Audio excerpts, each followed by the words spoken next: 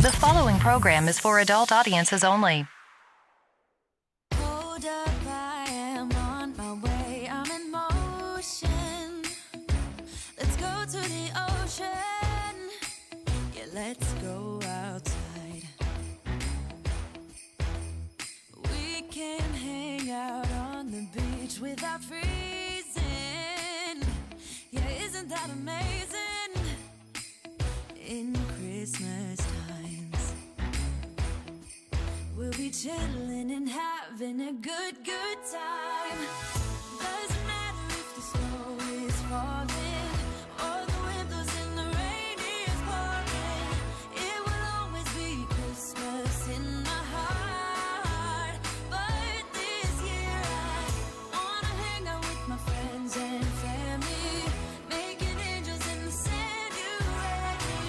Doesn't matter, it is Christmas in my heart. And I can promise Santa's coming to visit. No, he wouldn't miss this in Christmas times. Oh, and the sun said it is just getting better on a blanket with the skyline painted in blue. Ooh, yeah, that's what we do. We'll be chillin' and having a good time. Doesn't matter if the snow is falling or the wind blows and the rain is pouring. It will always be Christmas in my heart. But this year I wanna hang out with my friends and family, making angels in the sand. You ready? Doesn't matter, it is Christmas in my heart. Here we go. All right. Dance, dance, now this Christmas, we're gonna dance. We're gonna dance, dance, dance, come on. Dance. We're gonna dance, dance, have a good time. Dance, dance, all night long. We're gonna dance, dance, and have a good time. I think Santa's gonna come and join us in this song. Doesn't matter if the snow is falling or the wind blows and the rain is pouring. It will always be Christmas in my heart. But this year I wanna hang out with my friends and family, making angels in the sand. You ready? Doesn't matter, it is Christmas in my heart.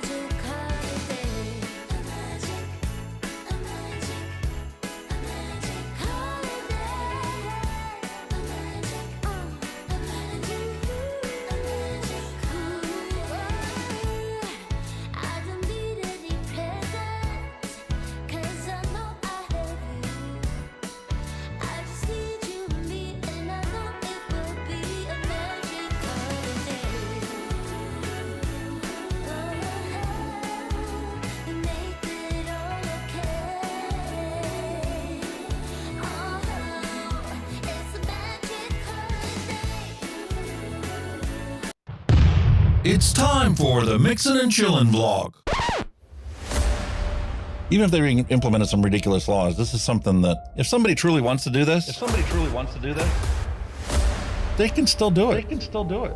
But it's going to take a lot of effort on the vapors' part to actually learn what it takes to make your own stuff.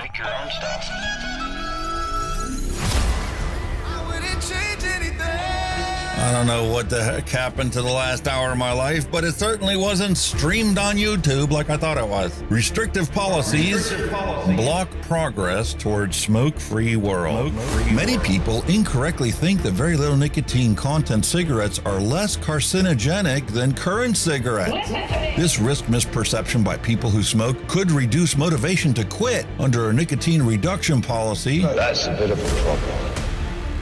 Someone who specialises in helping people kick the habit is Dr. Colin Mendelsohn. He joins me now. Look, vaping is a far less harmful alternative to smoking for adult smokers who just can't quit, and that's actually the majority of them. The road to quitting smoking is paved with candy. Double chocolate clear from TFA. Published in the Vaping Post, we have long-term study. Vaping increases odds of quitting heavy smoking. This is Kenny Thompson, the Vaping Heed. He's got a YouTube channel. He's been on here a lot longer than I have. I'm not going to stop until this is legal and available for everyone. You know, I cover things from all around the globe, but that's because science has no boundaries. I mean, you know, the FDA and everything will know that vaping is safer than smoking, but they'll have the pressure off the tobacco companies or the states that are on the MnC and all that. It's just a financial thing, and unfortunately that takes precedence against everything.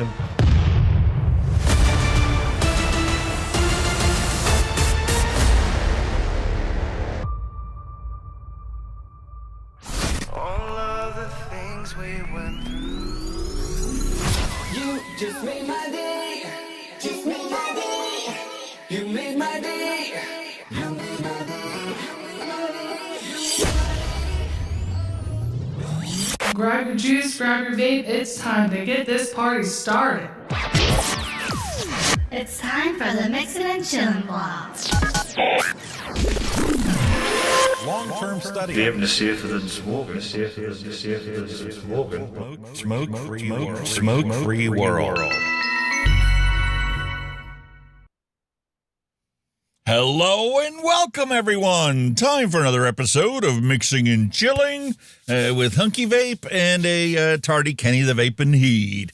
Unfortunately, my mate had to work, so, he's not going to be here with us at the beginning of the show, but he'll be along shortly as soon as he gets done with his bus route and gets his way home. So I hope you guys are all ready for Christmas, because it's here. It's here. And yes, I got to get rid of the hat. I don't want to be attractive to children because, vaping is not for children. But happy holidays. Merry Christmas. Hope you guys are all doing well. Hope you guys got everything ready to go for Christmas because it's already here. Where did the month of December go? Where did this whole year go? My goodness, it's been ridiculous. We've got a wonderful show set up for you guys today. I still got the retro vape from last week, and it hasn't leaked. It's been sitting on my desk the whole time.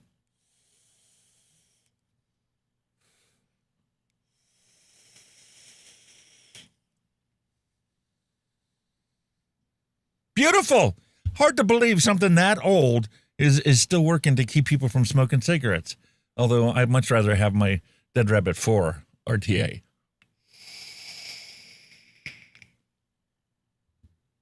Much more enjoyable, much better flavor, too. And that's what matters, man. Flavors matter. And we got a new disposable. Matter of fact, for this week's retro vape, it's not going to be a retro vape. It's going to be the antithesis of retro vapes because the technology keeps marching on. THR Tech is, I swear, THR Tech is like computer tech used to be. Like, they just keep marching forward. They keep advancing it. It wasn't that long ago that you had a 500 puff device, and that was like, the holy grail. Like, oh my goodness, let's get it to 1,000. Then the 1,000 went to 5,000. Then 10,000, 20, 30, 40, 50,000. And now, look at this thing. Look at these things. We have disposables that have pumps in it, so you don't flood the sponge in there. They actually have liquid, open liquid inside there, and then that pumps it into the sponge in the bottom to make it more efficient. We've got 60,000 puff devices that are big and massive and are decorated like our Zippo lighters used to be. And now we've got 100,000 puff device that is refillable.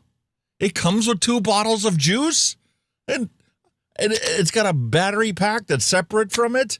Unfortunately, they even have a twist top on there that is meant so that you could take it on an airline. Like it completely seals off this chamber so that you don't flood the deck. But I need to open those other 2 packages because this one doesn't work all the time. Sometimes you take a drag and it works, sorta. Sometimes you take a drag and it works really good. And then sometimes you take a drag and it doesn't do anything.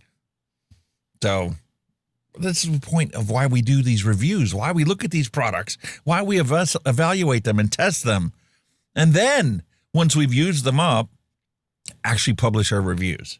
Like there's so many people out there, and it frustrates me to no end when they go and they unbox a thing and then there's like, oh, okay, let's upload this video, be the first guy to upload this video. I'm like, did you even try to find anything wrong with it?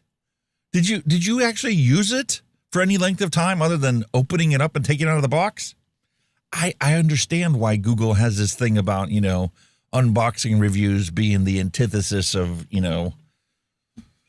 actual educational content, and why they look at it and they say, oh, well, that's just marketing a tobacco product. I get it. I don't agree with it, but I get it. Okay. So that's forced people like me to change our style and change our content. And even when we do change it, it still gets uploaded and flagged. And it's just like, I don't want to lose my channel. I don't know if you guys heard, man, but Grim Green lost his channel. It was gone for 4 days. I spent the entire weekend retweeting everything I happened to come across, that he was trying to beg and plead to get a human being to actually look at this last strike and go, nah, man, you didn't break any rules. We're not in a cultural war here. We don't have this ideology in our rules that allows us to, disparage a certain cultural identity. And while we support and uphold other people's rights to choose what kind of culture identity they want to have, unfortunately, the guy got his channel back. This is the second time now he's lost his channel and got it back. So, and that's kind of encouraged me to go, you know what? I'm just going to do these reviews using the new educational format that I'm trying to get comfortable with, and just upload it. It is going to be what it is. I mean, we can't change the fact that they're going to use AI every which way they can. AI is just like any other technological innovation. When electricity came along, if you thought that it was, the devil reincarnated, bringing these wires into your house that could electrocute you and replacing your oil lamp with these electrical lights, oh, man, what good did it do? Did it stop technology marching on? No, technology keeps marching forward, and it doesn't care whether you like it or not. AI is here to stay, and it's going to be incorporated into our lives whether we want it or not. It's going to drive up all of our electric rates. It's going to have all these new data centers out there. Matter of fact, Gamers Nexus is just talking about how the technology that they're using for AI and data centers and the sparsity now for memory and everything else, well, they're going to get you to not actually use an actual real computer that's got any, computational power to it, and you're going to have to rent it for the rest of your life. People are now renting their video games. You don't actually get a physical disc that you throw into a hard drive. Even the new PlayStation doesn't come with a CD or DVD slot. You have to stream it. You buy it from the store. That's the only place you can get it. It's a monopoly. But that's the way the future's going, and you don't have a choice in the matter.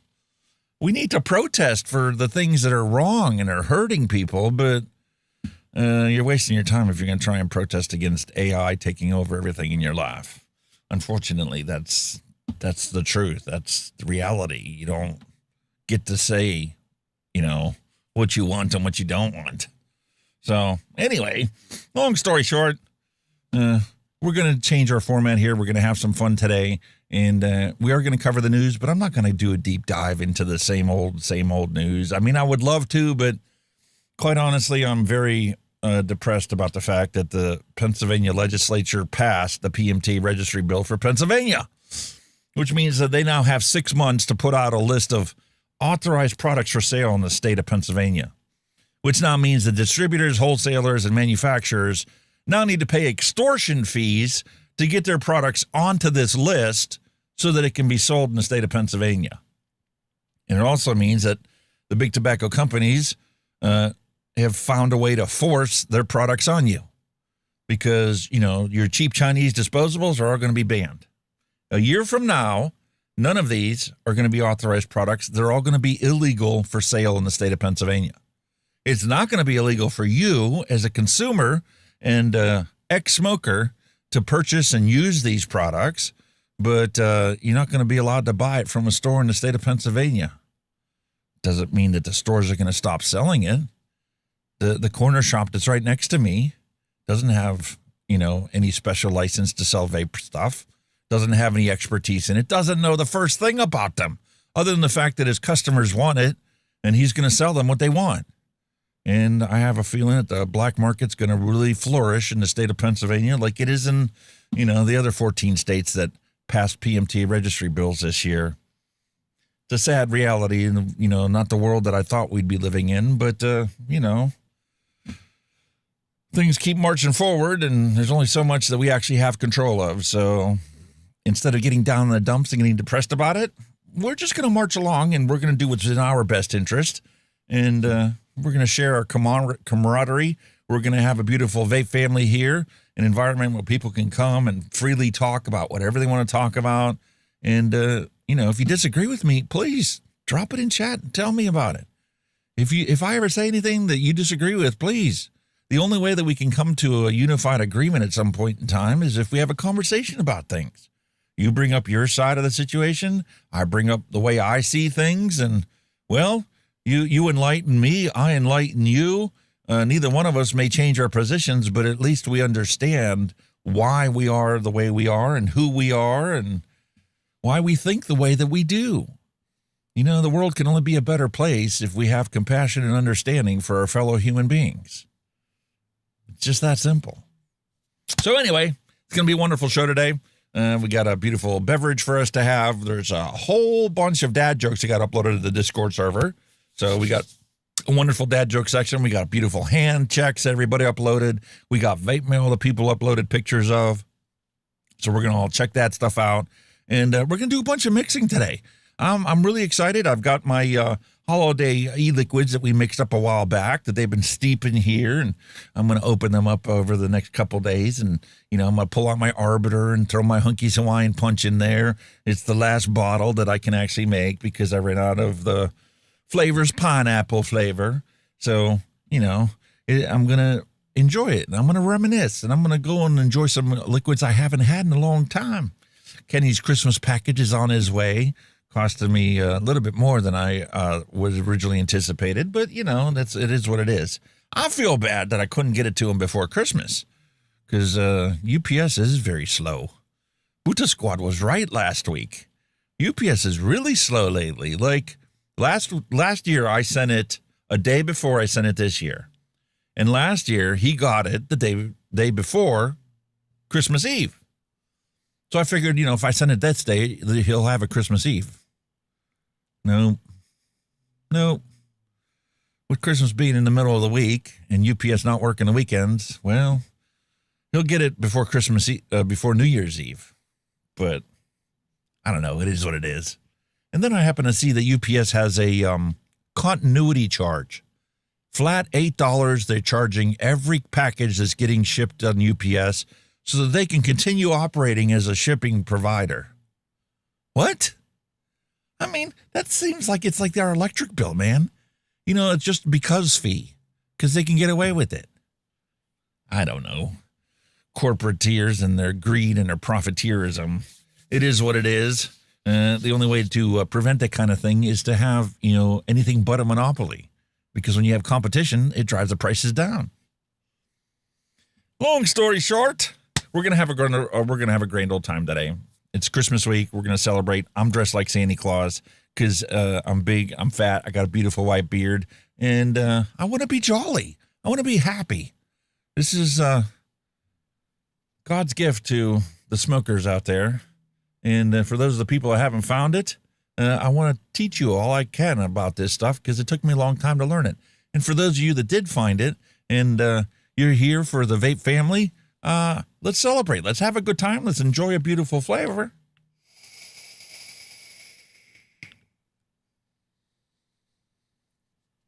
And be grateful somebody came up with a product to keep us from smoking cigarettes ever again. Awesome town. All right.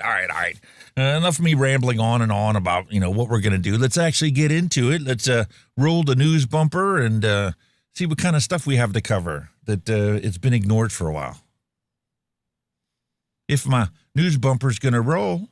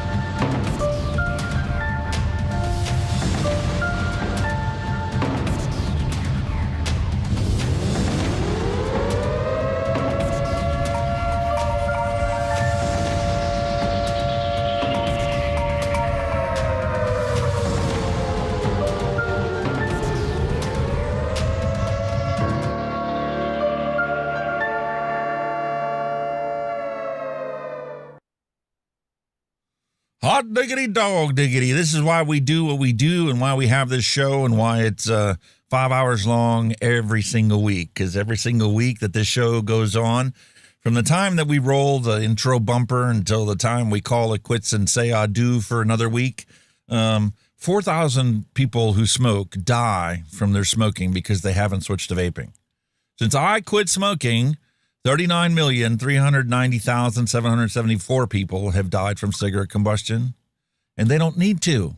All they need to do is find a flavor they love in a device that suits their preferred way of breathing this in, and they can be an ex-smoker too. It really is that simple.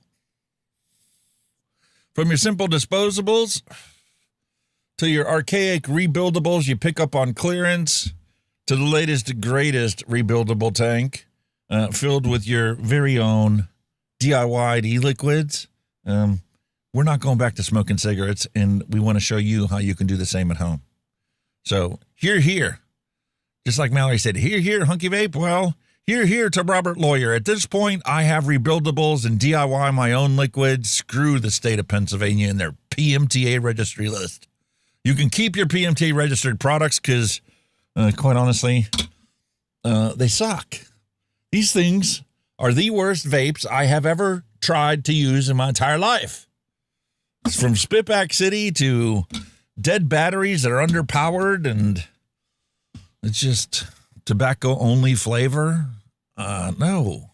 If you're one of the rare people out there that loves tobacco flavors, more power to you.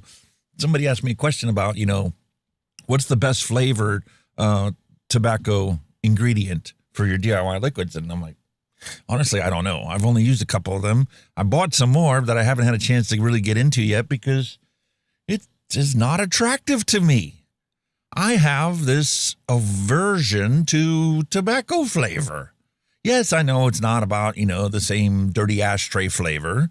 It's got some caramel notes into it, and it's got some beautiful characteristics that you could fall in love with, but when I have all these other infinite options available to me on fruits and custards and desserts and anything that my mind can concoct as a replacement for cigarette smoking, tobacco is still going to be on the bottom of my list and probably will be for the rest of my life. I'm sorry. It's just not appealing to me. I will learn them as a flavorist. I want to understand the flavoring compounds that are available to make beautiful liquids, to make tasty treats, to make things that are attractive to people, to get them to not smoke cigarettes. But it's going to take me a while before I actually work through all the 800 flavors I got now, single flavor testing each of them, and then learning which ones mix well with others. That only happens with experience. So starting next year, the Flavorist Diary will get started, and whenever I have a free moment, I'd like to eventually set up a schedule where it's going to be 4 days a week, and these are the time slots I'm always going to be on. But until I can actually get the freedom to do that and know I can consistently do that, I'm just going to go live whenever I have some, free time. And if I got 2 hours of free time, I'm going to go on live for 2 hours and start mixing single flavor, testing these things, and we can have conversations about it. And you can teach me your experiences with the flavors that I'm testing, and you can throw your 2 cents in, and between the two of us, we'll come up with something really delicious. And then maybe introduce somebody else into the beautiful concept of mixing your own liquids. Why are you going to pay the extortion taxes for your state's 60, 70, 90% wholesale price on the products we use to not smoke cigarettes? Meanwhile, they don't blink an eye to the cigarette packs that are available for sale, to the 4,000 different brands that are available for sale in every gas station, convenience store, grocery store. You can't go more than a quarter of a mile without finding somebody selling a pack of cigarettes.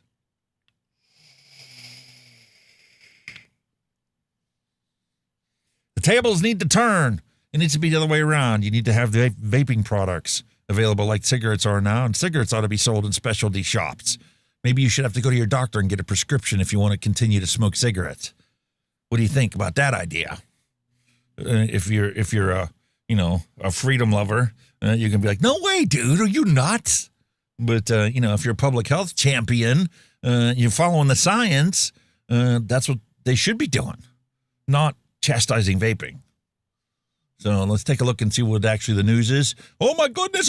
Did you see this? FDA authorized a brand new vape product. It's the glass. It was going to be available in tobacco and menthol. And then the FDA was like, oops, sorry. Well, that wasn't supposed to go up there. That's been now retracted and is no longer available on the FDA's website as a authorized e-cigarette. So what happened? Did somebody put something on the wrong list? Were they supposed to send them a letter saying, sorry, but your PMTA is not authorized? Or did they jump the gun and post this a little prematurely? Or did they post it because it went through the process and it is appropriate for the protection of public health and the science is there to back it up, but somebody overrode them and says, no, you can't do that. You're only supposed to authorize Marlboro products. We don't know. Somebody needs to look into it and find out. But because they have a blonde tobacco and a fresh menthol and a gold pod that was going to be available for the glass G2 device. And it was going to be in a sapphire. What flavor is sapphire? Any ideas? I can't even come up with it. Maybe some type of menthol that's not a menthol. Maybe it's a mint, but they didn't want to call it a mint because maybe it's like a candy cane flavor. Wouldn't that be? And they called it sapphire, not candy cane, because they didn't want to be attractive to children. I don't know. And we'll have to keep an eye on the FDA's website to see if this actually does become an authorized product or whether it was truly a mistake, because it's not there now. It's been pulled. It's gone. They used to have other documents there, been told that glass, gold, and sapphire flavors are actually non-tobacco and non-menthol. What? They just called them, like when we had to switch our brands. I used to be a Marlboro Light smoker, right? Marlboro Menthol Lights. And then there was this lawsuit that they lost, and they call it lights because it gives people the impression that it's healthier for you because it's a light, like a light soda. So then they had to change the names, and then they called them Marlboro Menthol Gold. I was always going in there buying Marlboro Menthol Gold. I'll take 2 cartons of Marlboro Menthol Gold. What? 2 cartons? You buy them for the month? I'm like, no, man, that'll get me barely through the week. What? Yeah, that was me, man. 2 cartons a week, Marlboro Menthol Gold. Well, now they're finally going to be authorizing something that's not going to be a tobacco flavor, and it's not going to be just a menthol flavor or mentholated tobacco flavor. But unfortunately, this is what you see now when you go to that website and look it up. Page not found. Sorry. Well, we weren't supposed to publish that. Or somebody said that we weren't supposed to publish it. Mr. Alba 1953, hello and welcome.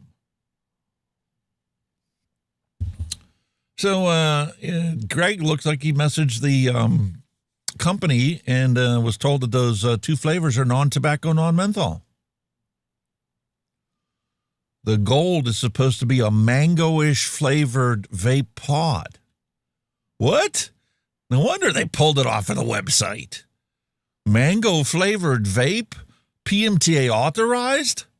I'd be running to the store today and going to try and find it if it was actually available for sale and was a non-tobacco flavor. That's what I despise about all the other ones, even the Enjoy Ace. Their menthol is not a menthol. It's a mentholated tobacco. You get this nasty flavor in your mouth. It's just, I might as well have threw some raw tobacco leaves into my mouth and chewed that up and then spit it out. And that sensation you get inside your whole mouth and your tongue, that gross coating, that's what it tasted like when I vaped the Enjoy Ace. Tobacco. I didn't want it. I don't want it. I still don't want it.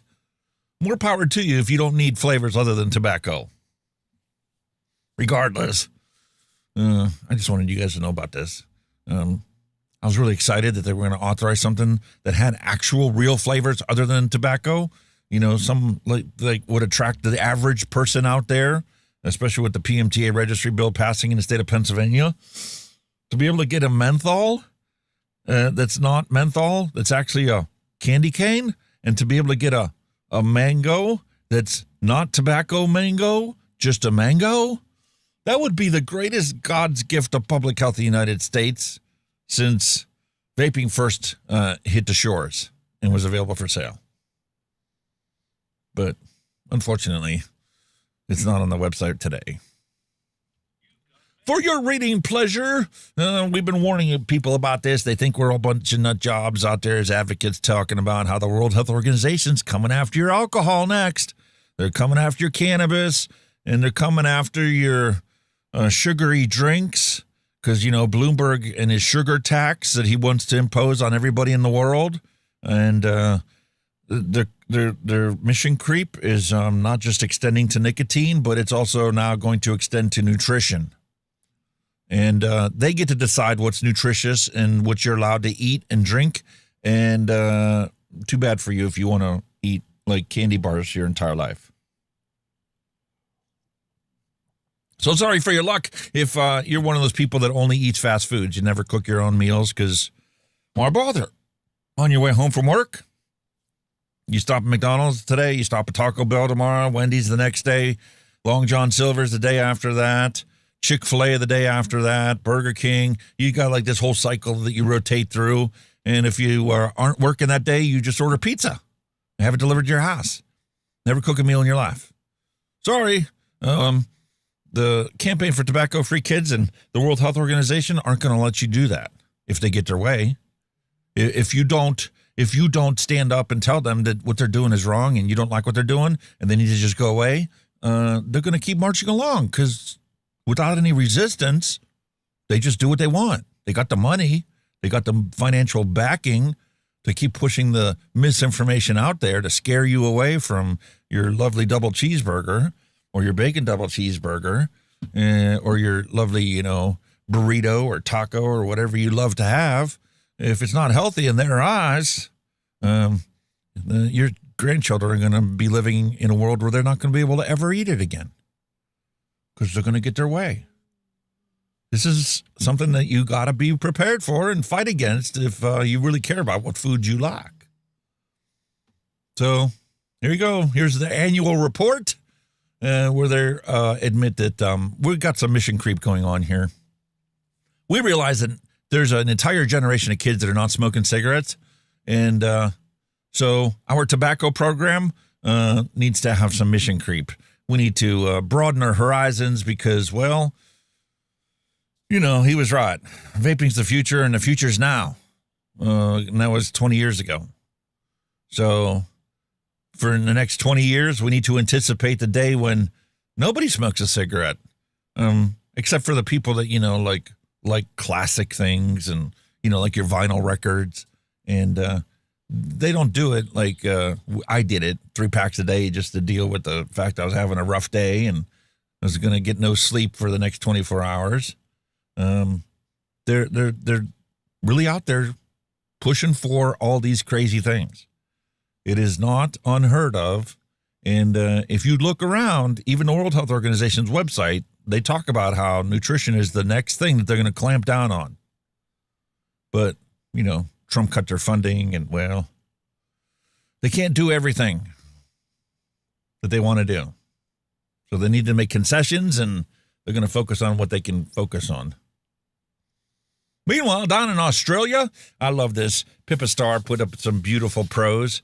Robert Lawyer is really good with his prose and always leaves some beautiful words for us at the beginning when we first start interacting with each other on the streams. And, well, Pippa's pretty good, too. Here we go. 12 Vapes of Christmas. How about the 12 Vapes of Christmas? And this is directed for Simon Chapman. This guy blocked me on Twitter before I even knew he existed on the face of the earth because he didn't like what I had to say because it was the antithesis of his messaging because he's, you know, a tobacco control freak and knows it all and supposed to be the biggest expert in the world on how to stop people from smoking cigarettes. It's called cold turkey. He thinks that that's the only way that you can actually successfully quit smoking because everybody quit cold turkey.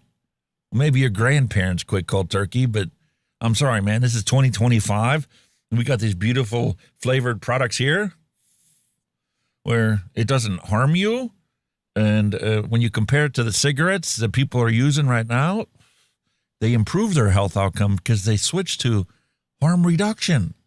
Kind of like, you know, when you get in your car and you put your seatbelt on in case, you know, the roads are going to be slippery and it's snowing, or like we're supposed to get on Friday, a beautiful ice storm.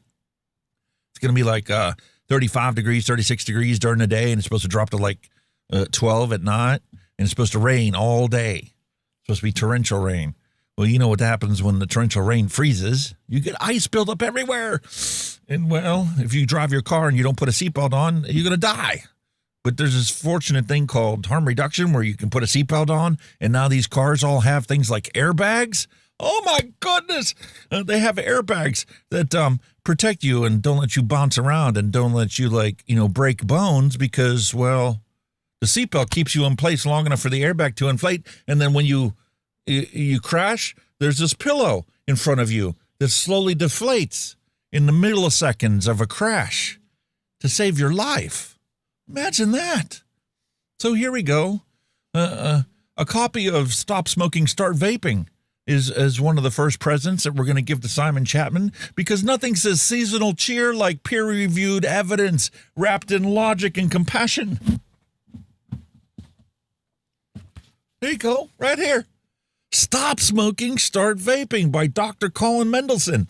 And if you're a cheapskate and you don't like the books, you like everything digital nowadays, down in the description of this video, here's a link. You can download a PDF copy of this book and read it at your leisure. Or here's a better idea for you. How about you download it and go on Amazon and buy like a 10-pack of thumb drives, okay? Take that PDF and put a copy on each of those thumb drives.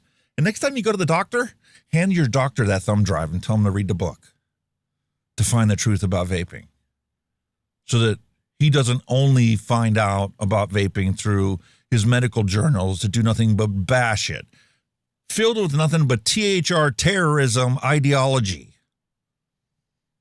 Give him the book. Talk about how you were able to successfully quit smoking with vaping and see if you can change his mind. One mind at a time is the best that we can do right now. We don't have Bloomberg sending us millions of dollars in funding. So it's literally person-to-person experience my experience empowering you to quit smoking, and then it can become your experience. And that's a snowball that's rolling downhill right now. 120 million vapors worldwide. I ain't going to put this genie back in the bottle. Sorry. Next, after we give him this book, this lovely book, we're going to give him a refillable vape pen with instructions that says, in case of evidence-based emergency, break the glass.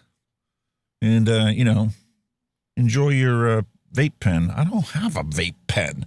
Closest I have to a vape pen is this FDA authorized Spitback City. Nothing like 59 milligrams spitback in your mouth to really put you off of quitting smoking.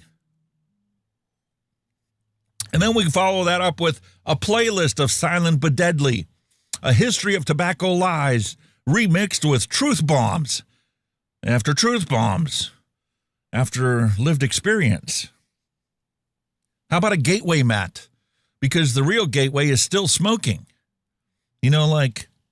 That's my biggest fear as an ex-smoker is being somewhere where vapes are banned, you can't buy them, and taking a trip somewhere and the equipment that I have to not smoke cigarettes fails or dies prematurely, and then I go into a gas station and, it's a gas station that's following the rules, and I don't want any of the PMTA registry authorized products because none of them work. So, maybe pick up one of these pouches. That would satisfy me until I got home. But why are we so allowable to the idea of not having what we want? Why are we so allowable to them removing our freedom of choice? It's wrong. It's sadistic. So, here we go. We're going to continue trying to convince Simon Chapman to come onto the other side of the fence. He already knows the truth about vaping. He said it so many years ago. I played the tape. I think it's at the end of our list. I don't think I ever got rid of it because he admits it's no contest. There's no way that these things could be ever as harmful as a cigarette. It's amazing that, Campaign for Tobacco-Free Kids did a scientific study on these teenagers that are vaping because we've got a teen vaping epidemic. And wouldn't you know it, 70% of the people that said that they were addicted to vaping were able to quit because of an app on their phone. No cigarette smoker would ever be able to quit using an app on their phone, let alone have 70% of the people that use the app quit because of the app. Vaping is not as addictive as cigarette smoking. There's science out there that shows that, although nobody wants to admit it. Nobody wants to agree to it. And they're using censorship on YouTube to block it. To block people from finding out the fact that we don't agree with them. The Ash Briefing Guide, so that he can finally stop quoting 2016 youth panic statistics. Well, if you look at the statistics today, there's nothing to talk about. We have an entire generation of kids that are smoke-free. We have less nicotine users today than there were 50 years ago. And that's including all forms of nicotine consumption, vapes and pouches and cigarettes and cigars and loose leaf tobacco, the whole nine yards. There's less nicotine consumption today than there has ever been in history. So, their bubble, we wouldn't burst the bubble. It would just disappear because it's all founded on lies. How about a personalized Christmas card from the Royal College of Physicians, stating again, clearly, as they have for well over a decade, that e-cigarettes are unlikely to exceed 5% the harms of smoking. Matter of fact, we could even follow it up. I got 3 copies listed in the description of this video below that look at cancer risk. The cancer risk for exclusive vaping compared to cigarette smoking. And the risk of harm is 50,000 times more in a single combustible cigarette than it is in a vape. Your cheap Chinese knockoff vapes everybody loves and everybody keeps buying. And people that are diehard vapors that love our rebuildables are jacked off because we don't hardly get any new vape stuff because All the manufacturers are worried about making their disposables better and better and better, to the point where now you've got 100,000 puff disposable that's refillable. They even give you the 30 mils of liquid to refill it twice. But unfortunately, they didn't put a big enough battery in it to actually work all the time. So, as a vape reviewer, I'm going to have to put up a review, and I'll have to be like Jay Hayes. I'm going to get my hammer out and smash it to smithereens to get J&R Vape to take that back to the drawing board and fix it and come out with one that actually does what it's supposed to do. Like, consistently work until you're out of liquid. Can't get that first step right, there's no point in giving you 2 bottles of liquid to fill it back up, because you can't even finish the liquid that's in here now. We're 30% of the way in, and we've already got so many problems that my wife was at work yesterday, like, trying to get a nick fix, and she's like twisting and turning this top, and doesn't work. Like, maybe the sensor's bad. No, it just blinks. And flashes. Tells me the battery's bad. Anyway. How about a passive vape detector that never goes off because it's a joke? There's no such thing as passive vaping. There's no such thing as secondhand vape. There's no such thing as firsthand vape. Because, you know, when they're talking about firsthand and secondhand smoke, you have to have combustion for there to be smoke. So if there's no smoke, there's no smoke. Popcorn lung, the debunking mug, you know, featuring the words, still no cases from vaping. Cheers. How about a snow globe with Mark Butler inside? You know, forever announcing the world's toughest vape laws with no change in smoking rates, $50 a pack cigarettes that nobody wants to buy. So, you know, they'll go to the black market and they'll go to the drug cartels that are now selling tobacco at $10, $15 a pack. And they're making a mint because they only paid $2 a pack for those cigarettes when they imported them from the country that doesn't tax it, because their country owns the tobacco companies that packaged it in the first place. How about a pack of trading standards complaint forms? You know, so that he can channel his energy into the shops that are actually selling to kids. I don't know, it'd be pretty cool. How about a bookmark that reads, correlation does not equal causation? Great for, you know, reviewing studies claiming that vaping causes smoking when it's the other way around. Vaping causes less smoking. It causes people to give up combustion and give up tobacco. A partridge in a pear tree, vaping a legal MHRA registered UK compliant e-liquid. There you go, man. Very nice. Very festive for the holiday season. Thank you, Pipastar, for that beautiful post.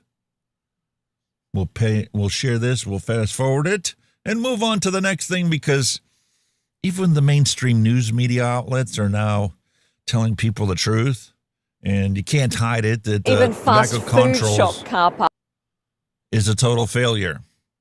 They crack down on these shops that are selling illegal vapes. So what do you think the cartels are going to go do? They're going to stop selling it? No, they're not. That's right, places like shopping centre car parks, even fast food shop car parks. This is what illegal traders have turned to because of a new crackdown. More than 150 stores have been closed by authorities in the last month alone. There's been some new laws that have meant an extra crackdown, extra authority to be able to close those stores and seize any kind of illegal products that may be available. Now, more than $16 million worth of product has been seized in the last month alone. That goes to show you just how big this illegal tobacco trade is. But these retailers now turning to these methods to meet people in public places to buy their goods. Well, the Shopkeepers Association, or the Convenience Stores Association rather, has labelled this as dodgy and warns that it could be quite dangerous for anyone who might be considering purchasing. Here's the reality of the situation, okay? And this is why the black market is never going to disappear. Okay, you ready for this? It's simple logic. These guys hate simple logic. All right? Between the UK and the EU, there are 50,000 legal, tested, authorized, registered vape products available for sale that are not dodgy, they're not unsafe. Forget about the technology of vaping and how all the ingredients that have gone into vaping have been used in the pharmaceutical industry and given to patients. Even lung cancer and lung transplant patients are breathing in VG and PG in the medications that they use to keep their body from rejecting those brand new lungs that got surgically replaced in them. And that's going to fuel the black market. Because as long as there's anywhere in the world where you can have a choice of 50,000 products for sale, somebody's going to buy those products, import them into countries that ban them, and then sell them. You can have them being sold in your local corner shops and convenience stores and gas stations, or you can crack down on them and then, well, these cartel people are going to do like they do with cocaine and LSD and heroin, and they're going to sell it on the street corner, or they're going to sell it in the car parks out of the boot of their trunk. Whatever, nomenclature you prefer, they're going to keep selling it because none of these laws ever acknowledge they have no impact on demand. As long as consumers want these products, somebody is going to sell them, and somebody's going to make a mint. You could try and regulate them so that, we could have 50,000 available products for sale in the United States, so that these PMT registry bills just become a moneymaker for the state, but then consumers can go anywhere they want and be able to buy a vape because they choose not to smoke. But, common sense is something that government officials don't seem to have a very good grasp of. Don't understand why. It would be a win-win for everybody. Well, except for Campaign for Tobacco for Kids and all these NGOs that are funded by Bloomberg and their philanthropies. So where are we at here? If anything, the person who invented, this was a question that was asked by somebody. Do you think that the person who invented vaping feels bad about it? What? What a dumb question. No. And he shouldn't feel bad. If anything, the person who invented vaping should feel angry, not guilty. The technology was created to reduce harm from smoking, and for millions of people, it's worked.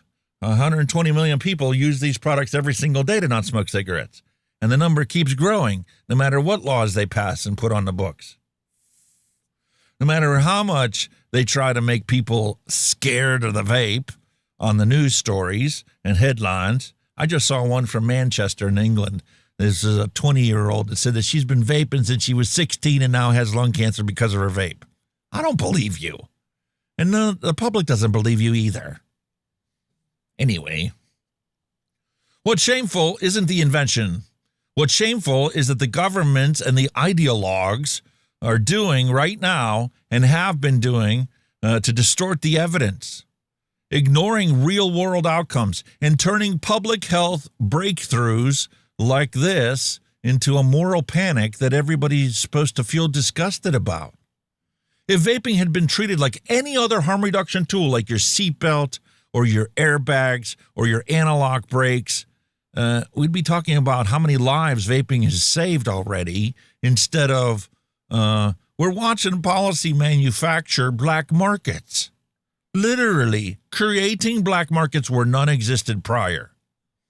We are literally having a rash of break-ins at vape shops because these people can't get it. So they'll just go to a place that still sells it. And, because they want to buy it in mass quantity and they can't afford it in mass quantity, they're just going to break into the vape shop in the middle of the night and just empty the warehouse, empty the shop, and they got their supply, either for themselves or for the black market sales in the places like New York that has completely banned it. Alexander Vape, hello and welcome. Buddha Squad, hello and welcome. So there you go, man. That's the current situation we got going on. People don't understand the reality that we live day in and day out.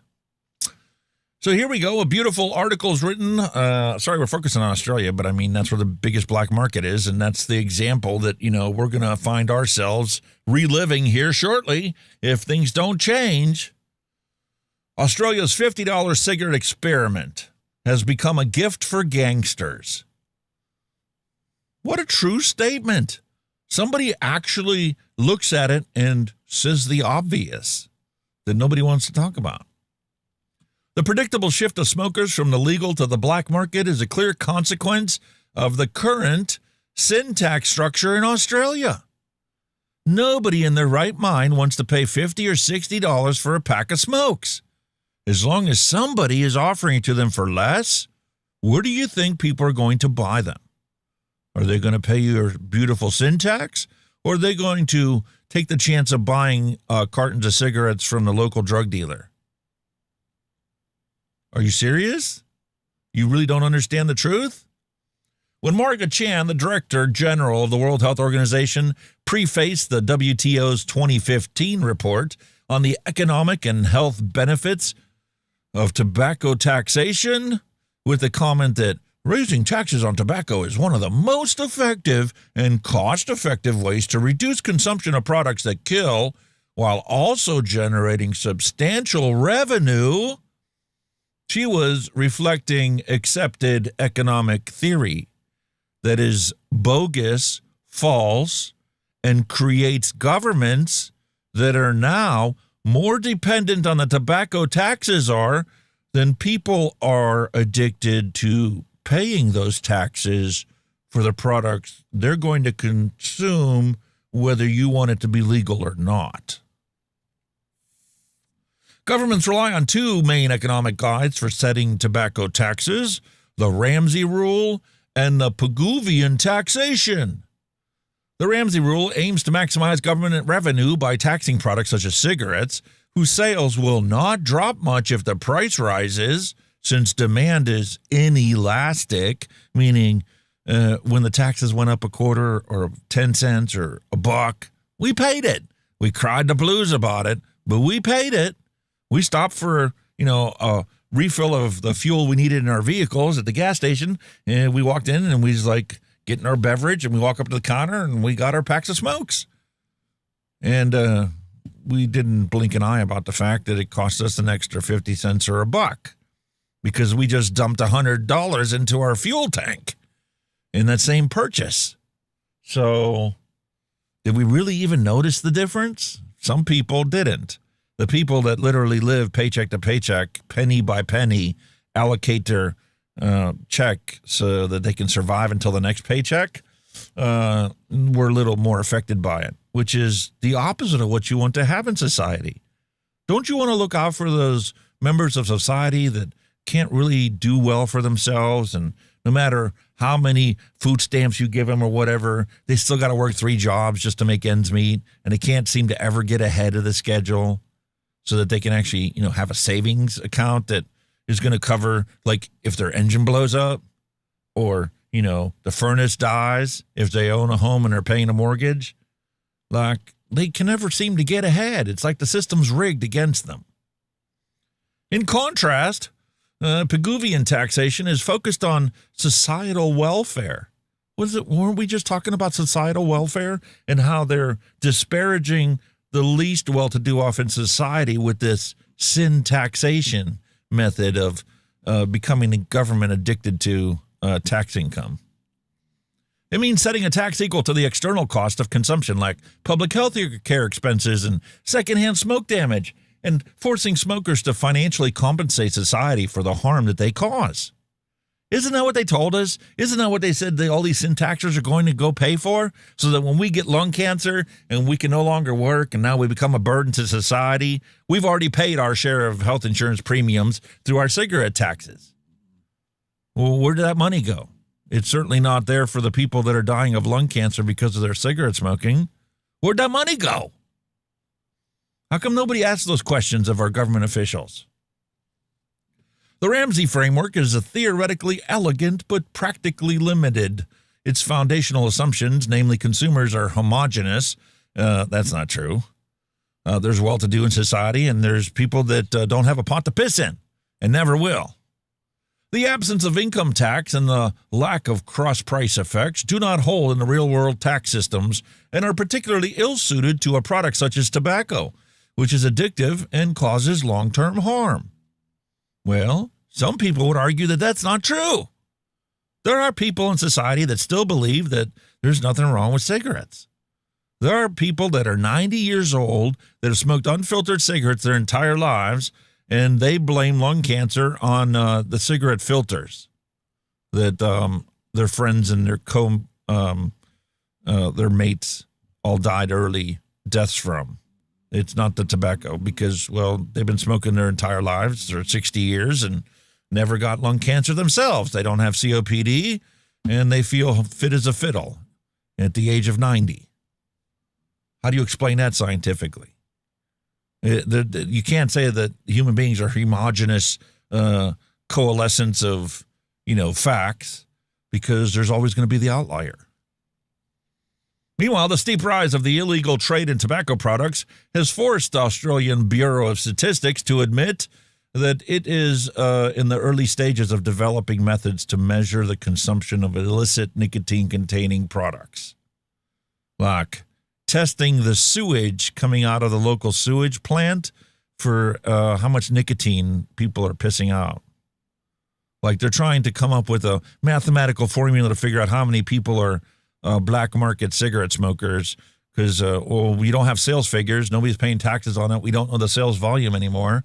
We just assume that our stuff that we did in tobacco control actually worked, except it doesn't, and it didn't. And now you have scientists that are proving to you that you've been blasting at the rooftops this whole time, telling us how good these tobacco taxes are at stopping people from smoking. And it didn't stop people from smoking.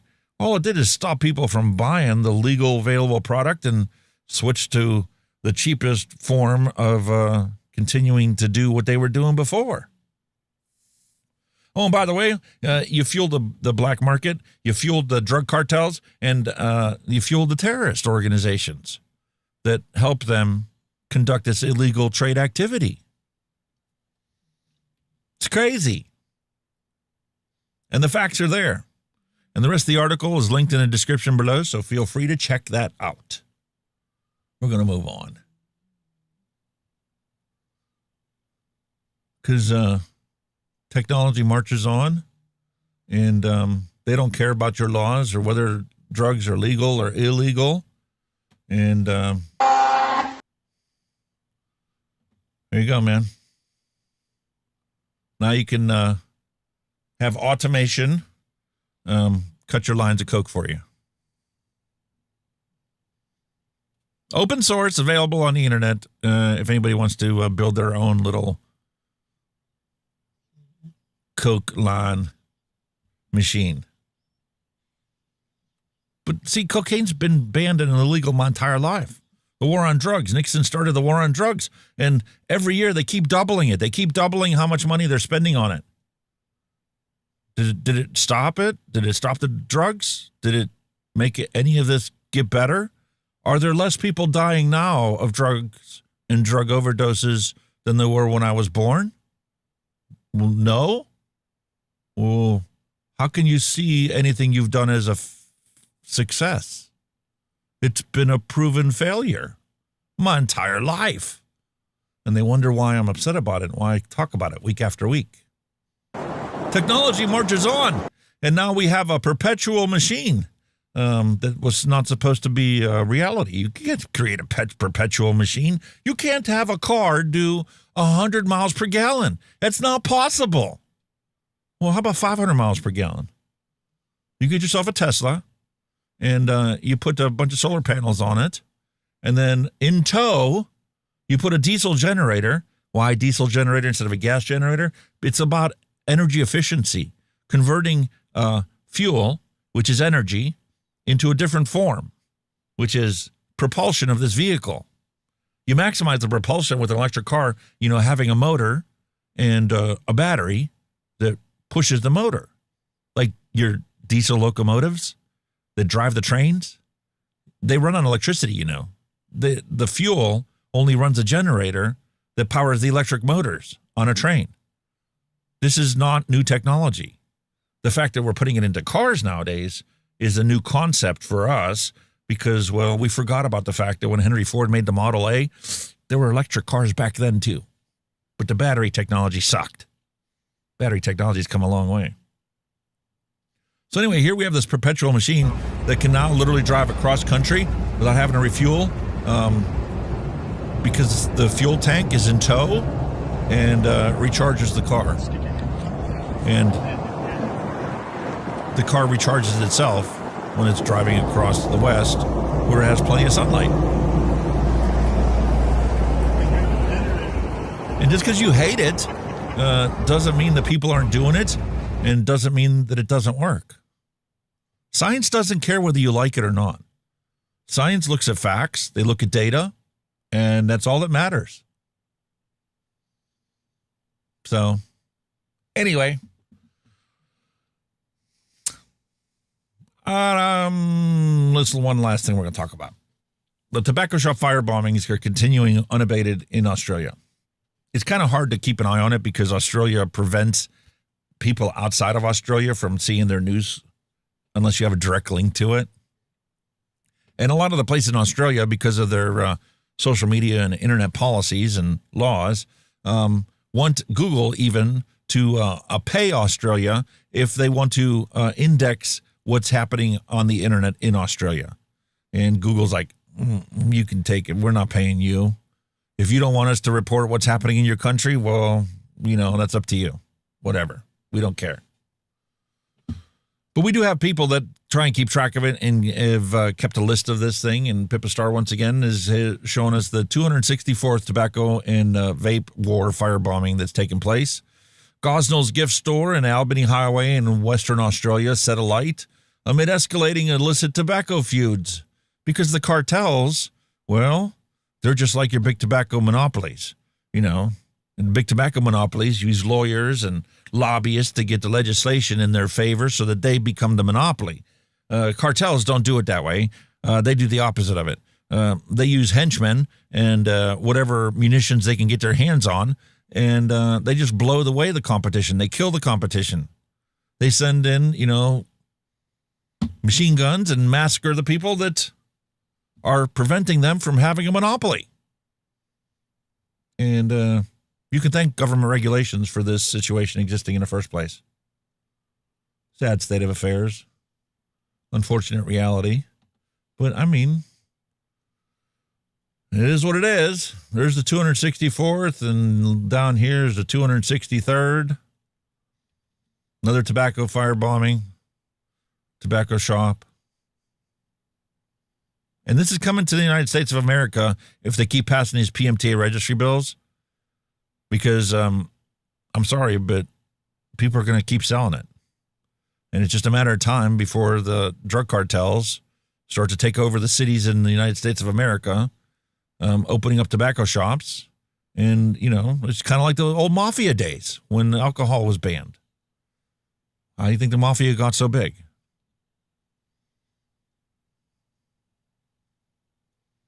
Can't change reality, man.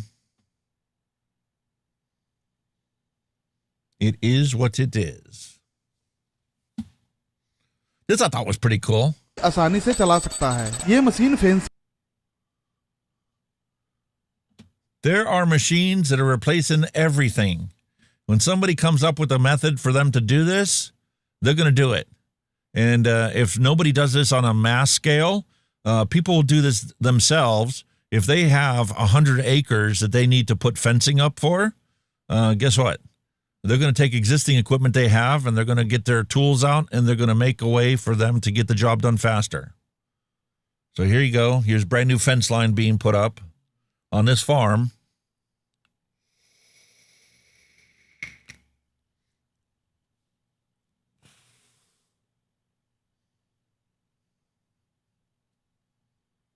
No sledgehammers needed.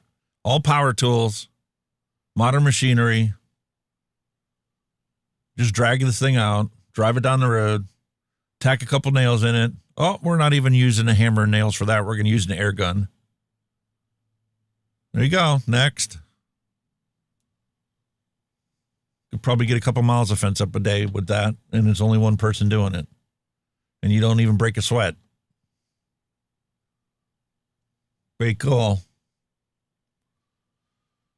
And here's the 260-second firebombing. I think we covered about that one a while back. I need to clear this out. I know we talked about this one.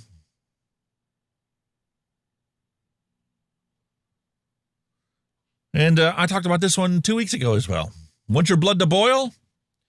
You know that there's 33,000 homeless vets in the United States of America. Veterans that went to serve their country, went and fought in overseas wars or conflicts, and gave their life, or potentially were willing to give their life, to protect the freedom that you and I enjoy, which is slowly being whittled away. Neither here nor there. Each year, the American taxpayers send $11 billion to the United Nations and $800 million to NATO. That's roughly enough to buy each homeless veteran in the United States a $357,576 home, so they're not homeless anymore, every single year. Although, once you bought that many homes for the veterans, there won't be any homeless veterans. So if you keep allocating that money to taking care of our own American citizens, homeless could be solved in like 5 to 10 years. All homelessness could be completely solved. That doesn't mean these people won't lose their home because they can't afford the taxes on a $400,000 home, but that's a different situation, a different conversation. But if you're not going to look out for your own veterans, why do you think the government's going to look out for you? It's crazy. All right, cleared that out. I'm trying to run through these so I can clear all this stuff out by the end of the year. I'm not even going to get into the gigawatts of electricity these data centers are using, how electric rates are going up 30% in the next decade. In flames. When firefighters raced here to Tapley's Hill Road at Fulham Gardens just after 4 a.m, the Eurozona Mini-Mart was engulfed in flames. MFS crews battled the blaze and managed to save a pizza shop next door, but the market has been gutted. Half an hour later, arsonists targeted a vacant gift shop on Torrens Road at Croydon Park. In both attacks, a firebomb was thrown through the front window. Detectives from Operation Eclipse are investigating if they're linked and connected to the sale of illegal tobacco. There have been over 1,300 complaints about illegal tobacco shops made over the course of this year, but just 71 of them have been closed, and most of them have simply reopened. Under new legislation, landlords can be fined $20,000 or corporate bodies up to $50,000. We've got to start prosecuting these people. I mean, these are good laws, and they should be enforced against bad people. This market has been controlled by serious organised crime. The number of cigarettes stopped at the border is staggering. I think in the last year we intercepted, in the order of 2.5 billion cigarettes. And that's a drop in the bucket of what actually gets across the border. That's like this whole war on vaping here in the States. And the tariffs that they're putting on is actually to try and help control the flow of these products into the country. Because beforehand, they could say that they were, something like pencils or something, or, novelty electronics or wristwatches or, the Fitbit watches or something like that. And it would get across the border. But now that everything has to have tariffs paid on it, it's just another measure for the government to try and have better controls on their customs and their border protection. But realistically, you have to admit the fact that, the number of people that smoke in your country are being supplied by the black market or by legal products. And if the legal sales continue to decrease and your sewage nicotine testing shows that cigarettes consumption is actually increasing, nicotine consumption is increasing, that means that it's all black market sales that you cannot accurately estimate. And when you want to brag about how you stopped as millions of dollars in cigarettes that are black market or billions of dollars in vape products, that's a drop in a bucket. You stopped one shipment or one warehouse. There are literally thousands upon thousands of them every single day that you don't even know about yet and will never know about.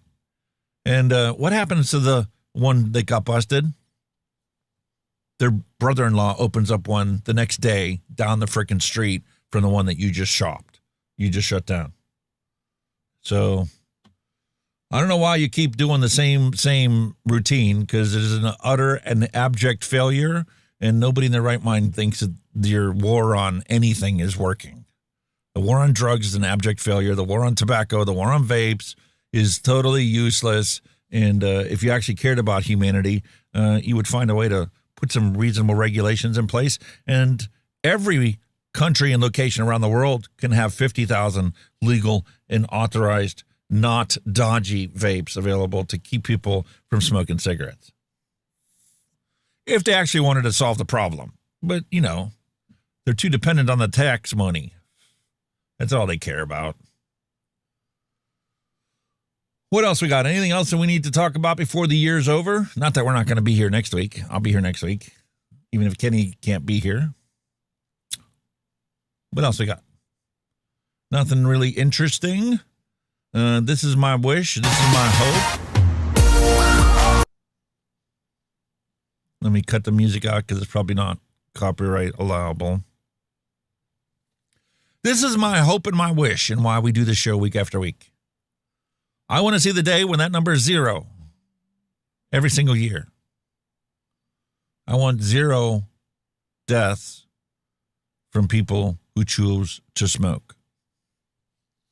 Because I want people to give up their smoking. I want them to choose harm reduction, and I want them to save their lives. All right. Enough of that. Enough of this down in the dump stuff. This is Christmas week. We're supposed to be having a grand old time out here. We're supposed to be enjoying our lovely vapes. And I'm sure some of you guys, your spouses have got you guys a Christmas package. You've got a vape mail coming you don't even know about yet that maybe you'll get to open up tomorrow or the day after or the day after. I have my beautiful vapes here. I have more products that I know what to do with. So, it's a rarity for me to get new products. And when I do, I get so disappointed when they don't work right. Like, I had this problem with the original Dovepo Odin, where the bottom would just open up. Like, if you put this thing down too hard, look. I've gotten better. I've gotten pretty good at, like, keeping it down, but once you have batteries in there, you can't close it and reopen it. Because the batteries stop you from closing the lid. Bad design.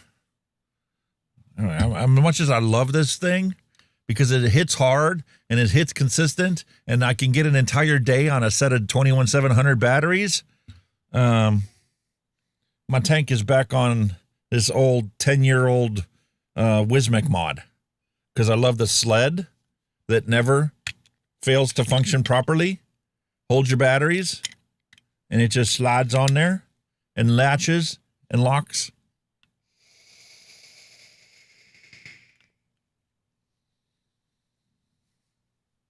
The only problem with this one is the board sucks.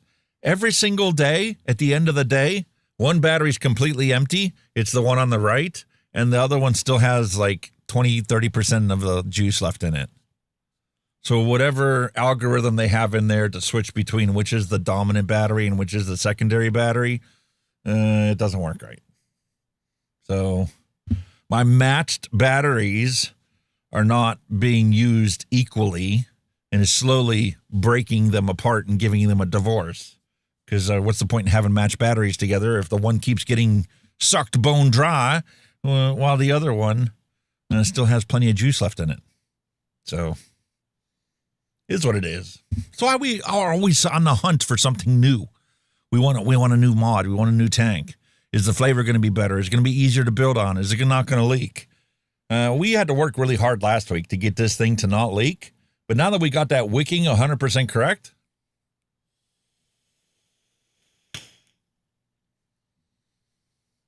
this bargain basement Sub-Ohm Innovations rebuildable tank is actually pretty good. It's a pretty enjoyable vape. What kind of stuff are you guys vaping on? Well, in order for us to talk about that, I need to get a beverage, having our adult beverage flavor explosion, and then we'll get to the hand checks.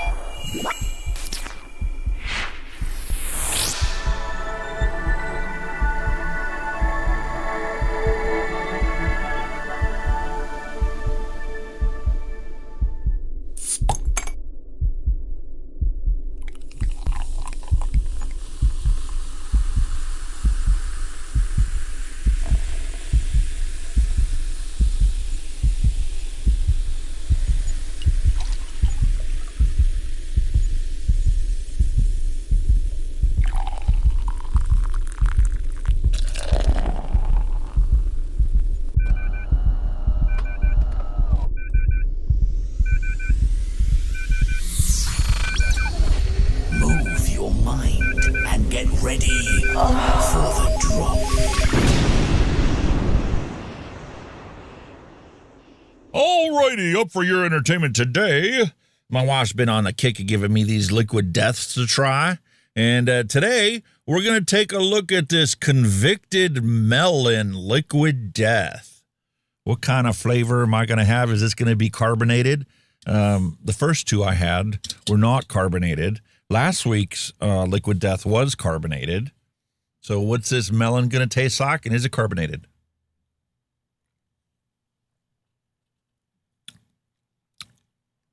Ooh, yes, it's carbonated. It actually tastes like cantaloupe. Like right down to the fact that like there's like, you know, the green pith that you have when you try and skin the outer part of a cantaloupe?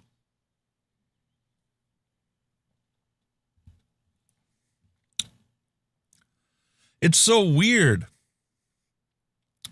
You get the cantaloupe flavor when you first have that liquid like contact your tongue, and you get this burst of cantaloupe flavor, and then all of a sudden all those little fizzy little bubbles like diminish that cantaloupe into like that outer harder part of the cantaloupe and bordering on the pith flavor. I always love trying new stuff.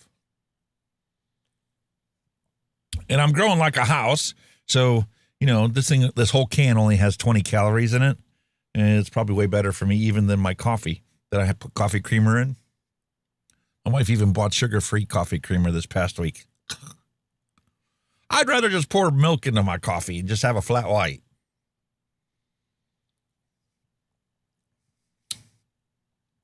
However, I can get used to this flavor. This is actually pretty nice. Much better than like a Diet Pepsi. Awesome sauce. All right, so what am I vaping on here? Well, last week we were having a conversation about my pet peeve with Jay Hayes was when he decided to smash a beautiful 3-coil rebuildable tank, and that would be this Aries tank, the G-Taste Aries. I love this tank. It wasn't quite Steam Crave as with their quality and their machining goes, but it certainly didn't deserve to be smashed with a sledgehammer or smashed on the sidewalk. This thing is fantastic. Jay had this pet peeve where he didn't want to have to unscrew the base off of your build stand when you go to put the tank on the top. He thought that the deck should always be free spinning. And that's what he bashed this one for. But if you unscrew it from the base, this thing comes off beautifully. And it's an amazing deck to build on. The flavor is phenomenal in this thing. And I really liked it. I like the tank capacity that was in this one. And it didn't leak. And it wasn't that hard to do. And you can put, single, dual, or triple coils inside of it. Really nice. Very easy to build on. The interior tank wasn't really domed a whole lot, but I mean, that was like a new concept back in this day when this thing was first came out on the market. I picked these up on clearance sale. I ordered 3 of them because of the fact that, you know, Jay bashed them so bad, nobody bought them. And it got to the point where they couldn't even like clearance them at a clearance price and get people to buy it. So what they ended up doing was they included the cotton and a box of coils with their tank for like 15 or 20 bucks. So you got a rebuildable and cotton and coils for 20 bucks because, well, nobody talked good about it. Jay bashed the shit out of it, smashed it to smithereens, and wouldn't surprise me to find out that he actually got paid to review that thing and smashed it anyway. It was just what he did. Anyway, I'll fiddle fart with that later.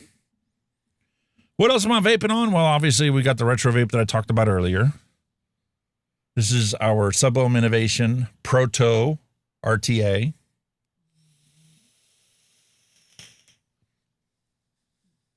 It's kind of weird having a beautiful direct-to-lung experience with a 510 drip tip. It's very uncommon nowadays. Everything nowadays is beautiful 810 drip tips, and that's why, you know, I really like this one. And despite some people bashing the slide fill tops, I really love the slide fill top because that means I can take one finger and then I can refill it, and it's really easy to refill. My only complaint is the hole that they have in here to, you know, let you squeeze this in here likes to get clogged with juice. So I got to really squeeze the juice when I first go in there, and you see it actually come up to the top. But that air pressure ends up forcing that other side open. And we're going on probably a month and a half of me having this since I first got it. This has been my all-day vape ever since then.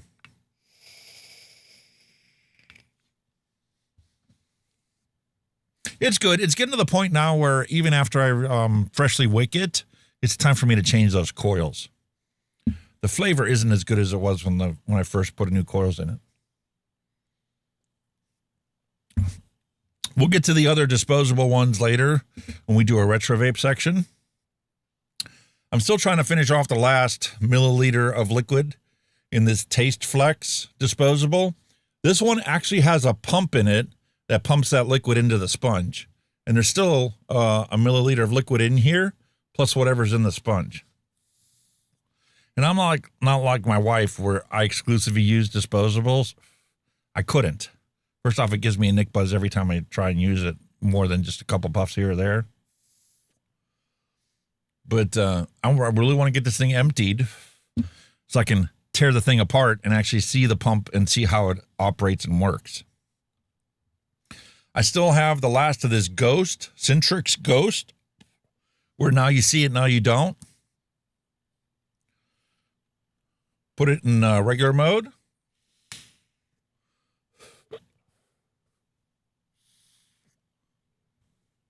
Just like any other disposable. And you can put it into Ghost mode.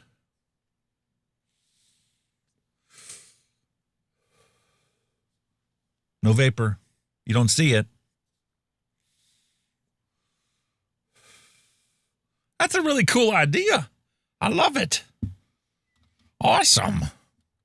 So that's basically what's on my desk. And then obviously I still have my mech mod sitting here.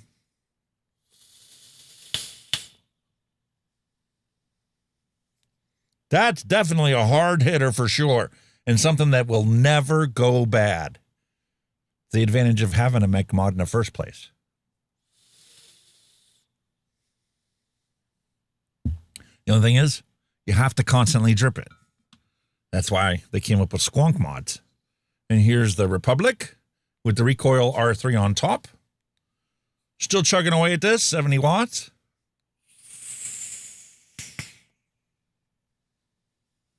Delicious flavor.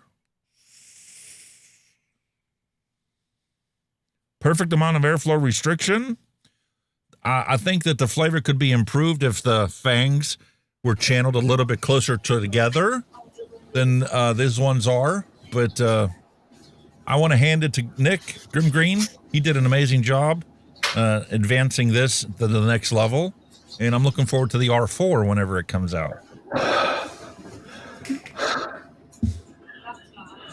Guess who's here?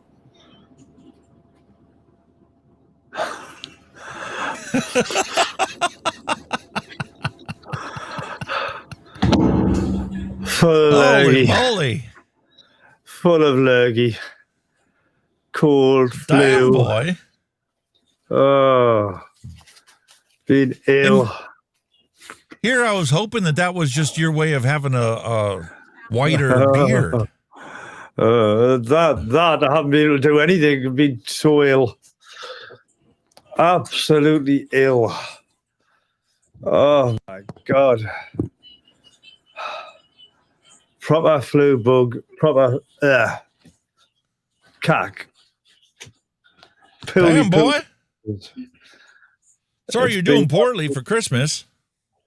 Oh, just can't shake it off, mate. Just cannot shake it off.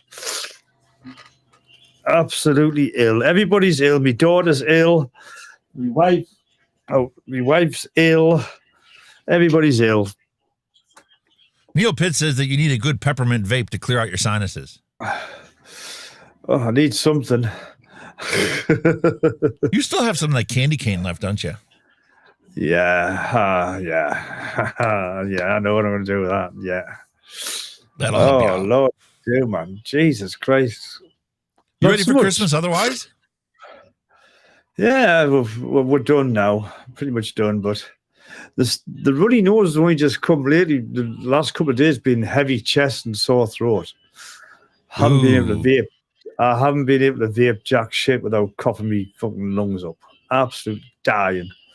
So that sucks, man. It's been absolute pants. So, but you know, we're soldiering on. I've still been going to work. So I finish tomorrow. Hiding in the bus with a mask on and I've still got my sense of humor as well, so there you go. You know what, though? That can't be good for your lungs to have to wear that mask at work. Oh, I've just done it because, like, a lot of my passengers are old people, so the vulnerable people. So I don't really want to. It's for more or less for me passing anything on to them. It's protecting you know what I them, mean? not for making your life better. But it's No, a that's what- sacrifice you have so- to take, and I feel bad for you. So it's been fun and games, mate, but hopefully on the mend. I think the So worst. what you drinking? You a nice cup of tea, or what you trying to hydrate got a yourself nice- with? I've got a nice hot coffee at the moment. I've been drinking. I've been drinking. I wouldn't see what you would call energy drinks, but I've been drinking Lucozade, which is a kind of energy drink, but it's not like the sugary, sweety, crappy ones that we, like the Monsters and all that bloody da. So I've been sipping away on that. Plenty paracetamol and ibuprofen. So and bitter lemon. Pseudoephedrine is what you need, mate.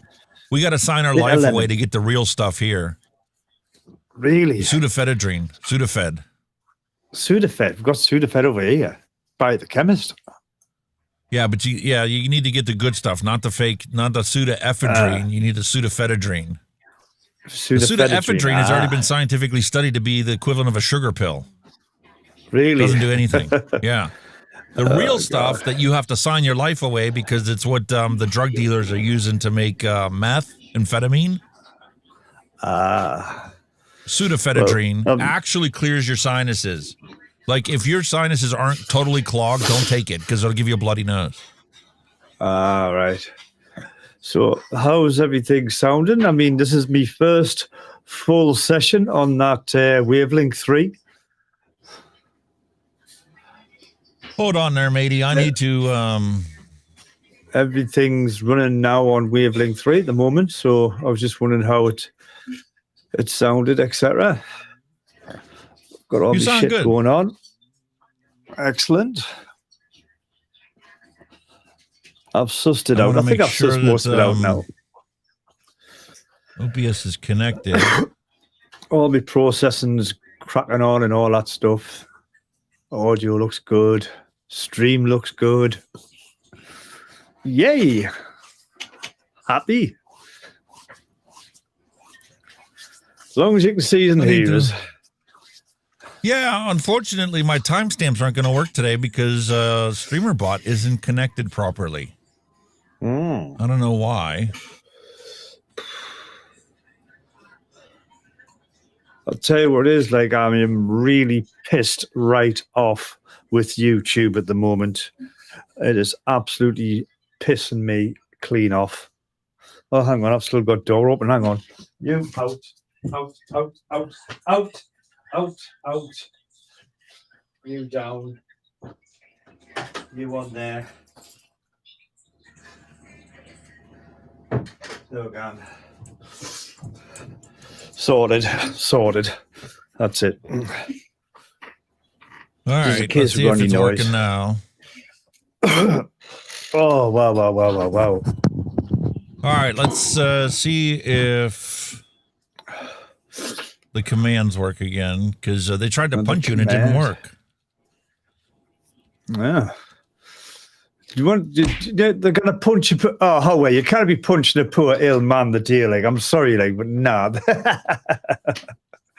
A poorly man. Even when a man's down, they still kick you. Ooh, oh, okay, God, we'll flip you upside down and get that stuff to drain out of your nose. Oh, no. It's gone into my brain.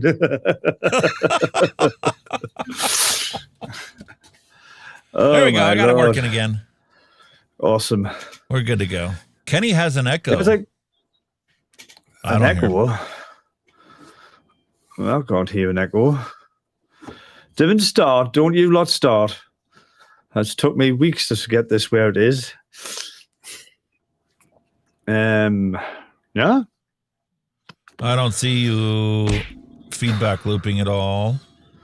No. The printer's finally working. For some reason, it wasn't connected. I've got nothing going to my stream that would cause an echo. And you're not echoing on my end. There's no, when you talk, it only comes across one place. Yeah, nothing. I'm loving this. Like, it's fucking brilliant. Makes it so much easier. For you guys that don't know, Kenny upgraded to the Wavelength 3 software that's in beta right now. And he's like ditching his voice meter potato and all this other like routing stuff that he was doing. Well, it's not totally ditched. It's still there as a backup. Well, yeah, it's definitely there as a backup, and it doesn't need to go away, but it's simplified him being able to route things to where he can graphically look at it, and it's like a simple graph. You have your inputs over here, you have outputs on the top, and you can click each graph to control how much of it is sent out of the other port. And you can have like this input goes to these three outputs and vice versa. So it's very easy to understand how to route your audio. It's easy to integrate with the OBS because you just have just one channel in OBS and it all just goes into there as a single sound source. So it's class. It's really good. I'm quite impressed. So I said before, right, I'm not Troy spin Kenny and it didn't work. I didn't see it. You did what?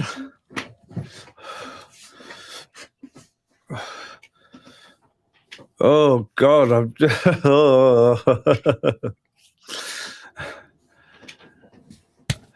Awesome. So that pretty much covers my hand checks that I'm vaping on here. My last one I talked about was the Mech Mod. It's a heavy hitter. It's the Hyperion, and the only other one I have here still on my desk I need to finish is the Geek Vape Z Nano mouth to lung tank.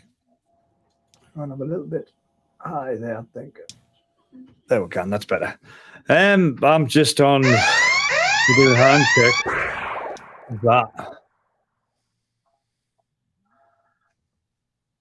That's what I'm on.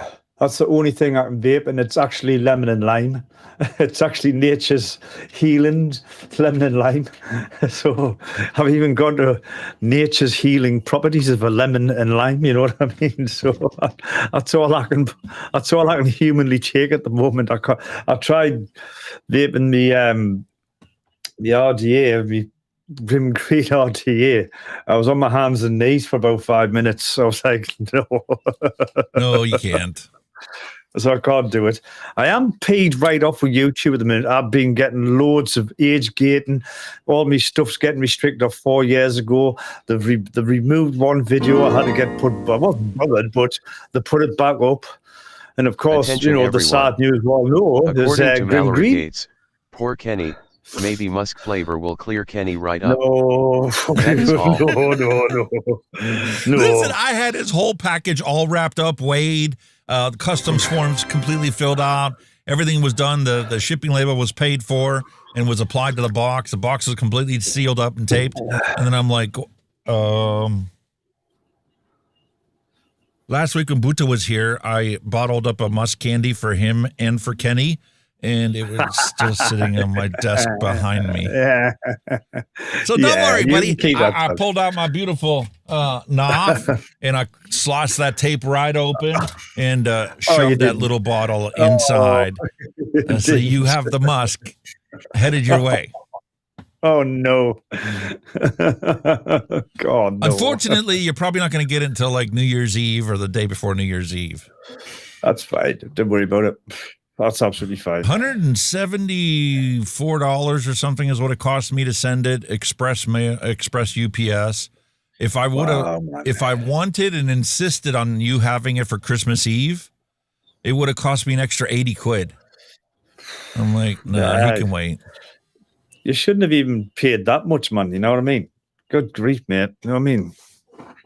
Nah, mate. I send you a package. I plan on it costing. I planned on 150 plus, you know, whatever the extra was going to cost this year. So I was good with the 170. That didn't bother me. What bothered me is I literally sent it the day after I sent it the year before. It has taken a week and a half to get it to you instead of 4 days. I was laughing, folks. You know, you said you sent a message saying it was sent and all that, and he tells us the weight of it. I mean, 20 kilograms. Fuck's sake. Listen, man, when you told me that box of pancake mix didn't even last you a whole day, I'm like, no. We need the bigger bag of things. So the pancake mix that I sent you is 6 pounds by itself. Just the bag of pancake mix. Jesus. And I sent you a regular bottle of syrup, so you might have to go to your store and buy different syrup or maple syrup or whatever. My postman's going to curse me. He comes to the door with that. That's coming UPS, not your mailman. Even so, if you're going, what the hell? Oh, I love it. It's not a heavy package for them unless it exceeds 25 kilos. Yeah. Then you got to pay an extra weight upcharge for it. I hope not. But you got a whole bunch of stuff. I sent you all the liquids that we made that we talked about earlier. Plus, Awesome. I reached into my box. I sent you, I think, 2 bottles of my Purple Rain, the grape liquid. Ooh.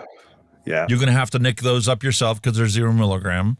And I grabbed a couple other commercial bottled liquids that's been sitting in my box that I'm not going to vape. Yeah, cool. Very cool. I've still got a lot of my boot, but I think it's all gone off now. I think it needs thrown out. Some of it doesn't look very good. I have some liquid like that too. Some cinnamon roll or something that I bought a long time ago, and it just I pull it up and it's like, it's not black, but some people would think it is just looking at it. I would say this is to the consistency where you could probably underseal your car for it. It would be quite good. You could probably wax all your car with it. It'd never rust. All right, man. Well, how come the music's not playing? There you go. Oh, that's a thought. Let's get the music playing again. There you go. I hit pause, and it for some reason it just is not connected with OBS. The OBS has a brand new version. Did you update yours? 32.04? No, because I was watching what Nutty's got. He's had a version sent to him where they're changing all the UI. You should watch it. It looks mint. Yeah, but that is nothing. The update that the OBS put out now is a hotfix for like some random issues where like if you change scenes or you even switch scenes, sometimes it'll delete something from your scene for no reason. I've never had that happen, like. Yeah, well, this latest version of 32 fixes those problems and a bunch of others. And it doesn't change anything. To be quite honest, I don't think this computer's been on for a couple of weeks, to be honest with you. Nobody's So that means you don't know that Grim Green lost his channel 4 days ago. I do. Oh, was he saying it's back up? It's back up. He got it back up yesterday. I heard he lost it, like... There's a lot of YouTubers put videos out about it and everything to try and contact him on X or something to support him and all that stuff. I spent the entire weekend searching for people that were reposting his thing of it so I could repost it and reposted anything that I kept getting access to or seeing whenever my news feed came up. That's all I posted on. I didn't do any real advocacy other than that over the weekend. I reached out to the YouTube contact I have to tell him, listen, this guy needs to have a human being look at his thing. Didn't deserve to have his YouTube channel taken. He's following the rules as best he can. And we all know he needs a real human being to look at it. The same guy I reached out to when Mark lost his channel. Yeah. It's like, it's all AI now. It's an AI bot that's in it now. No explanation, nothing. Boom. And my inbox has been inundated with age restrict. I've videos 4 or 5 years ago, and you're like, come on, man. It was different times. I got age restricted on a bunch of them too. Yeah. And since one was removed, and I went and looked, and it hadn't been removed. So what are you talking about? You know what I mean? It's just totally pick. They haven't. You know what it is? They do it every year. They have the annual sweep where they just get rid of shit. You find that people will lose subscribers as well because people that subscribe but they don't interact. They're just dead. They wipe them off you as well sometimes. Here, I thought Suck My Mod Matt wasn't uploading content on YouTube because I never ever get notified of his videos. Oh, so I was going through and like revisiting everybody that I had subscribed to over the years that is shown in my list. And I'm like, dude's uploading like 2 or 3 a week. How come I never see any notifications from him? He's doing stuff on GitHub because he's got that add-on for DaVinci. Oh, what's it called again? You know the one I mean. It's got all the effects and everything in it. Elementor or something. Something like that. So he's doing that. He's doing that on GitHub as well. I know that because I get regular posts of him because like I've obviously subscribed to that stuff on GitHub. So I get regular posts in me Gmail off him. So he's still active. Like he hasn't disappeared. It's Reactor. That's the plugin Reactor. It's just coming to my head. For DaVinci it's called Reactor. For other programs it's called Elementor. So he's still got that going because that's where you go to download it now if you need it. You've got to go on the GitHub through Suck My Mod, So, but he's still busy. Tiny Mouth is what Phil Basardi used to call him. Yeah, Tiny Mouth. Well, he got started in the whole vaping sphere because he had mouth cancer. That's right. Yeah, he used to be a dip user. But yeah, he's still been active doing stuff in the background. Like so I wasn't. I wouldn't know because I didn't get notified of him. It's like only the top 2 or 3 people on my list get notifications. I didn't get notifications. Like I'm subscribed to him, so I don't know what's like. I said the same thing, but and like I say, it was through GitHub how I now know he was still doing something. So yeah, but as long as he's still going, that's the main thing. That's what you want. It's all that matters. Hell yeah. I saw 6 posts. 6 posts. Oh yeah.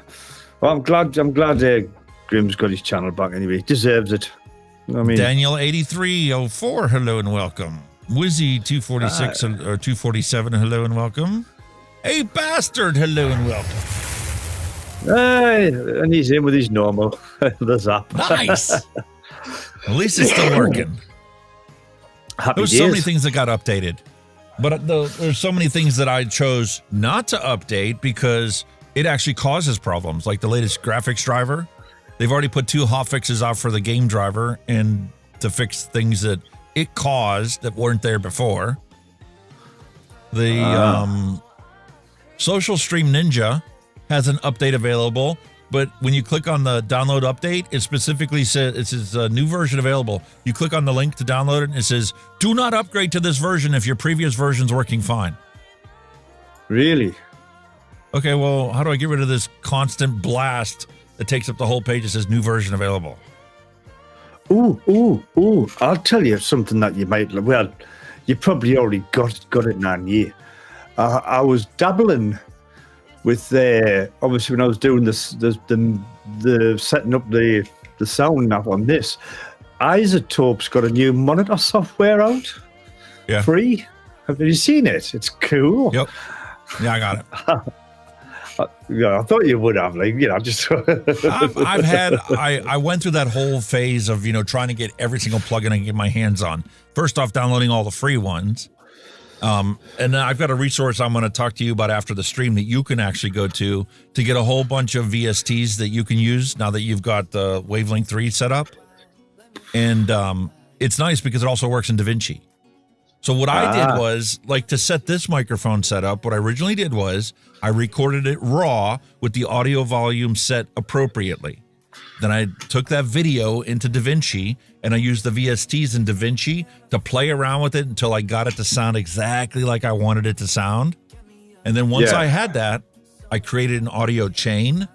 I have the Wavelength software, which actually has a free mixer that you can put other VSTs into and then save all your settings from all those VSTs as a chain that I called, MnC vlog is what I called it. And then what I did was I took and I added that chain into Wavelength and then used the preset that I just created in DaVinci so that everything's processed live and I never had to change it again. I don't know if this one will work, actually. Does that one work? Switch to Linux. Ops? My laptop's in Linux. Doesn't work for I don't games, know if that's working.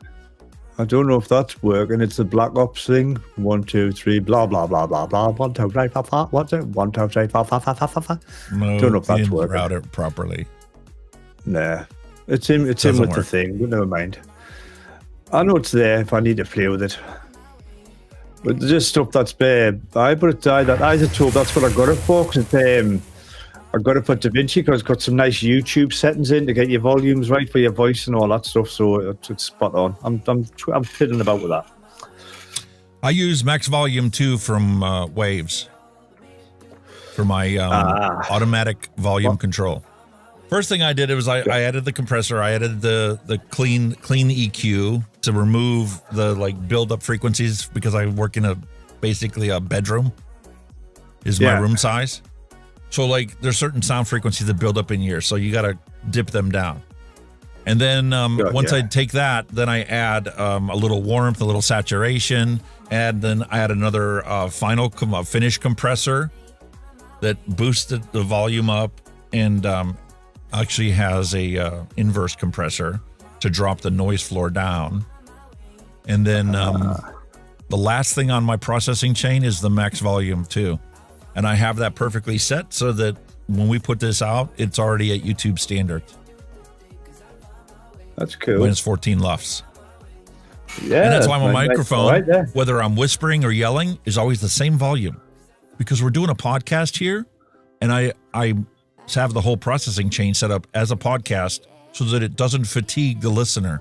You can listen in your car stereo, go for a 6-hour drive, listen to the entire show, and your ears won't be fatigued at the end of the show. There's a question there from Daniel. He's thinking of buying a mechanical mod. Only buy one if you know your Ohm's law, mate. If you don't buy one. Simple as that. If you're living in an area where there's a potential you're not going to be able to order stuff, if you don't have a bunch of regulated mods already built up that you can fall back on in case they quit selling it. The purpose of a mech mod is this is indestructible. This will continue working. If we get a solar flare go off and it kills all the electronics in the world, as long as the battery still functions and you can still charge the battery, this will still function because there's no chips involved. It's literally, this is your switch. This is a mechanical switch that makes contact with the base to connect the battery to the coil.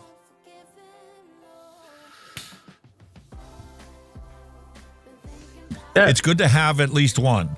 I had one prior to that. This was my just shit hits the fan vape apocalypse. I could still continue vaping no matter what. Yeah. It is handy to have one, but like I said, you do your homework before you go. But you have to do your homework. When you put your coils in, you need a build stand to measure that resistance. You still need a mechanical, a regulated mod to measure that resistance if you don't have a build stand. And then you need to do Ohm's law to make sure your batteries can supply the amperage that your coil's going to need. For Kenny ///www at www/HHYYY. That is all. What? That was just so random. You should not go lower than 0.1 ohm. Well, that depends on the battery that you're putting inside it. There's a new battery. I just got a sales flyer from 18650 Battery Store this weekend. They have a brand new 21700 battery that is rated for 60 amps continuous usage. 60? Whoa. Damn. So now that resistance could go down to 0.08 or 0.07. Ooh. Because now the battery can safely operate up to 60 amps. That would be warm. And actually, you can do a vape ohm calculator Google search, and you'll still see, like Watofo has one, where you can legit put the resistance of your coil in. You can put 4.2 volts because it's a mech mod, so you can't control the voltage. It's whatever the battery is. When the battery's fully charged, it's 4.2 volts as a cutoff. So put 4.2 volts, put the resistance, lock it in, and it will tell you exactly how many watts will be drawn by that coil and battery setup. Yeah. So as long as your battery is rated high enough that it's rated higher than what your coil setup is going to draw, you're safe. Yeah. Don't buy a cheap 15 amp capacity battery and try and expect to run a 0.1 ohm, even a 0.2 ohm on it. Like I say, just the main priority is battery safety as well. Make sure there's no nicks, tears, anything like that in it as well. Make sure your batteries are in good condition. Best to marry your battery up with your mod, actually, instead of, don't take out your mech and then go and run, your regulated mods. Keep that battery for that mod so you know exactly what it's got power-wise, all that kind of stuff. Because there's no safety features in this. If you get it wrong, it could go into a thermal runaway if you drain that battery too much, too fast, too hard. Yeah. But don't be afraid of it. Just learn what you need to learn, understand Ohm's law, and that's it. It's definitely worth having one as just in case everything goes to shit. Let's say that Russia drops a nuke. Let's say Russia drops a nuke and you get the electromagnetic pulse from that kills all electronics. There goes all your regulated mods. None of them are going to work. So you still need something to vape. It's always handy to have one, but like I said, just do your homework. Be safe with it. That's all you need to worry about. Yup. And if you walk into a shop and they still have the clutch, it's a mech mod too. No safety features. Nah. Different style. There's lots of options available. The clutch. I still need to get my hands on one of them, Just haven't looked. You can order it right from the website in your country. You still got it good. Yeah. You just need to commit to 70 quid to it to purchase it. Yeah. Christmas has wiped that one right out the window for the time being. Cost a bloody fortune. It wasn't the Christmas here for me because, the kids are all grown and gone, right? So I don't have any Christmas presents to really worry about. Our Christmas present between my wife and I was our cruise that we're going on here in like 30 days, in a month from now. We're getting ready to leave for our cruise. So that's our Christmas present to each other. So we're just going to spend the day together and just chill. Yeah. Mom's not even coming into town because she is worried about getting sick. She got the flu bug when she was here for Thanksgiving for my brother-in-law and the kids. So she's staying at home for Christmas too. Tell you, man, there's that much germs running around at the minute. It's ridiculous. Absolutely ridiculous. For us, the thing that killed us this month was our electric bill. Oh, no. It's almost $400. Energy's ridiculous. Absolute load of crap. Just a big con. And it's supposed to go up another 30% in the next 10 years. Could be 5 years, depending on how fast they build these data centers and how far behind the energy generation falls behind the needs of society. I'll tell you what made me laugh this morning when I was watching the news before I went to work, right? How everybody's like diving on board the ship about like slating the UK with all the freedom of speech and all that, and how it's not, it isn't what it says.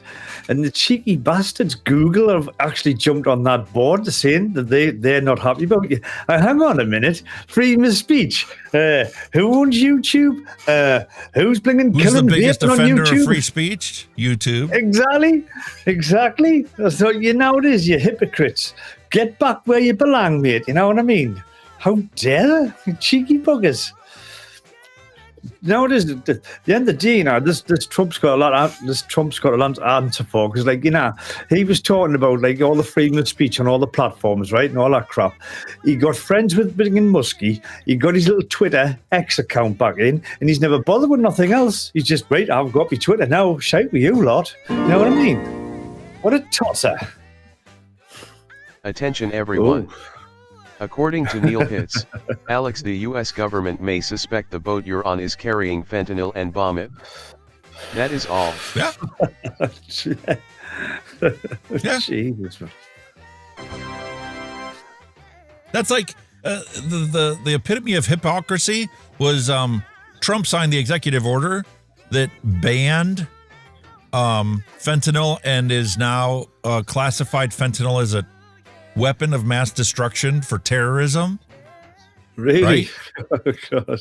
But in the same session where he signed that executive order, he also signed the executive order rescheduling cannabis from a Schedule 1 to a Schedule 3 drug, moving it in the same category as like Tylenol with codeine. Yeah. Which means that you and your employer now have to accept your cannabis use as a medicinal legitimate product. On the good side, scientists are now going to be able to study it like they do Tylenol with codeine, actually learn the real benefits or fallacies of the cannabis health benefits. There's a lot of arguments for and against it, isn't there?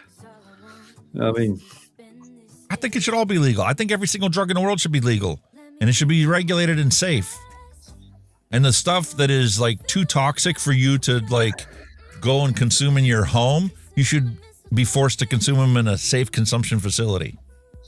Mm-hmm. You want to fucking inject heroin in your veins? More power to you. But the rest of society shouldn't see your unconscious body laying in the middle of the street because you couldn't make it home and had to, inject yourself with heroin at the stop sign. Mm-hmm. Yeah, you're right about that, Daniel. It could be £40 with the tax. But you see, I said this ages ago, right? I said, with the wanting to be a smoke-free country by 20 blah, blah, blah, right? All the revenue they're going to lose from tax. If we just stop tomorrow, if cigarettes stop tomorrow, that's billions and billions and billions of pounds of tax revenue they've lost. So they're not going to throw that away. They're going to recuperate it from another source. Vaping's the next thing in line. £2.20 per 10 milliliter makes vaping more expensive than cigarettes. Yeah. They're doing what they did with cigarettes years ago. They keep putting the taxes on them to outprice them so people can't afford them. They're going down exactly the same route with vape products. So you can't afford to do it. That's why they actually put it in there that if you're making your liquids at home, you must register with the HMRC to pay your fair taxes on it. Like they did with alcohol. If you want to distill your own alcohol, you technically need to get a tax license to tax the liquor you make for your own consumption. up yours. That's what I see. You know, they put the price of cigarettes up and up and up and up and up. Has it stopped people smoking? No. Has it enriched the black market? Yes. More cigarettes are bought on the black market than what they are legitimately. So therefore, it's unregulated, untaxable. So you've shot yourselves in the foot the way I look at it, and they're going to do the same. That's with the next thing they're coming after, the long fills. Yeah. Because I'll tell you what it is. What will happen is they'll send the vapes underground. Somebody will mix some juice with some toxic shit. Somebody will die, and that'll give the vape an even blacker image. You can, the writing's on the wall. Kenny, I guarantee you. I saw a story from Manchester that this 30-year-old woman or 25-year-old woman or whatever was vaping since she was 14 and now has lung cancer and blamed it on her vape.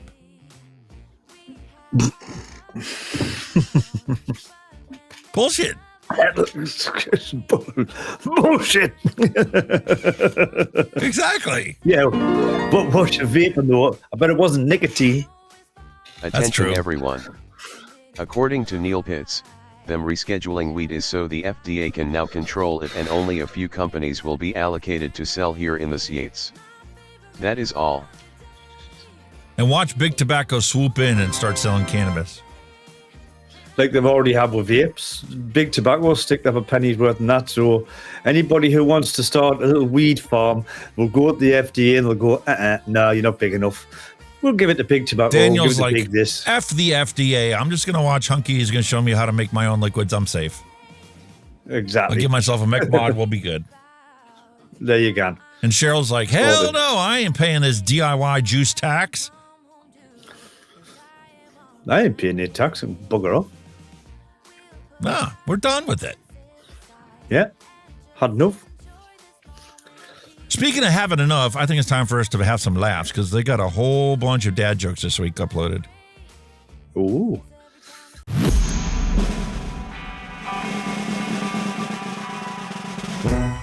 No more despair. I have paid more than I owe. Now what you see is what I give you.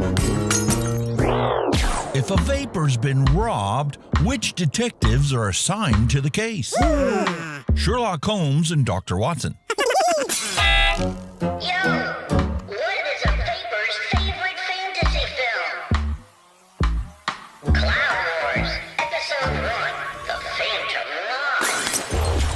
Hey man, what do you call advice from a vapor?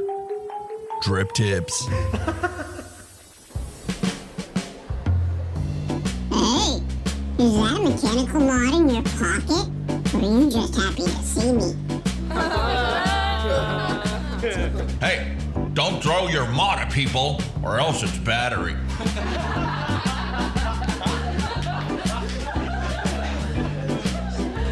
Hey, why did the vapor cross the road? To chase them clouds.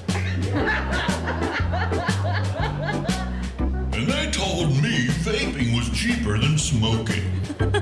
Nope, I don't care. What are you talking about? Did you hear about the guy who doesn't pay more than 1 cent per mil for juice? Shut that baby up! Yeah, we get it. You DIY or die. Gotcha. What are you waiting for? Let's do this. It's go time!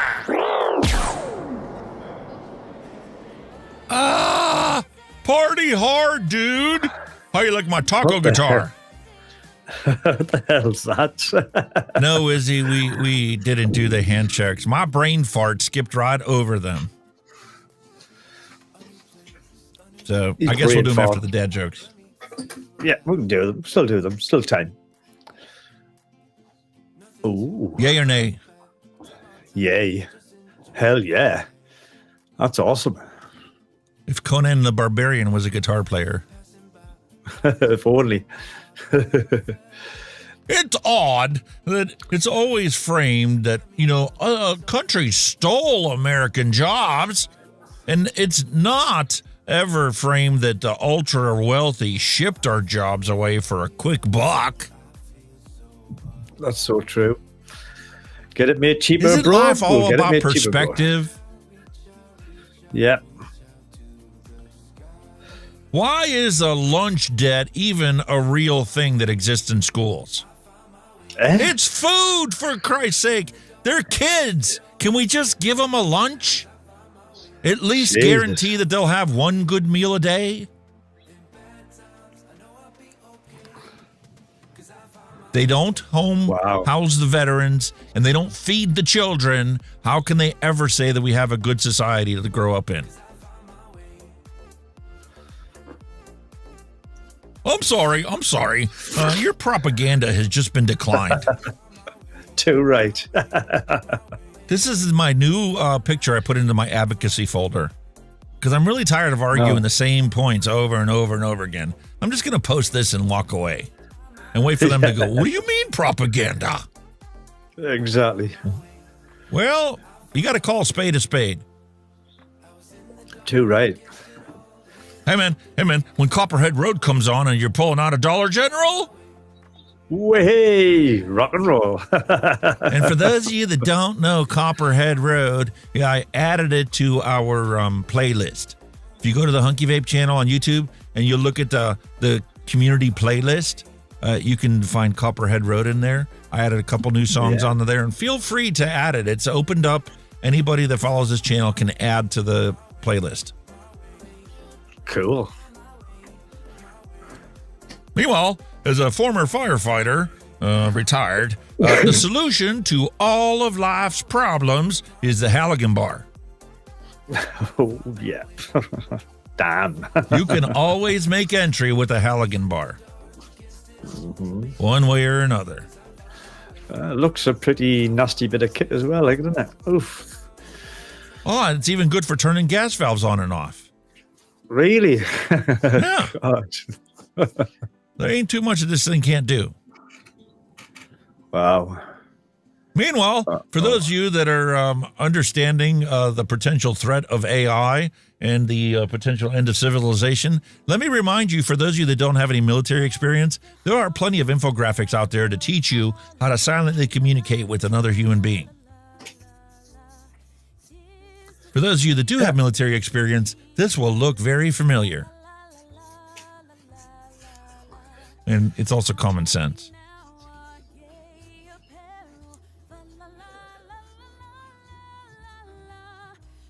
Tell you what, if you're looking onto that thing, try learning sign language. Then you can communicate with anybody with sign language. Very true. If I had some free time, I might actually learn that.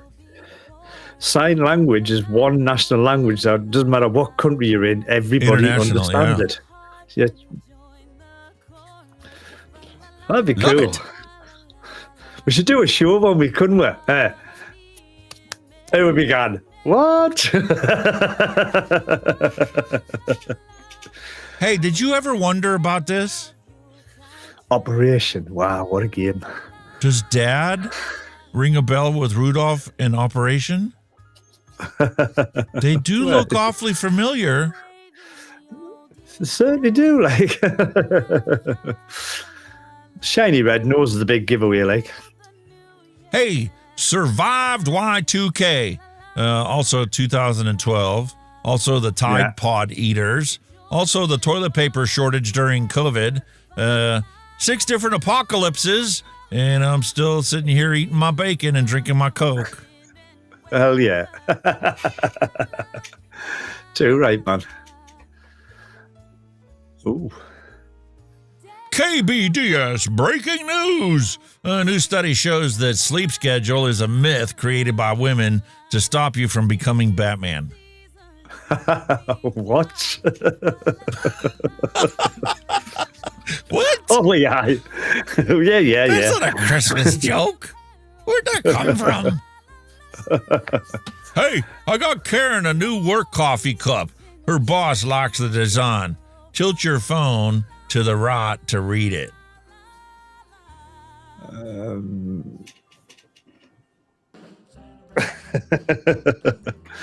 Everybody's looking sideways now at the TVs, computers. F this shit. You used to be able to easily rotate the image, but, Microsoft wants you to use AI to do that now. If your grandma was run over by a reindeer at Camp Lejeune, you know you might be entitled to compensation. Just call 1-800-ELF-HELP. Oh, God. What? Uh-oh. RKO Auto Noel. Cool. For those of you that grew up in the 80s here in the States, man, everybody was into wrestling. Yeah. The WWF and WV and all that shit. I almost sent you a bottle, a fifth of something, you know, I could punish your liver from here in the States. Oh, that would no. Jesus. Family size reindeer lasagna with real reindeer chunks of meat. Oh, poor Rudolph. Where's he gone? He's in here. Meanwhile, remembering our childhood, here's a historic photo of children listening to Mariah Carey's All I Want for Christmas before it was actually released. No. Duck and cover, kids. Hell no. Hey, they always talk about that cow that, you know, jumped over the moon, but they never ever mention what the reentry was like. Didn't go down well, obviously. Came back as a steak. Shell's like, oh, so now we know what happened to Bambi's mama. Oh. Robert Lawyer's like, oh, I remember doing that in the hallway, duck and cover. To further drive their anti-Christmas sentiments, Starbucks has slit the throats of these completely helpless polar bears and sold them as cookies.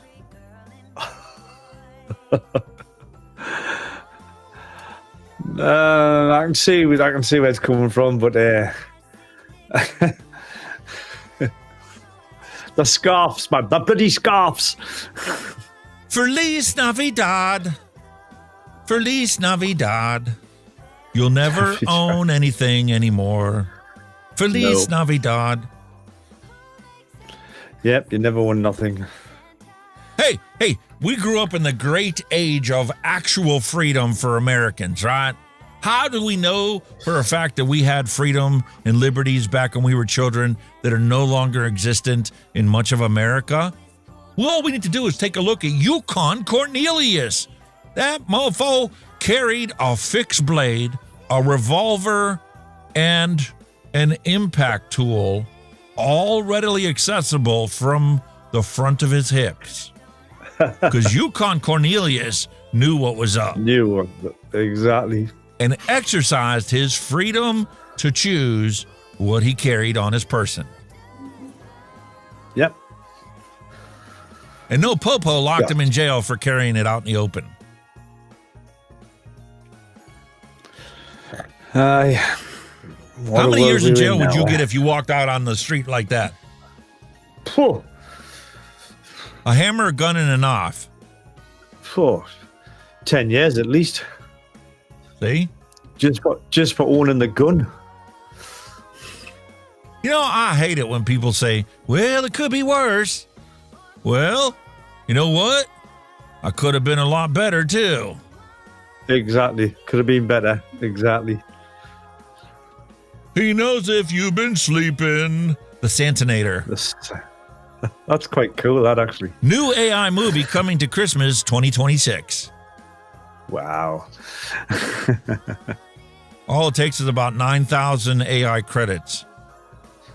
And you too can be the new production engineer for this lovely movie. Cool. Here we have the normal heartbeat, a deceased heartbeat, and the heartbeat of people that watch the Green Bay Packers play. That's the heartbeat like us Newcastle fans as well that we've been playing. Jesus Christ. For sure, mate. Hey, you heard on Elf on a Shelf, but are you ready for... What's that? Is that a shrimp? A pimp on a shrimp? Oh, God. Come on, Mallory. Tell him what it really is. Come on. Is that a shrimp or a prawn? Because they're similar, aren't they?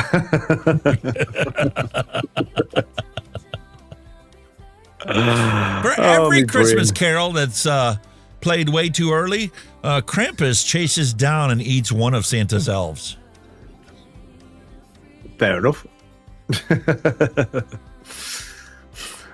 You really have absolutely no sense of direction, Smudge. Where did that come from? What? What do you mean? You know, an important message from Batman regarding this time of year? I do not smell. What? What? What? I've never smelled Batman before in my life, so didn't realize he had an odor. Oh, man. Hiking in your 40s is a great way to meet people. Today, I met 2 paramedics, 3 nurses, a cardiologist, and nearly met Jesus. Yeah. Oh, fuck. True that. You're good. You know, in the 80s, the thought of not receiving a year-end bonus from work was so atrocious that they actually made it a plot in a Hollywood movie. Yeah, well, believe How that. many of y'all get bonuses at the end of the year? Very few. No, none of you. We did get. I don't know if I can show it.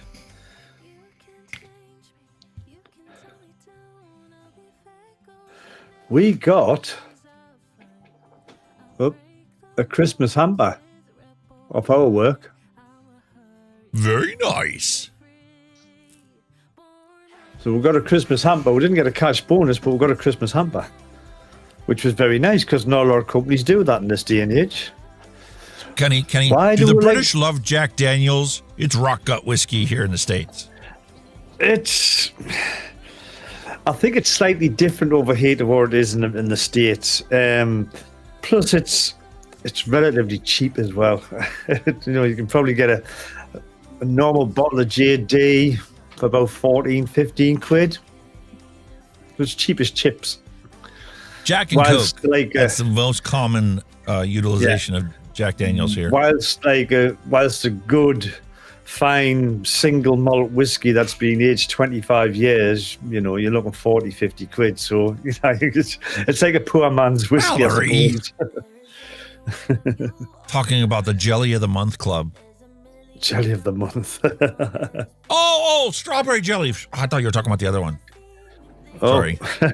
Oh. I thought we were getting into the sadomasochism again. Yeah, your mind was a wondering there, mate. Hey, you know what's not really an advent calendar? Apartments. Oh, God. Santa feels people have been very, very bad this year, so he tainted the reindeer food. Oh, you reindeer shit all over your house. Did I kill a plant, or did the plant not have what it takes to thrive in this modern, fast-paced environment? Watering it might help. It still needs water. See, the problem in our house is my wife liked to overwater the plants. Oh, and Jesus. it looks the same. It just takes twice as long as if you don't water it. Remember when your parents drove you around neighborhoods to go look at Christmas lots and how exciting that was? Still loads of stuff like that today. Not here, man. Nobody can afford the electric bill. Oh, there's still loads of like displays round our way, like fantastic as well. But you know, must have plenty of money to pay the electric bill. I don't block my mom from my social media. She is completely aware of the menace that she's created. Yes, I like it. Oops. Sorry, I was hungry. I couldn't wait. Elf was delicious, by the way. Elf on the Shelf's dead. Love it. For anyone else that's getting cold for Christmas, hey man, maybe we can link up and get our grills going or something. What do you say? True, right? Yeah, man. I'd hang out with Fred Flintstone, without a doubt. No problem there. Rest in peace. And I'll hang out with him and all. Yeah, Buck Rogers. Rest in peace. Gil Gerard's dead. Merry Christmas. And speaking of somebody else would like to rest in peace, remember when I told you that song, Road to Hell by Chris Rea? Remember that? Yeah. Chris Rea died yesterday. He passed away, 75. You jinxed him. And he's gone. He passed away yesterday. Proper legend. Rest in peace. All right, peace up. Hey, remember when wearing Coca-Cola shirts was a fashion statement? Nah. Everyone used to wear Coca. I did see one with Pepsi on once. An actual shirt like that would have Pepsi. Coca-Cola, Adidas, Nike, everybody was wearing those brand name labels. Bragged about it for Christmas, you know. Oh, look, my parents got me Adidas. Yeah. Adidas. We pronounce it Adidas. Adidas. Or I would way and pronounce Adidas. Or if you wanted to before translate Mariah it, Carey, we had the best Christmas song out there on the airwaves ever. Last Christmas from Wham. I gave you my heart. Also, did you know what the actual Adidas stands for? No. All day I dream about sex. Soccer. All day I dream about soccer. Sex. Wait, that's your problem. You dream about it. You're not supposed to dream about it. You're supposed to have it. Oh, with our illnesses, I don't even know what it is anymore. Listen, I got some pictures I can send you. Back when the C word was like everybody's worry. There are positions where it's completely safe. Oh, okay. Kama Sutra. Correct. Attention everyone. According to Neil Pitts, did a lot of British people be bad this year so they get coal this Christmas just for heating? That is all. Probably, yeah. Then again, we haven't got many coal fires now. They're all log burners. Coal fires are kind of banned because all the smog and shit that comes out of your fire. So, clean air and all that bollocks. Hunky Vape public service announcement number Christmas 134. Walmart will be closed on Christmas Day so both cashiers can actually spend time with their family. Both cashiers. That's so true, isn't it? Shops chock-a-block and then you put one till on. You know what I mean? How many of y'all are this old? You remember getting those for Christmas? Yes, fruit and nuts in your socks. Yeah. And you were grateful for getting that. Like, that was the greatest thing since ever, because you never saw fruit or nuts in the house. Only at Christmas. Yeah. That's just too expensive to buy all the time. Ooh. Only legends will remember this Christmas special. I'm Mr. Heat Miser. I'm Mr. 101. That don't ring any bells with me, so I'm not a legend. Oh, my God. You British were so sheltered. We still are. It was the year without a Santa Claus, by the way. Those you did not remember. Hey, did you hear the Muppet Show is returning in 2026 for its 50th anniversary? Wow, 50 years for that. Jesus Christ. Where'd the time go? Holy moly. I mentioned earlier Gil Gerard, rest in peace. Yeah, man. Fine actor.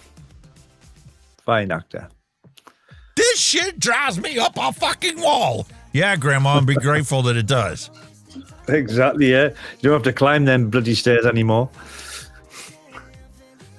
Even if you didn't actually have one of these on your coffee table, you definitely knew someone who did. Coaster set. That was the thing. You had to How have do a you coaster still have back in that the coaster set on your coffee table? or Oh, end table? we've still got a few coasters lying about. Yeah, man. Yeah, Wizzy said Chris Ray died. Yeah, it's Chris Ray. Yeah, mention that. Honestly, I'm still confused why our teeth and eyeballs need their own insurance. That doesn't make any sense to me. If you get health insurance, why aren't your eyes and teeth covered? Why are they separate? Exactly. That's a load of bull. Exactly. No? Down to the village with a broomstick in his hand, army of frostness. Thumpity thump thump thumpity thump thump. Look what Frosty did. Fucking chainsaw. Oh, God. Your childhood ruined, episode 431. Army of Darkness. That was funny, that, like. Evil Dead, Army of Darkness, class film. Meanwhile, some of us have lived through vinyl, 8-track, cassette, CD, Napster, Spotify, and some of us are still hiding from Columbia House for that subscription plan that we never paid for. Yeah.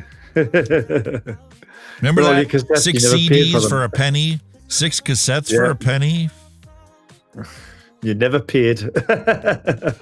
No, you paid with a gift card. And then when they tried to renew it next month, when they automatically sent you your next album or CD or tape, there was no money to be found. Yeah. God, I remember And the dumb corporation automatically sent you all your tapes and then kept sending you bills for it. Took them like 6 months to realize this fucker's never going to pay. Nope.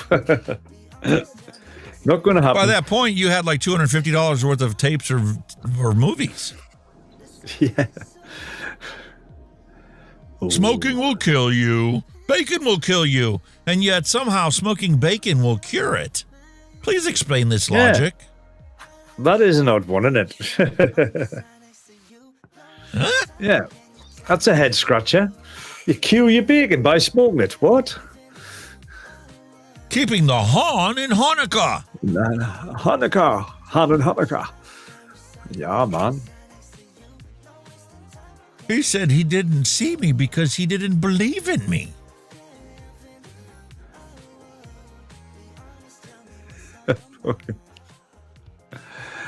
How many of you remember when Dad used to have a lunchbox like this? I was more a haversack.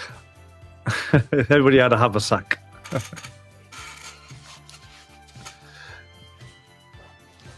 John Wayne. What movie was that from? Oh.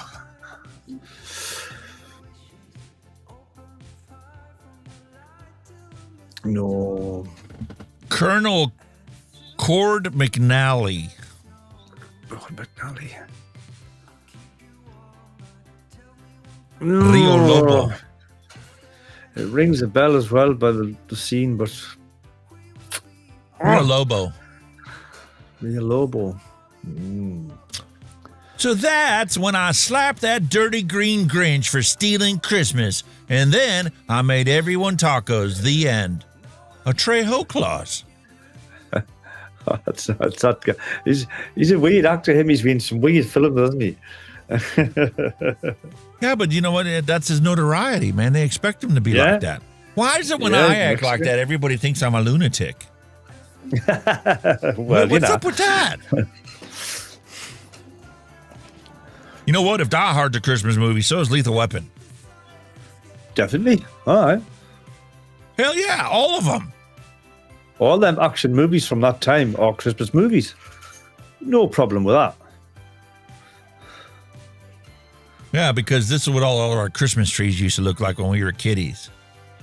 Whatever happened to that tinsel? Yeah. Fire hazard. Stopped making it. That's bullshit. No. I wish Sam Kinison was alive to talk about it.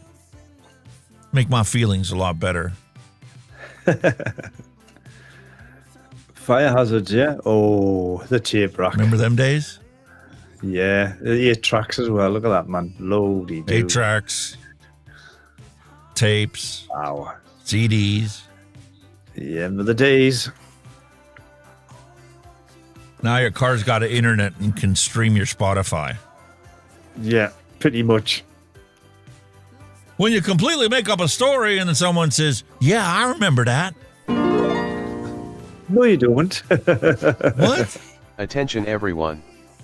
According to Mallory Gates, tinsel was made from silver to start with, then lead. That is all. Lead. I did say there was lead in it.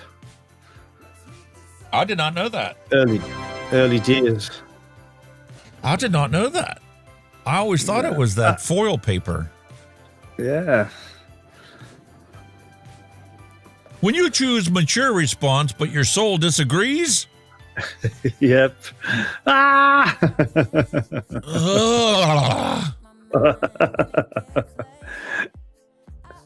You know, Home Alone came out 35 years ago, and it's kind of like watching a movie from 1955 in 1990. That's James Dean, isn't it? Wow. Well, that puts into a light how old we really are. Don't feel as old. Handsome young man he was. Oh, James Dean. People talk about Gordon Ramsay and Bobby Flay, but to me, this will always be the finest chef on TV ever.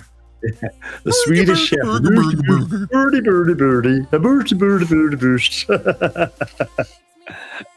Class.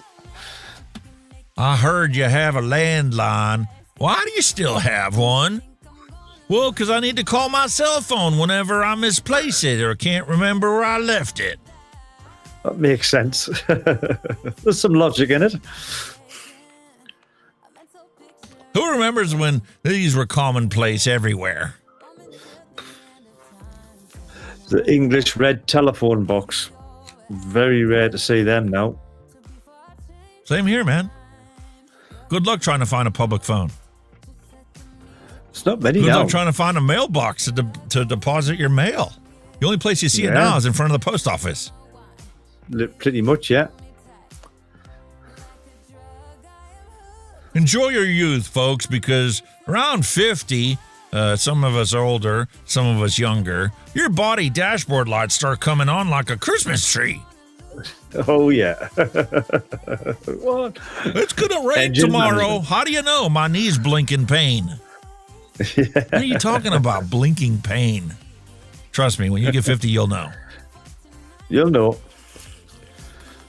Where to seek cover behind a vehicle. You know, these new latest movies and TV shows that are out nowadays drive me nuts.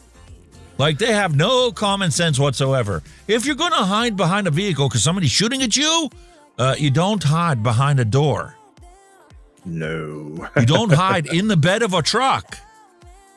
You get behind solid metal that will stop the bullet or deflect it away from you.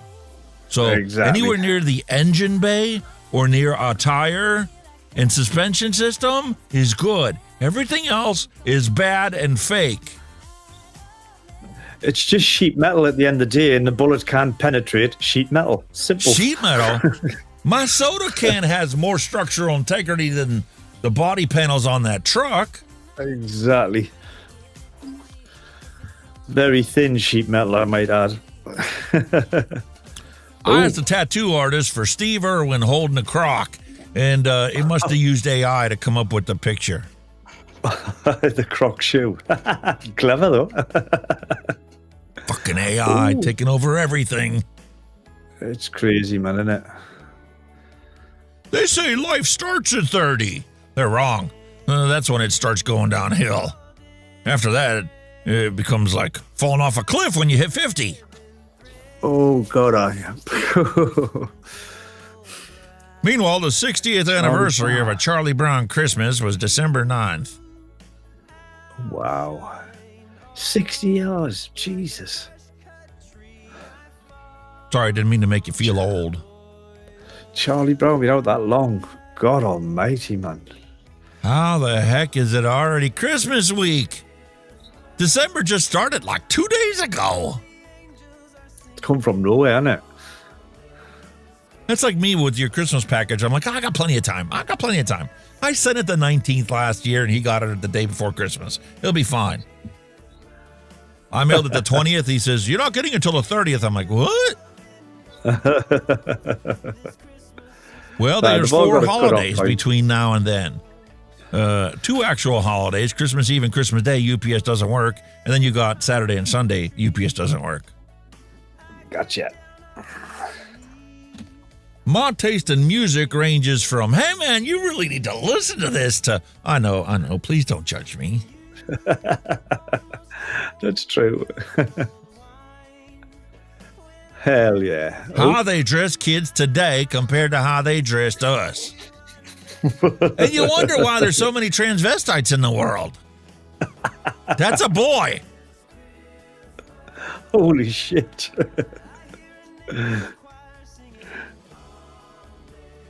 What's going on? So what's that? Yeah, oh my goodness! Ornament on the run. Wind causes giant inflatable ornament to roll towards cars. Really?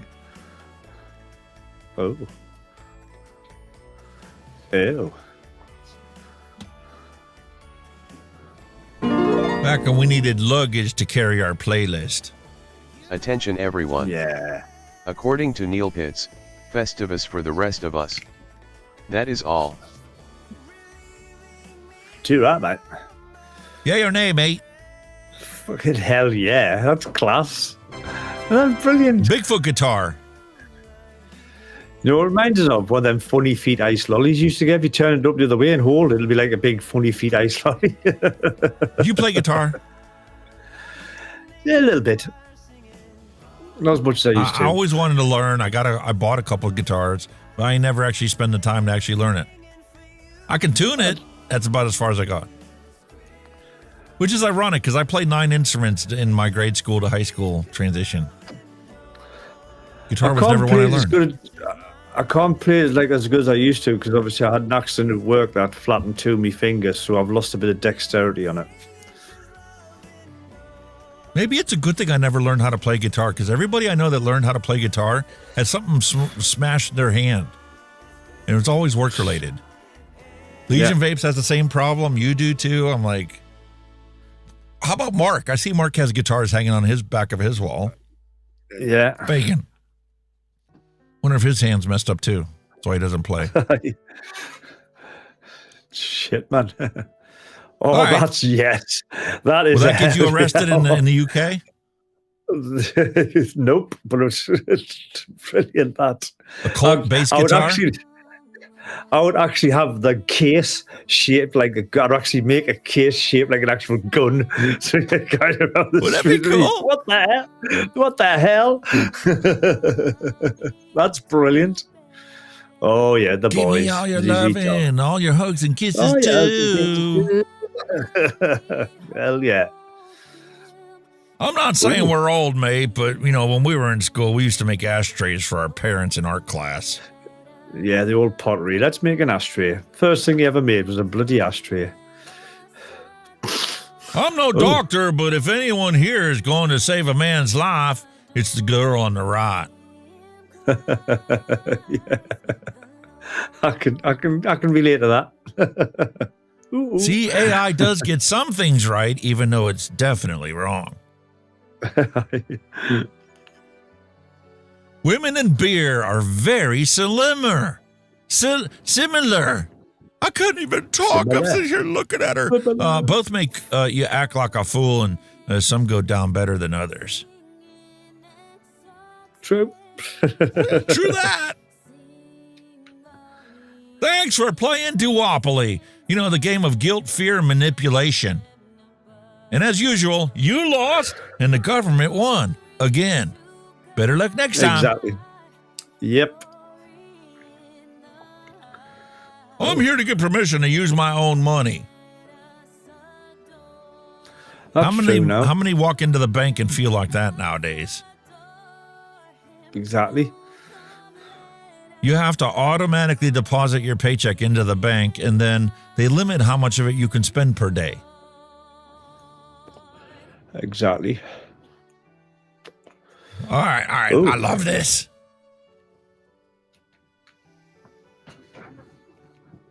That's Best cool, packaging ever. That's brilliant. That was awesome. Best packaging idea ever.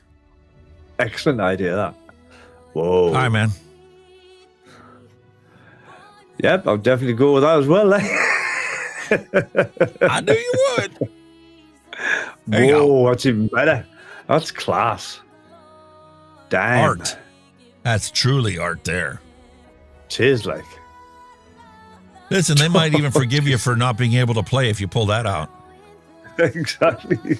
Don't care what it sounds like. It's like looking at it. You know, I'm not a proctologist, but I definitely know an asshole when I see one. Oh, yes. Holy moly. What the fuck? That's got to be AI. AI. Jesus. Not possible. You believe that's the end of the dad jokes? Now it's time for us to rewind and go back to the hand checks. Oh. No, that's not AI. That's not AI. What are you, a maniac? Really? How the hell are you going to play that fretboard? Come on. Ow. Go, gadget fingers. Gonna have to be, innit? News just in. According to Happy Hippie 2005, Merry Christmas fa LA. Now back to your regularly scheduled content of Mixin and Chillin. Really? That's And yes, you real smart thing. ass, ZZ Top does use it. A 17-string guitar. Wow. Well. I We stand live corrected sheltered if that's the lives. thing. I'm going to have to go look out for a concert where he used them. I really want to watch somebody play that.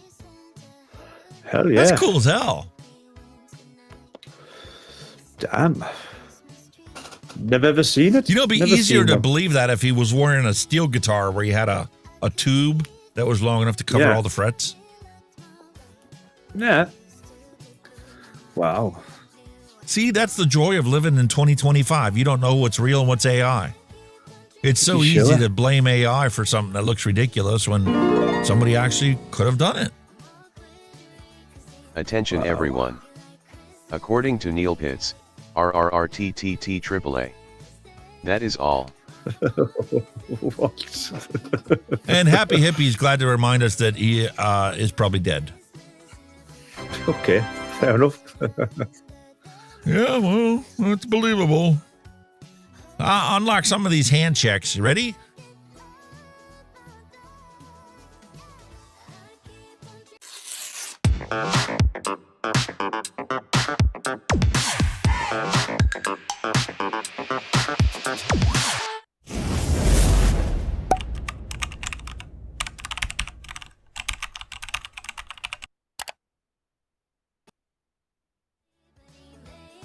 If anybody has an abundance of cash that they don't want to spend on themselves and wants to send me a Christmas present, belated, nonetheless, you can give me one of these. That is gorgeous. That is beautiful. Holy, isn't it? how is that gorgeous? You don't even need to send me the tank. I got one of them. That's Look at that mod. Beautiful. Damn. Gorgeous. You know, I should get into just making these things. Can't Who be that sent hard. that? Whose is that like? Who said that? Came off of Facebook. Oh, very nice. Lucky so and so. Yeah. This is B-Man 1959. Spiced Eggnog. Monster Vape Labs. And look at that mech mod setup. Matchy with the crackle paint and all. That's lovely. That's impressive. I'm trying to see what the writing is on the handle there. Is that writing on the handle? I'm trying to think of that. I should have sent you this bottle of liquid. Pumpkin cannoli. Oh, it's good. Turned out good, eh?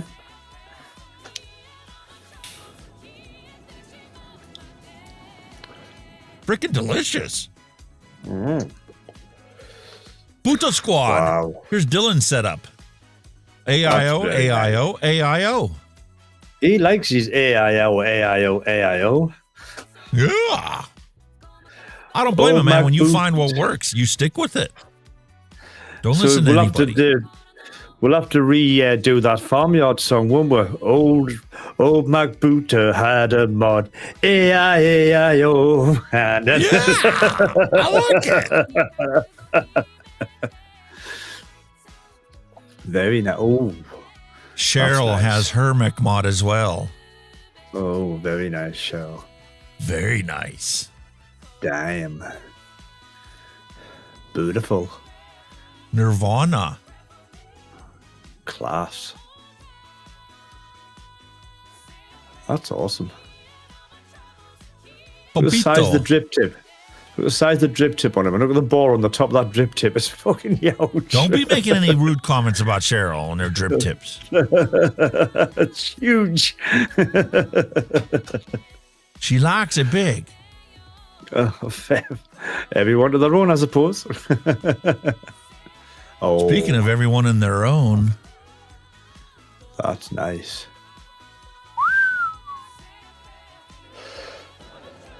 Matchy, nice. matchy. Oh, yes. Cool. I think that's the Hell Vape Dead Rabbit 4 Pro. I didn't get one. Wow. Beautiful setup, like. Nick the 420 Whoa. kid. Damn. Check out them bad apples. It's awesome. Aw. It's a tribute to her son, Cheryl's son, who died 2 weeks after his 21st birthday. I'm sorry for your loss. Sorry about that, Dad. Sorry It makes about that. holidays so freaking hard when you lose family members like that. Oh, terrible, man. Ever since my wife's mother passed away, Christmas just hasn't been the same. It's so depressing for her. It's the same with my missus. No, my mum and dad's Free-ride gone now. Vapor, Both hello, parents. welcome. She's lost both her parents and, not the same anymore. Nope. Look at That's that. cool. Talk That's about very tiny cool. setup, tiny builds. Lovely, isn't it, though? It does Petite. take some time to learn how to wick those properly. Oh, yeah. Six Pack Kid has his size Americana of them, themed. Tiny, aren't they? You've got to have patience of a saint to wick them. That's what you're trying to say. But it's like anything else, man. Once you do a couple times, it's like, and you get it figured out. It's like anything else, like riding a bike. Whoa. Speaking of Six Pack Kid and matchy. Hell yeah. He's got some cracking mods, him. Like, I'm so jealous of him. Very nice. Beautiful. Oh, Matchy. Nice, Still Six Pack Kid stuff.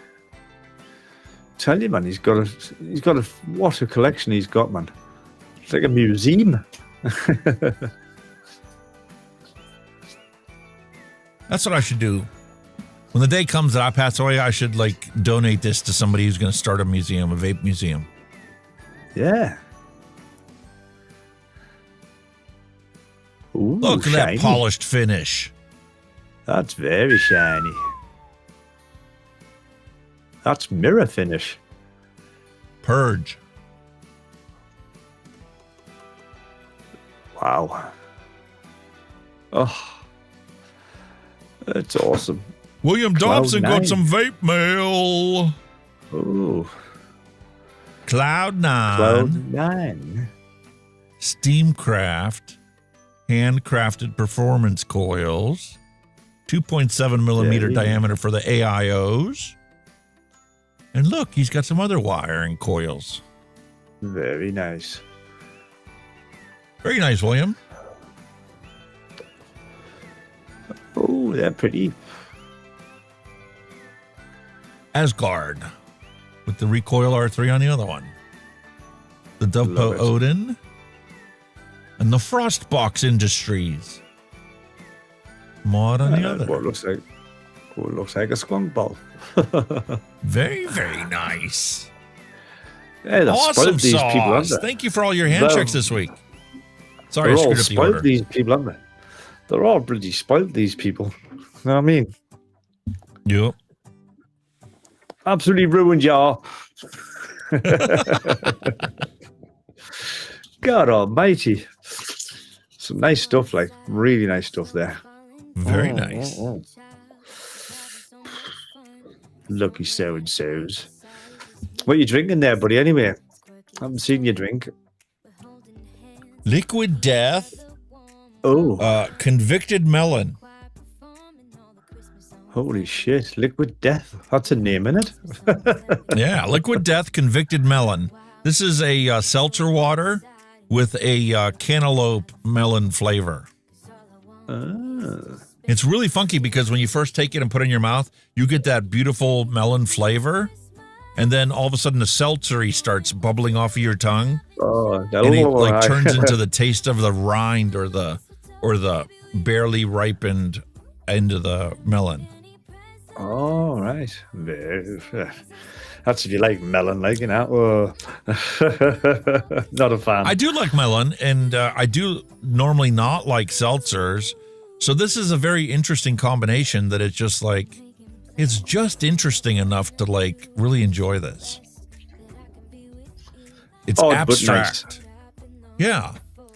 I wouldn't want to drink this all the time, but for, you know, something like what we do week after week, just trying something new, it's really enjoyable. News just in. According to Wizzy247, Kenny is just jealous as he is not allowed to use matches in the house because of her indoors. Now back to your regularly scheduled content of Mixin and Chillin. You know, you've got to keep the boss happy, I'm afraid. That's why I like the summer, because I can sit in the yard and just... Wait, I almost sent you my Luxottica since I'm not going to plan on using it. And I know how much you loved it and yours broke. Yeah, but man. I ran out of room in your box. I can wait. Man. I had more I wanted to throw in there, but I'm like, it's already full. I can't get anything else to really fit in here. If I would have wrapped it better. See, the problem was I didn't have my post office boxes. Remember I told you I was waiting for the post office to deliver the boxes? Oh, yes, that's right. Priority mailboxes. The one size I need that perfectly fits in there to split it 6 ways didn't arrive until yesterday. Oh. So I had to use other boxes to creatively get it to all fit and subdivide the contents up. And it just worked out to the point where I ran out of room. Has your box arrived yet? No. Yes. Ooh. I don't remember where you messaged me because I was going to check the tracking on that. Sure, message you on it. I thought it would be there by now, like.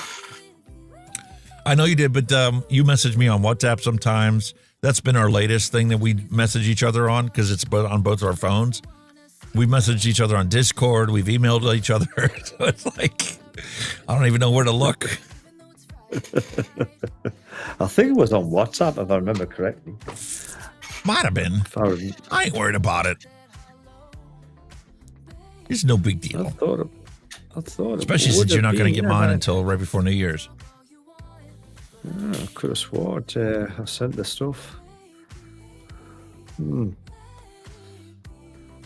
Well, I guess it's time to get into our J&R vapes, or not disposable, or not retro vapes. It's Christmas. It's about getting new stuff, so I got some new stuff in, and this got me really excited. And then when my wife came home yesterday, and she's like, hey, here, take this piece of shit. I'm like, what are you talking about, piece of shit? It's 100,000 puff. I mean, this has like serious vibes to the SVOPP, the Click It. You know, yeah, where's the power pack? I don't know. There it is. Nope. Yep. The little clicker. And the last thing is you got a bung hole. You can like top off the fluid in it. Ah, right. Or you can just swap out flavors in the middle of the day. And then you can have spare battery packs laying in your thing. So I'm like, oh, this is cool. I love this Click It design. So they have their own design here. Magnets hold it in place, and it should be working perfectly. But it doesn't. Ah. It's not a ghost vape. It's just blinky. Like, it's got a 90% charge. Why isn't it working? So my first thing was, all right, let's clean off the air sensor port on there. Attention everyone. Doesn't According to Neil Pitts, do you have a different battery to try it on and see if it works properly? That is all. Well, that's the advantage. I do have some new ones here that haven't been opened yet, so we're going to roll the Retro Vape bumper, and we'll go take a look at them.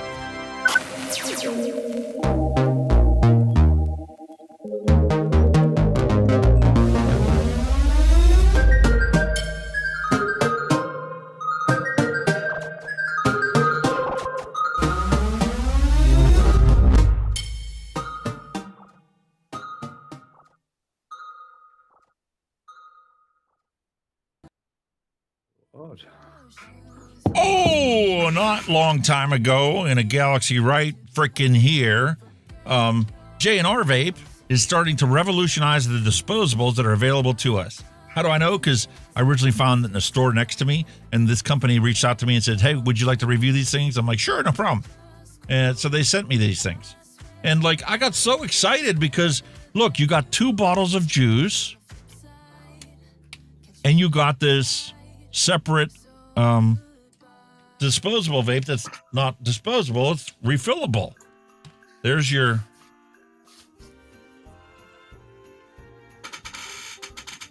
juice, and it's got refillable capacity here. There's your contacts. There's a magnet on the top and the bottom. There's your sensor for your auto draw activation.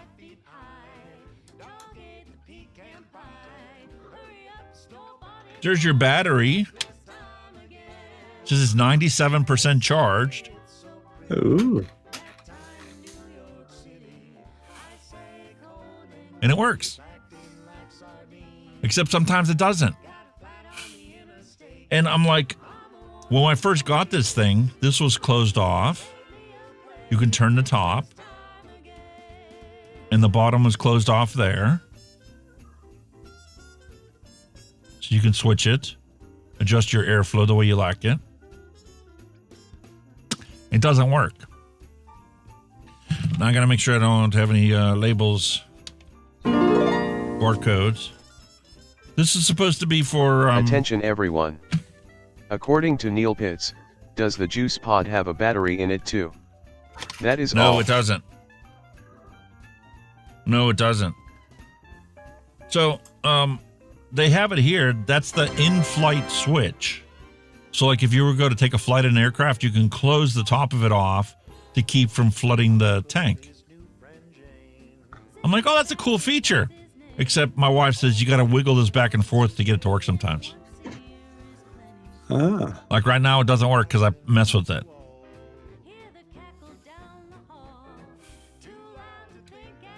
That's so weird.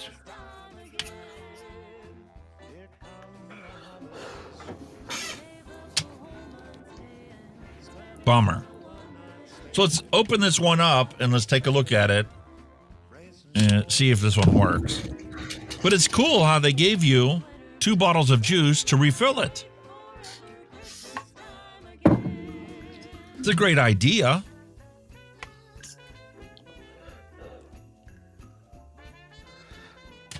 I've got a spangly one here, but I think it's dead. It's from Lost Mary, and it's the what's it called again? The Nira Full View. And if you vape it, you get all the ladies going on it. Take a planet. Yeah, that's awesome. You can get pod. That's the same. It's a similar thing to that. It's the same thing. Look, your pod pops out. There's your refill. You know, you buy them and you just clip it in like that with a magnet and away it goes. But yours works all the time.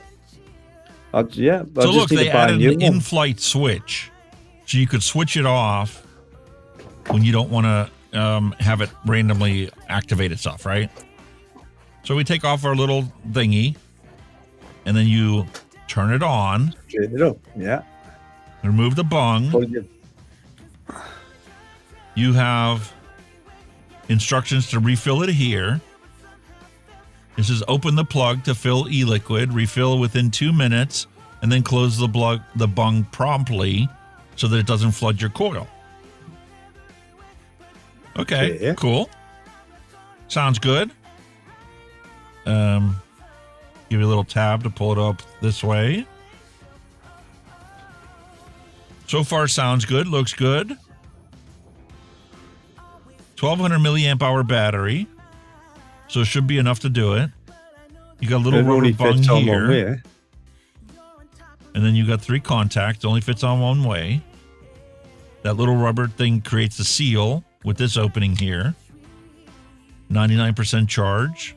Come on the thing.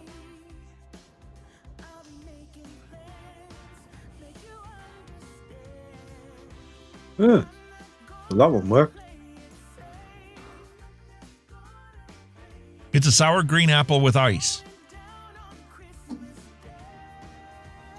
So that works properly. Let's switch the battery over to this one.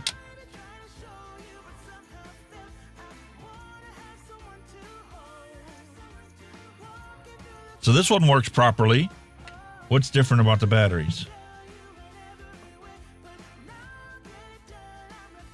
You can't see anything really, can you? I don't see anything different. The rubber sticks out about the same amount on both of these.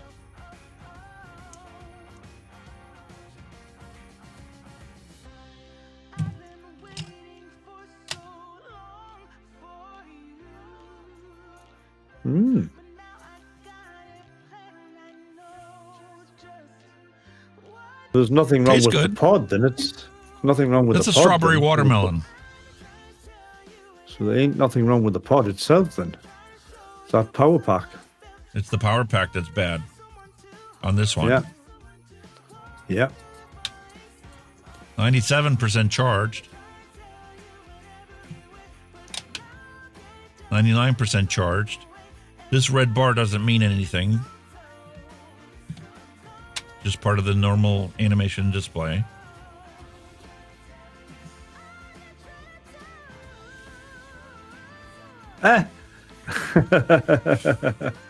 It worked the first time, it didn't the second time. If I squeeze the two together, so it's not a seal problem with the sensor. There's something wrong with this mod.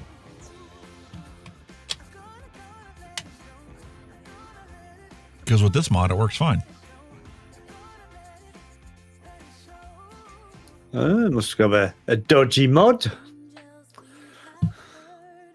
So my wife's going to be happy as a lark for Christmas. She's got a choice and she can swap out flavors anytime she wants.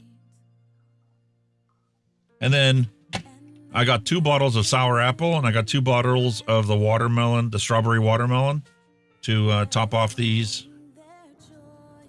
Stellarc pod. Refill them. It's a good idea, like having a refillable.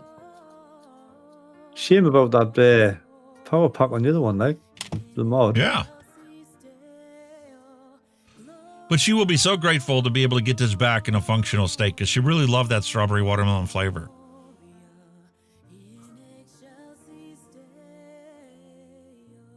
Neil Pitts has suggested it could be the airflow switch not working all the time as well on it. So, yeah, it's a possibility. Yep. So we'll give her a try and we'll eventually do a video on it. But I really like the idea. It's kind of like this SVOPP click switch. And the thing that made this really wonderful is this was affordable. This was only like $8 to get a refill. Really? Yeah. And then obviously you could top it off and fill it back up yourself. Because there's a bunghole here for you to top off the liquid. Ah. It's not very easy to get open, but you it's can there, open though. it. You've still And got it's already one. That's there. the point, isn't it? Yeah. And you got to make sure it's closed the whole way or this won't slide on. Just a You can matter of adjust the time wattage. before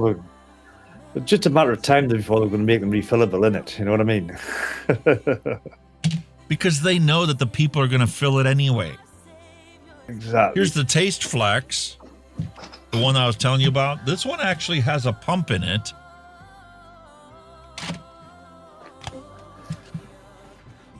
It's the world's first motor-controlled auto-wicking system.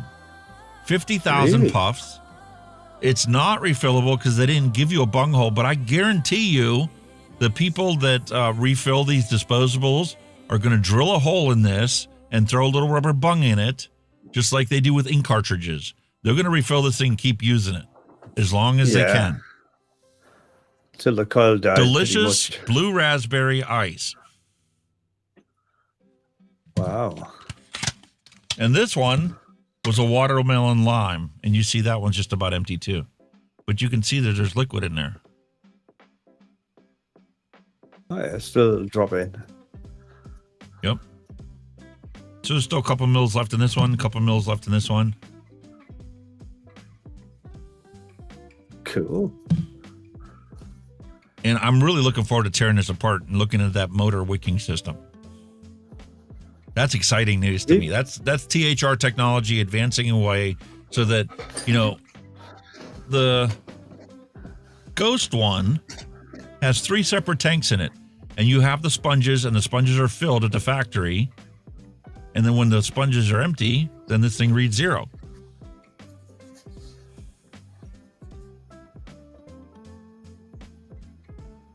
This one says that the sweet tank and the Nick tank is empty. But the Ghost tank is still 55% full. And I guarantee you that this is just the ice tank. Yeah. Must be the cool end. You can't see it, but this one works.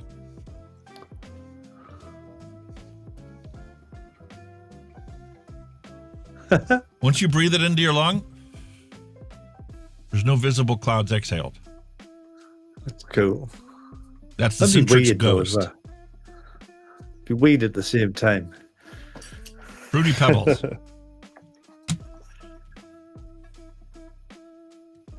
That'd be weird. What's weird is me looking at disposables. I'm a rebuildable guy. I love my rebuildable tanks. You see me week after week on the Retro Vape. I try and get my hands on every rebuildable I can get my hands on. Yeah, and but then you got like technically stock coil sub-ohm mouth to lung tank. They're technically not disposables anymore, are they, though, when you think about it. You know what I mean? They're rechargeable, so, you know. And refillable. The term disposables is very loose now, isn't it? Yeah, it's only a form factor description that the common man calls that a disposable. Yeah. Because it looks like a disposable. Now they're multi-parted. You have a separate battery mod, and you have a separate tank, and the tank is now refillable. It's no longer a disposable. But they're still calling them a disposable. Everybody calls them a Yeah. disposable. What else are you going to call it? It's not a pod mod. It's not a pod. Your tank and liquid functions like a pod, but that's not the same thing as this. Or this. Yeah. Or this. Or this. Or this. Oh, Or Jesus. this. Or this. Or this. Holy moly. Or this. Or this. Holy These are pod moly. mods. What is that? That's not a pod mod. I'd say it's an SPS pod mod. Side by side. Yeah. That's getting more accurate because It's not describing your standard pod style, mod style. It's a Nope. side-by-side. Not disposable. Not disposable. Not disposable, people. It's not disposable. They're not disposables. Disposables are banned.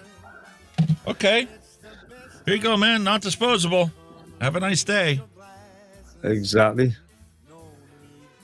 Let the Wow, legislators spin their wheels. Because when they ban pod mods, well, you'll have side-by-side not disposables. Exactly. So, here's the next advantage, okay? We talked about 10,000 puff, 20,000, 30,000, 40,000 puff disposables, right? Here we have now the Mega Box Pro 6,000. 60,000 puffs. Grape Twist and Strawberry Kiwi Ice. How is that actually possible? You know, like with the amount of e-liquid that's in them, how is that Look actually how big possible? it is. I know. Let me put it into perspective on size. I handed that to my wife. She's got one that she's using now. She's like, this is the biggest disposable I have ever held in my hand. It's huge compared to the normal one. Have the same art that our Zippos had on it.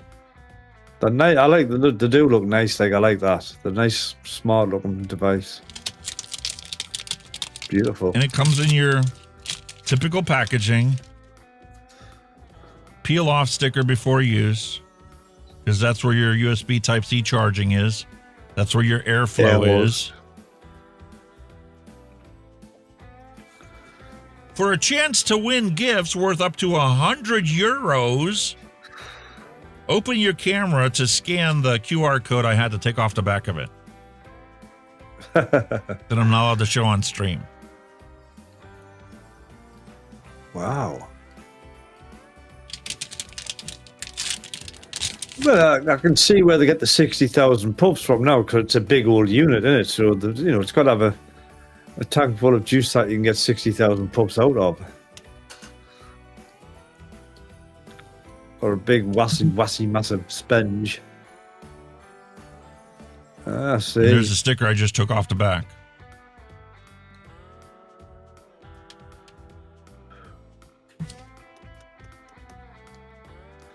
They are nice looking devices, like. Big, massive bung. Now we have a duckbill airflow instead of your small duckbill or your round airflow. I still say this was the most undervalued idea that was ever available for sale. The Robo Bar. This is a direct-to-lung disposable. I remember you talking about that one. Wonder why it hasn't caught on yet.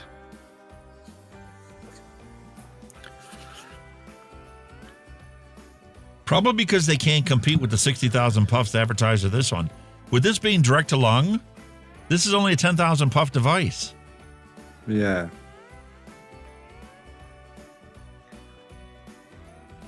It would have to be a lot bigger to obviously be a 60,000 puff device. But look at the art that they put onto the front of this thing. And like I said, this thing is huge. That's the same as my dual battery 21700 RX2 from Jabo. They are big old units, aren't they? And how do you know it's filled with enough liquid to give you 60,000 puffs? Look at this thing. Ready? 134 grams. Jesus. That's a brick. By comparison, this one's 73 grams. Oh, being used a bit. That one's 76 grams. Wow. Here's this one. Candy cane. 45% liquid still left. 90 grams. This is a 30,000 puff device. Holy moly. That's a 60,000 puff device. 134 grams. Shit. That's a beastie for a disposable, isn't it? And this is way more enjoyable, a vape, than this one. Look at the tiny hole for the airflow. It's a duckbill mouthpiece with a little tiny airway opening. This airway opening is the full width of that duckbill. It's massive. Holy shit. The airflow balance and the restriction makes this truly comfortable, whether you want to mouth to lung it or do a restricted direct lung.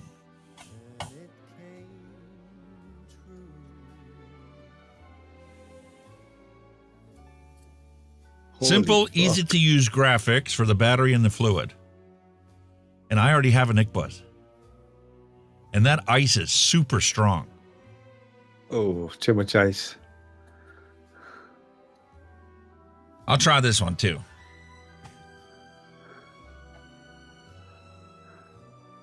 $134.5 grams.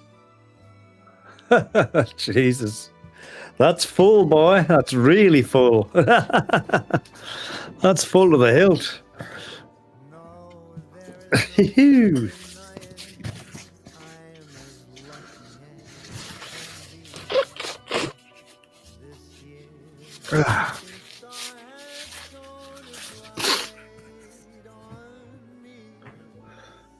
That's one beast of a little mod, like. You know where a grape? That's what it's filled with. That is essentially a one shot of Innerwear grape in a disposable. Wow. This really gets me motivated to do single flavor testing of all these things because I can recognize that spot on. Really? I've tried 5 different grapes, single flavor tested them all because that Purple Rain was my all-day vape for the longest time. That's an Innerwear grape. That's also pretty close, not identical, pretty close to Flavor's grape. Wow. Well, that must be decent. Throw 2 of those into your wallet or purse, 270 grams. 120,000 puffs sitting on my scale. Shit. And they're gorgeous. They're beautiful. Aren't they? It would be a shame to throw them away if they did break. You know what I mean? They're gorgeous. That's going to be the problem. I guarantee that's going to be a problem someday because people are going to look at this and go, this is beautiful. They're going to set it up and put it on their shelves after it's completely dead. Yeah. And what happens when the battery completely dies? What safety features are in there to make sure that doesn't go into a thermal runaway someday sitting on somebody's shelf? Yeah. I suppose if you wanted to keep it, you could probably try and dismantle it, like take the guts out of it and keep That's the box. another possibility. Yeah. When you go to recycle it, instead of trashing it, carefully removing the base, the interior, to remove the battery, and then keeping it as a memento of your quit smoking journey. It's nice. It's just a nice bit of art as well, isn't it? It's lovely. Very nice. Very cool. Unfortunately, I can't vape anymore. Sorry. you got a Nick Buzz, mate.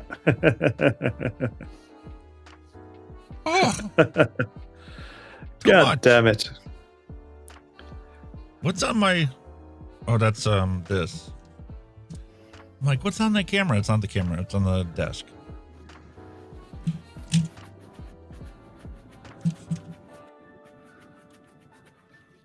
The number THR Christmas.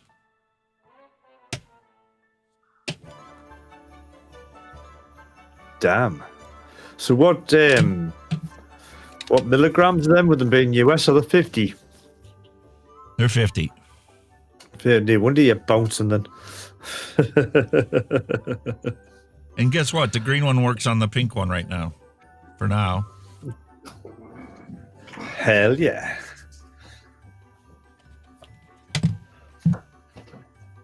Wow, I really like them.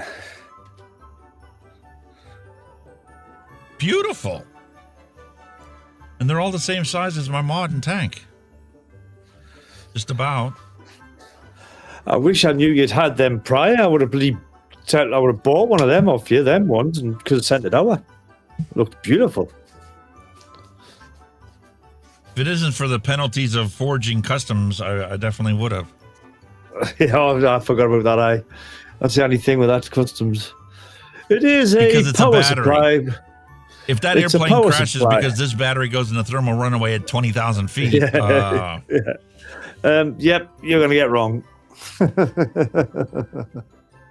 be going to jail the rest of my life. You can't send batteries, can you? Fuck, I forgot about that. That blows.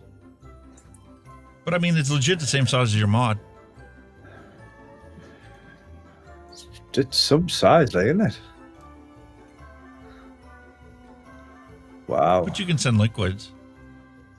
I did send you your Frusion Juice Company 2 bottles of liquid.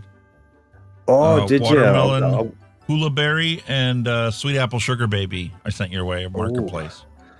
I was definitely interested in them, like, because they look good. Them Frusion juices, really good. Yeah, I think I got you 4, 5, 6 bottles of commercial juice, plus the 6 bottles you and I DIY'd, plus 6 or 8 of the 60 ml bottles we DIY'd past couple months.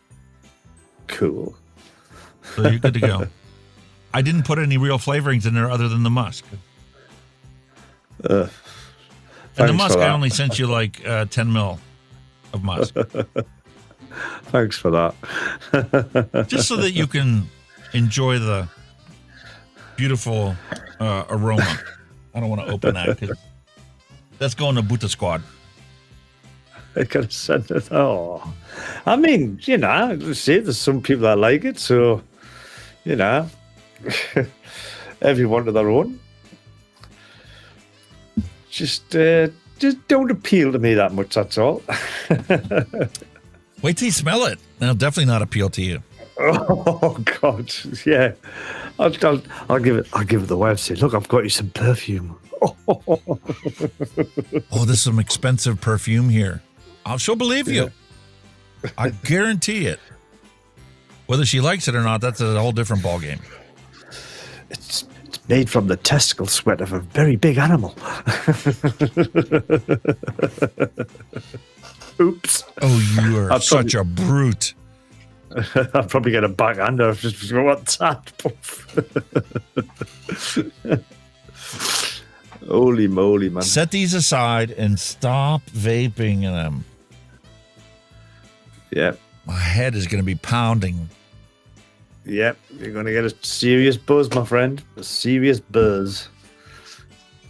Man, boy, do I have a whole collection of these for Christmas this year. Well, tell you what it is. I'll take that nice one on your cruise. Well, that'll last you a while.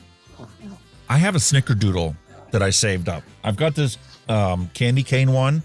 I've literally been vaping this for like 2.5 months already, right? Have you seen the info about Home Alone being a Christian movie? You can Google it. No, I did not realize that. Christian movie? I've never thought of it like that. No, and I'm trying to recollect in my brain the movie itself, and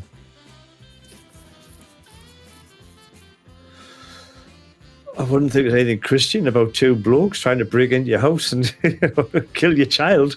and leaving your kid home alone and doing whatever it takes to get back there, and the kindness of strangers helping you, I get, maybe, but I don't know. I'll have to look it up. I'll have to Google it after the show. I'll have to Google it after the show and look into it. I never would have thought that. Something I would never have thought of myself, Nat. Family movie, family Christmas movie, yeah. But Neil, that's what my wife said too. She's like, that's that airflow switch on the top, that quarter turn. That's what's causing all the problems. Darren D, hello and welcome. Happy holidays. Merry Christmas to you. Merry Crimber. Happy Hanukkah, whatever you celebrate. Man, do I have a Nick buzz. I don't even want to do another DIY mixing yet because of it. See, that'll teach you for being so spoiled for choice there. Listen, that's the whole reason why I love this Robo Bar. This is a 10 milligram direct to lung. This is a 50 milligram. And just produces about 80% of the volume that this Robo Bar does. See, I can when you do the math, why I'm getting 5 times more Nick out of that one than I am out of the Robo Bar. Now I can understand why we've only got like a 20 milligram limit. Like, oh, Jesus. I'm about to reach behind me in the drawer and pull out the 0 milligram disposable I bought at Brick City Vapors. Oh, yeah, you got one 0. Didn't So you? if you are one of those ones that are trying to taper your way completely off of nicotine, you can have a regular disposable and you can have a 0 milligram disposable so you can still vape and taper your way off of the nicotine. Yeah, it's like weaning yourself up, isn't it? You take one drag of your 50 milligram, and then the rest of your smoke break, you just use the 0 milligram. Ooh. You're still vaping. You're still feeling that nick starting to raise in your bloodstream. And then maybe if you still want another hit of your nick vape, you do that before you go back to work. Mm-hmm. Then you're good for another couple hours. 50 milligram would probably save me for the day on me back. Oh, done. I did think about sending you a disposable with 50 milligram in it because it's just like, it's a completely different experience. It's not as bad as you would think it is, though. That's the thing that really gets me. Like, I pick this candy cane up all the time and I take a drag or two on it, and it doesn't faze me. I don't get Nick buzz from it. It's probably like a safety. It just means that my vape break is a lot shorter than I'm used to. I suppose if you chain vape it as well, I mean, that's going to obviously do the damage. Right, but you have to choose to do that. Yeah. Merry Christmas, Brian Morgan. Merry Christmas. Yeah, you have to choose to do that, though. I mean, that's the thing they don't understand. It's like, you titrate your nick level to what you need and want. Oh, yeah. And when it gets too much, you just don't use it. Your body kind of tells you anyway, doesn't it? One way or the other. You know what I mean? Too much, head spin. Too little, you chain vape. You crave more. Like, how many times have we done that with our liquids when you nick it up and you thought you nicked it up to a 3 and you nicked it up to a 6 and you go to take a couple of puffs of it and then all of a sudden it's like, oh no, that's too much. I'm done. Holy shit. Yeah. And then you're like, man, I wish I could vape more. The balance is wrong. Mm-hmm. So then you make the adjustments so that you like switch your liquid back to a 3 and then you chain vape it and you're out there vaping for a good 5 minutes and then you feel like, okay, I'm satisfied now. Yeah, I'm done. That's just a nice amount. Definitely. Oh, what time are we in tomorrow? Oh, yes. I had that same issue with the Steam Crave. When I did the Steam Crave Titan, I made the mistake of, making a 3 milligram. And even with the 3 milligram, that dual mesh coils inside of that Titan 40 millimeter tank made so much clouds.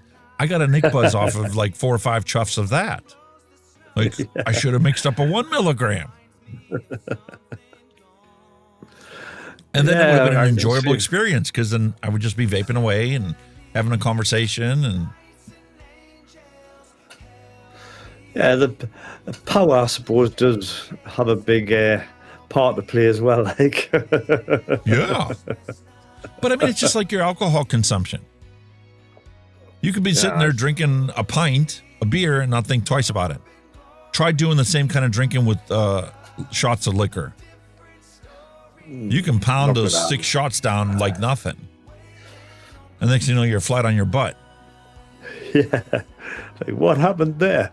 Try to take a trip to the loo and you can't make it because you're staggering drunk. That's what I'm saying. Like all these like alcoholic drinks now that just taste like pop. You know what I mean? You just drink it like pop. There's no throat burn or nothing like drinking a whiskey or something. You just, it's great, this. And then You walk out in the fresh air, and there's the man with the magic mallet. Dink, and then that's it. You're gone. Fresh air's a big. The old adage of 1 tequila, 2 tequila, 3 tequila floor holds true, and you weren't drinking tequila. Exactly. Bad move. That's what I'm saying. Oh, he's drunk. Let him take him outside for fresh air. No, that's the worst thing you can do. It makes it worse. Hand him a mug of coffee and go, here you go, mate. Yeah. Nice, strong black coffee. Get that down, yeah. You had too many downers. Here's an upper. Exactly. Like, that's why they feared the bombs. Remember the cherry bombs and the Jaeger bombs? Yeah. Because you were consuming the alcohol, which was a downer, and you were consuming the Red Bull, which is the upper. So you didn't feel you're drunk. Nah. At all. James Reed, hello and welcome. Merry Christmas. Merry Christmas, James. From down under, y'all. Whoa. From the land down under. Yeah. Wow. Speaking of which, got to send out our condolences. So that what happened lately down in the news, bloody shooters shooting everybody on Bondi Beach. Absolutely disgusting. Oh, yes, I did see that. That was Bondi Beach, disgusting. The shooter. Yeah. I think it was the Jewish celebration, Hanukkah or something they were celebrating. Hanukkah, first day of Hanukkah. And they just opened fire on them. Killed one. I've got the other one in hospital. He's critically ill, but he still survived. No reason. Disgusting. But yeah. That's the sad reality. It isn't about gun control. It's about the fact that, mental health is not an issue in this world unless something like that happens, and then all of a sudden it gets called into question. Yeah. Meanwhile, anybody that's known this person probably knows that they've been out there on the loopy end, should have been committed a long time ago. Oh, this was a definite terrorism attack. When they've looked into them and what they were looking into and what they were looking up on YouTube, they actually they were supposed to have thrown some explosive devices in the crowd, which fortunately didn't go off. So, and there was one member of public, he actually tackled one of the gunmen and got his gun off him. So, sad stuff, man. So much evil. And the sad in this reality world is this is the justification for Palantir getting all those government contracts right now and implementing AI to monitor internet traffic, social media postings, and build databases on everybody on the planet, so that they can find these people before they commit the atrocities that they do. Yeah. Which I suppose is a good thing, but, unfortunately, like every good thing, it can easily be abused. Yeah. That's the thing. But yeah, it's a shame. Absolute shame. Lots of angry people in the world, mate. Lots of angry people. Unfortunately. Well, sir, I think it's time for us to do a random recipe and change the topic of conversation. Yeah, let's brighten things up.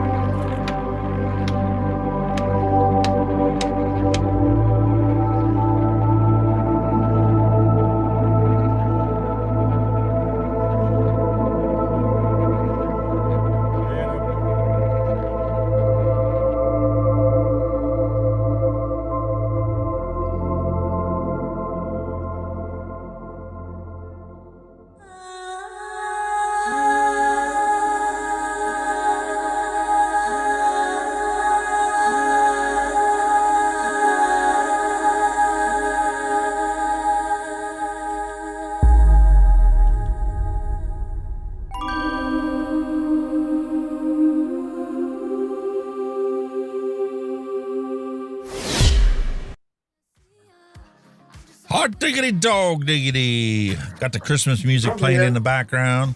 Got my flavor stash out. I've already made all of my liquids for Christmas. So now it's kind of like, stores that are restocking. You need to plan for what's coming next. So now it's like, okay, what liquids do I want to make to take with me potentially on our cruise in a month? So if I go to take anything that's going to require some steeping, or even like the fresh fruit flavors, it will simply taste better if I wait a month, make it now for my cruise at the end of January. So let's click the old what can I make on ELR and have it search what recipes are out there that use the 800 plus flavorings I have in my inventory. What's going to rock your boat on the holiday sake? So you're going on a Caribbean cruise, so are you going to go with the Caribbean flavor with a nice bit of rum? Or are you going to have something a bit fruity? I do like the idea, but see, that's the thing. I also need to pair it with what I'm going to be drinking on ship.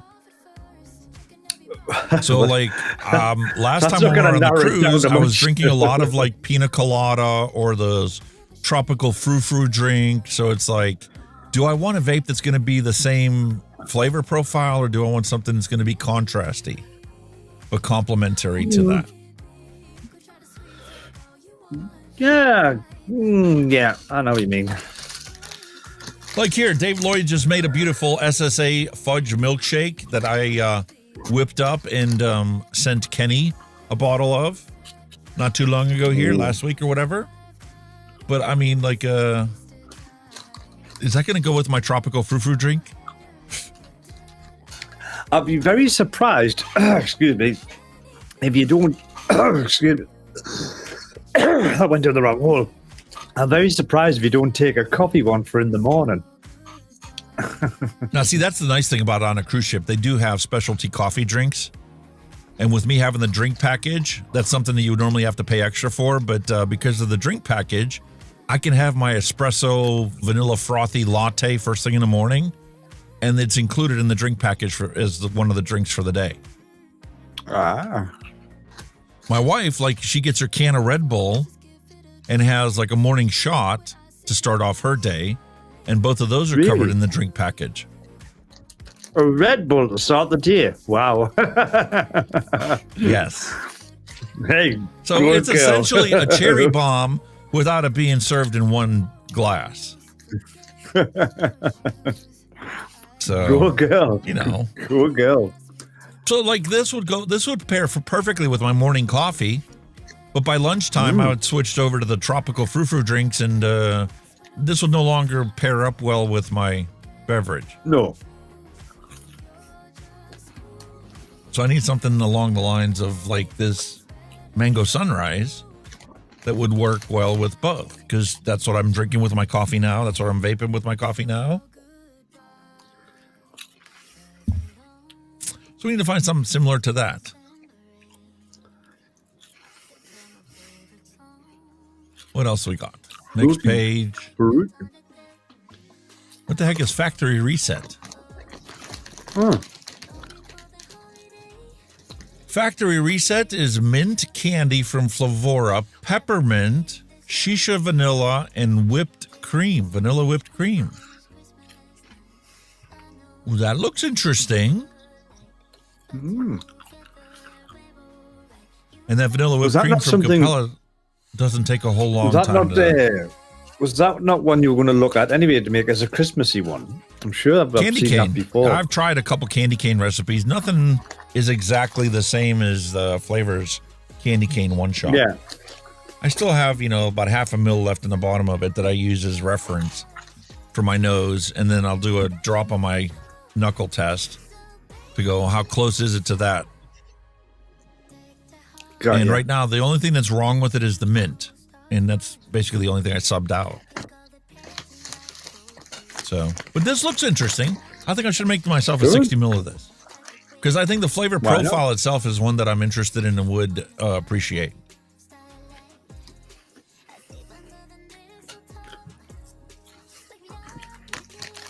$60 mil, 6 milligram, 1% super sweet's already part of the recipe.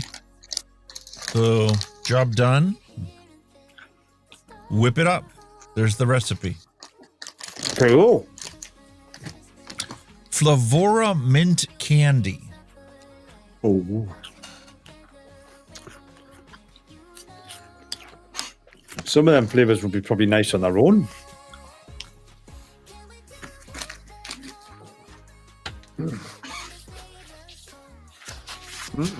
Hey, man. I've never opened this bottle before. This is Flavora's mint candy. That's exactly what I need to swap out in my candy cane recipe from Flavors to give me the right mint. Really? Oh, yeah. That is almost identical to the mint from Flavors that I ran out of or didn't have. Wow.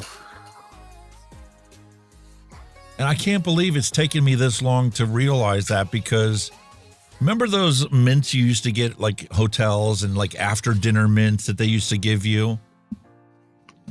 And it's kind of a soft Brainstormer 1976. Hello and welcome. It's kind of a soft mint, a dinner mint. Like an after almost eight. Like a buttermint. Yeah, like an after eight, but it's got dark chocolate on. I know what you mean. I tried that candy cane recipe with Purellum's buttermint, and it was more of the candy and less of the mint. The Flavora mint candy has just the right balance of mint, where the candy is just a back note that gives you the representation of that little buttermint. I'm excited. I'm excited because if that solves my problem and gives me the candy cane recipe, I'm going to mix up 120 mils of it, and that's what I'm going to be vaping until we leave for our cruise. I truly love that one shot that he sent over. Oh, it was fabulous.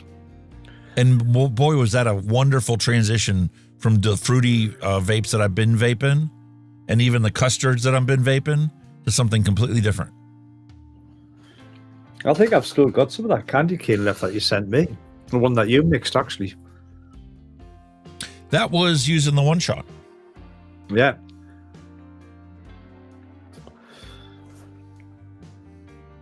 Oh, I have it just touched my nose. And man, I still have that smell every time I breathe in through my nose.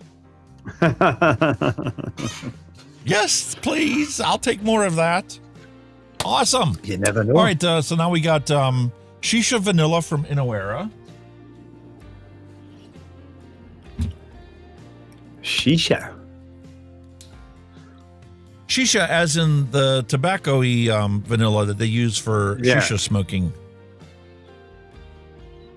See, this is a rich, creamy vanilla with some caramelly notes and some woody characteristics in the smell. So I get why it's a shisha vanilla. Got you. It's a nice accent flavor. Some people might enjoy it as like a replacement for pipe tobacco. You know, you have an uncle that smokes the pipe and they have some vanilla tobacco that they put in it. And the whole room fills up with that vanilla scent. That's what so shisha wrong. vanilla is like. That sounded so wrong. Hello from the Netherlands. So you're in the same part of the Europe that Bick is from. Yes, he is Bick. Yeah. The Netherlands. All right, shisha vanilla, correct. Now we need Capella's peppermint.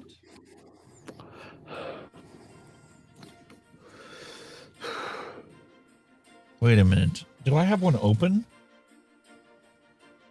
I've never opened up Capella's peppermint until now. No way. Yes way. Wow. See, the thing is, most people don't even think about this until they get into DIY. But like, when you order a bag of Starlight mints or you pick up Starlight mint peppermints for Christmas, and then you pick up the dollar store peppermint candy that looks identical, but they completely taste different. It's a different mint. It's a different sweetness, a different brightness to the candy in your mouth. This tastes like a Starlight Mint. This smells like a Starlight Mint. It's a balanced peppermint. It's not like heavy on the peppermint oil. It's not primarily just a flavored candy. And it's not too punchy. The dollar store brands are either too weak or they're too in your face. Yeah. And there's not a happy medium, is there? I've got two mints here, the peppermint and the mint candy, that fall in line with the candy cane I've been dying to try. This recipe has got me really excited the more I get into it. I've just had a thought there. Vanilla whipped cream. Yes, sir. You've got me thinking now. I wonder how many bottles of flavorings that you've got that you still haven't opened yet, that you don't realize that you haven't opened yet. I bet there's a few. Last I checked, it was 68% of my flavorings that I have here in the studio I have never used in a recipe. Really? So they're probably unopened. Actually, the ones not used in a recipe are higher than that, but I subtracted the ones I've already single flavor tested. Got ya. Still, this vanilla whipped cream is the perfect balance of vanilla and definitely a whipped cream, not like a cream custard, not like a heavy cream for milk or something you would put into like your Alfredo sauce.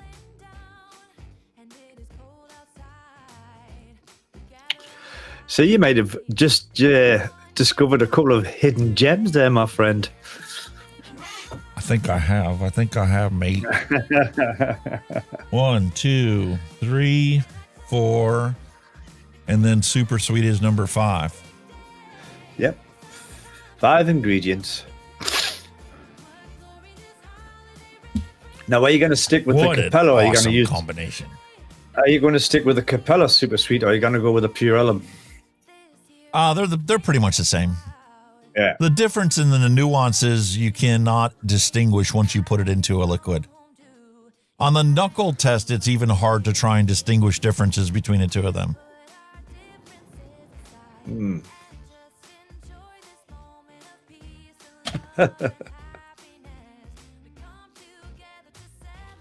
Super sweet is super sweet. You could make it up yourself at home. You don't need to buy it. Yeah. You could take and throw a 10% concoction of super sweet in PG and use it as your super sweet. Naturally, you would have to adjust to taste the percentages you would averagely use in the recipe. Whereas right now, the Capella and Purellum are the same concentration. I don't know what that is. I don't know if it's 10, 20, 25%. I would guess it's probably on the lower end, maybe 15% super sweet, maybe 20%. I don't know. Daniel83 is asking, where do you store your VG, PG, and Nick, sir? If you don't mind me asking. VG and PG are right here in the studio in room temperature. And the nicotine that I have that I use right now, both the little tiny bottle that I decant to do my active mixing, sits here in the room temperature studio. The 2-liter bottle that gets refilled with sits in the corner cupboard, protected from sunlight in this room temperature. It's more about stable temperature than it is about keeping it refrigerated. Yeah. Now, my long-term storage is deep freezer in the garage for nicotine. Yep. And he got plenty, folks. He got plenty. Yeah, because originally when I bought it for the vape apocalypse, for the potential nicotine tax that they were going to impose on us here, I was preparing for myself and my wife to use DIY liquids the rest of our lives. Which is not a bad thing. Yeah, well, it didn't take very long after that my wife switched to disposables. And now it's gotten to the point where she does not vape a mod and tank setup. Can't be bothered. I think a lot of people went that way. Especially when the disposables came out. You know, I think as much as, you know, I like rebuilding and that, I think we've just become lazy. You know, I thought, well, I can't be asked to rewick that. Oh, there's a disposable for $5. Okay, you know what I mean? It probably took her 2 or 3 months where she tapered away from her mod and tank. Yeah. And got to the point where she only wanted disposables if possible. That's right. If it's available, she's on her disposable vape. She's got multiple ones in her car, in her glove box, in her purse, in the end tables downstairs by her sofa, and on the headboard in her bedroom. Yeah. And she swaps them out left and right until they totally die, and then they go in my recycle box. There's nothing wrong with that. But like, I even hand her a mod and tank, or like if I'm reviewing something, I get something new, or I made a new e-liquid, I'm like, here, try this. She'll try it, she'll give me her impression of it, and then hand it right back to me, and that's the last she wants with the mod and tank. Yeah. She's just very content with her disposable. Which is So fine. I've literally got 2 lifetime supplies worth of nicotine in my freezer in the garage. Like you said, it's not, you know, what you vape as long as it stops you smoking. You know what I mean? That's the thing. That's what it's all about. Keeping you off them horrible stinkies. Oh yeah. Matter of fact, she went out. They had a ladies' night. There was this dance bingo that they have here in Pittsburgh. Yeah. Something new she came across. So she and her cousin went to this dance bingo thingy. Where they like play music, you know, and they're bebopping to like pop songs in between bingo games. And she took 3 disposables with her because she converted her cousin to be an ex-smoker while she was at bingo. That's awesome. Once she got in the car, she handed her the vape. She's like, oh, this is cool. All right. She never realized she never wanted or picked up a cigarette until she got, you know, really drunk at the end of the night. And my wife was on her way home, and she's like, okay, when I get home, I want a cigarette. But the whole night they were out there, she was vaping and didn't miss her cigarettes until she was on her way home. Alcohol doesn't help either. Like, you know, now yourself, when you were a smoker, when you had alcohol, you smoked for bringing for your country, like a didn't fish. You? Yeah. And you smoked like a bloody chimney. Ooh, I haven't seen them for a while. Whoa.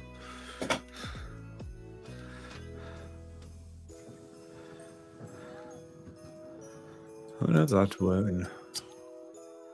Very nice. All right, so there's our recipe.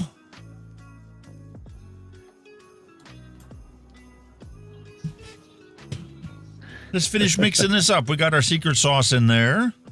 Now we're going to grab our mint candy from Flavora. Man, do I love the smell of this. Yeah, man. 1.2. It's kind of got an alcohol-y base to it. Interesting. Cool. This is one, when I place my next order, I'm definitely going to order a bigger bottle. Because I foresee myself using this. Especially if it works in your recipe. Oh. Yeah, I may end up buying a 120 ml bottle, because if this is what it takes to make my candy cane. Boom.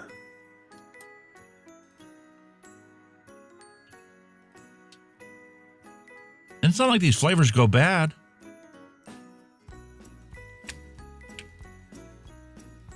They may lose a little potency after they've been sitting on the shelf for a couple of years, but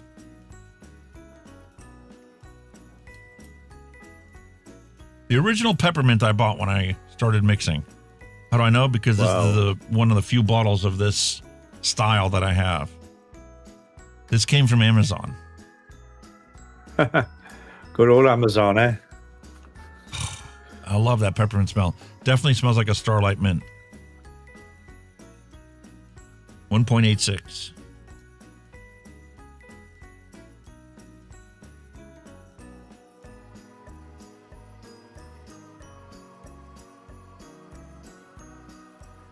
Damn. Looks good. Smells good. Just going into the bottle. Potent smell.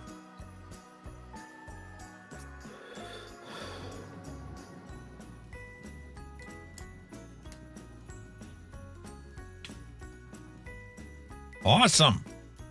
Shisha Very vanilla. good. Very 1.2.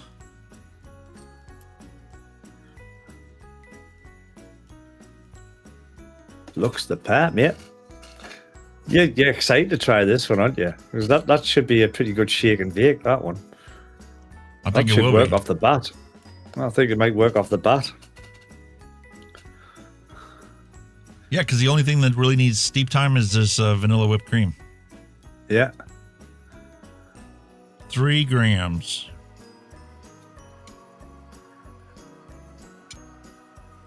Plenty in there, isn't there? That reminds me, you know, there's peppermint. I might make some peppermint creams for Christmas. I like nibbling on a peppermint cream. Perfect. Now we just need some super sweet. And 1% is 0.64. I don't even know why I have to look that up.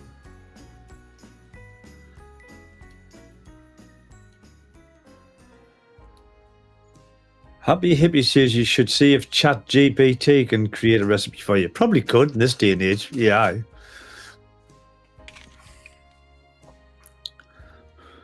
It can, but I don't think it has enough knowledge base to differentiate between different brand flavorings. No, it doesn't know the difference between Capella's peppermint, TPA's peppermint, Flavora peppermint. I don't know if you actually named the ingredients, says make me a liquid with this blah blah blah, this make it might do something, but for a general make me, like if you said make me a pineapple slush, it would just generalize it. It would come up with a flavor combination that would be appropriate. Yeah. And the other thing is we don't really know how much AI has scraped websites like ELR or all the flavors. Mm-hmm.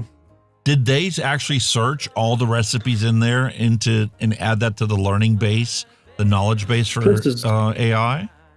Plus, has it been touching on all actual websites that sell various flavors as well? You know what I mean? Has it got that kind of knowledge in its And does it have access to database? like the secret recipes that people have kept? No, You know what I mean? not like that. Like but you probably like, don't like- realize if you've got Gemini AI on your computer, it may or may not, depending on, you know, when you downloaded it, when you agreed to it, what terms you have with the AI, whether you're on the free version or subscription version, whether it scraped your documents and files on your computer. For all we know, it may have all of Darren's flavoring recipes for all of his mixes. Yeah.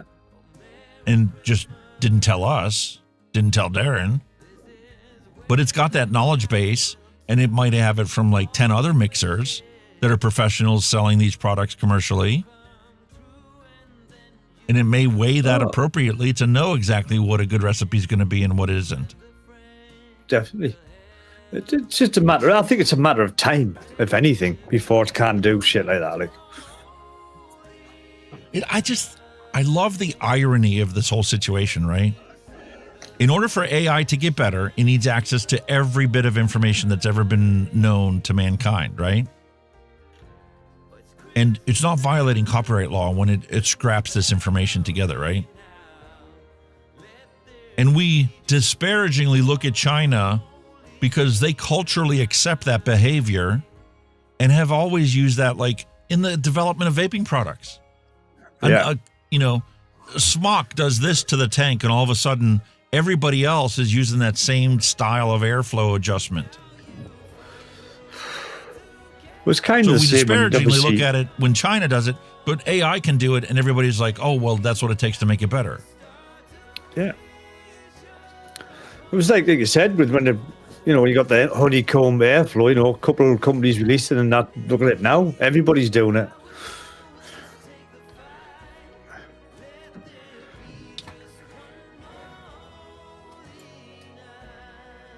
I'm going to have a little experiment here. Hang on a minute. Let's have a look. That's like, when the Blaze came out and everybody was looking at the Blaze, everybody was pinpointing tanks that they've used and they're familiar with. They use the same style airflow and they're like, oh, well, they're just robbing this from this company or they're robbing that from this company. Yeah. Well, I think everybody got that one there to that point, didn't it? What if they're not actually robbing it? What if their priorities are to make it better for everybody? Well, there's that as well.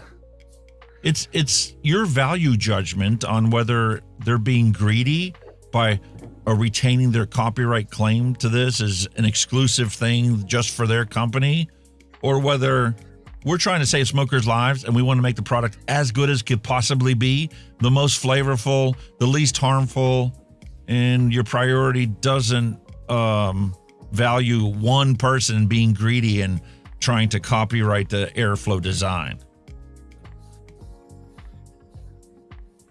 If your goal is to improve humanity, everybody's input is valued,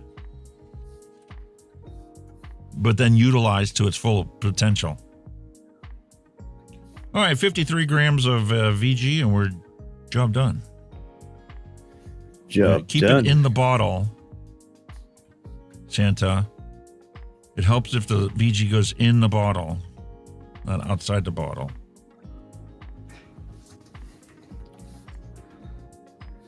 There. God, this smells good. Haha.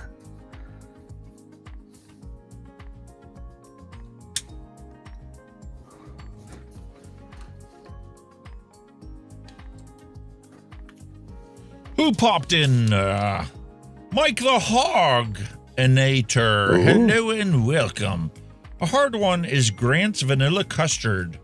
A lot vanilla custard with pepper notes. Everyone tried to clone it. Couldn't get it right.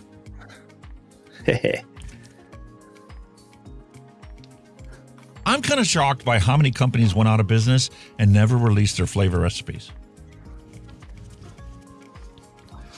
Probably, like Sega said, probably other companies probably bought them out, you know what I mean? That's true for some of the situations, for some of the companies. I mean, that's why, who's the flavor house in the UK there? Everybody's ordering from now. There's Nom Noms, yeah. Nom Noms bought out a bunch of flavor recipes from other places that went out of business. Yeah. And is now selling those flavor concentrates. I think they bought Little Chef. I think they bought all their stuff.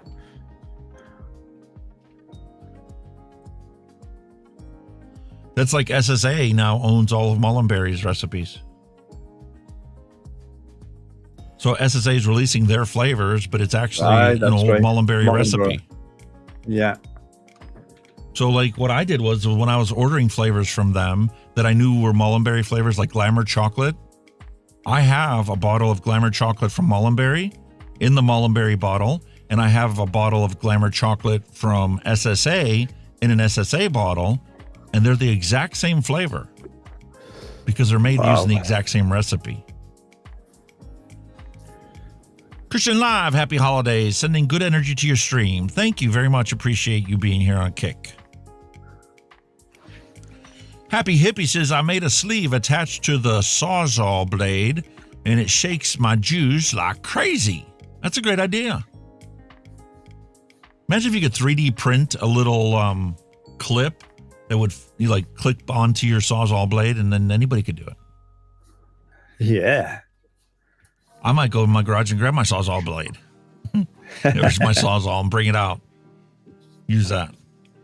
Because that's the best way to shake it. Good shake. Daughter brought me a cup of tea. Daughter just brought me a cup of tea. Lovely. Oh, bless her heart. Thank you. Bless your heart, he said. Thank you.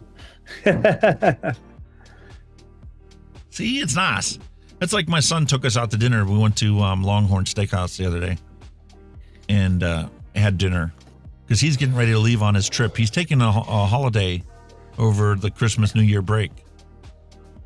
Ooh. So he's legit leaving tomorrow. He's off work now, and he's off for the next 2 weeks. So he's heading to Chicago. He's got a concert that he's going to watch next week. And then he's going to go out and visit his brother on base.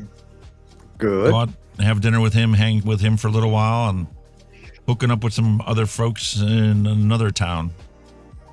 Don't know. I'm not privy to all the details of it, but I told him, I says, I'm kind of envying what you're doing with your life right now. Because that's all what I wished I would have done when I was your age. Yeah. Once I hooked up with your mother, my whole life trajectory changed and was now limited to being the family man and doing what needed to be done to raise the kids and make sure bills are paid and the mortgage is paid and that whole 9 yards. Brilliant, man.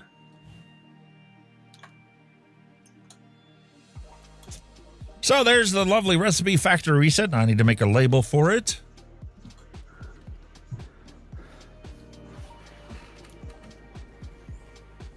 I'm excited to give these things a try, and while I'm waiting for that software to load, let me knuckle test Cheryl this. threw hers in the blender, got all frothy, so we called it cum juice. Uh-oh. All right, it's not a candy cane. The shisha vanilla and the vanilla whipped cream are too strong in the flavor profile. The peppermint and the mint candy that's in here gives it that icy sensation without it being like WS-23. It's a very pleasant, minty vanilla cream. But it feels like there's a hole in this recipe. Maybe that won't be present after it steeps a week or two. Because it sounds like it feels like a duet flavor profile wise. And I feel like I'm missing a trio. I'm missing a piece of harmony to fully sell it.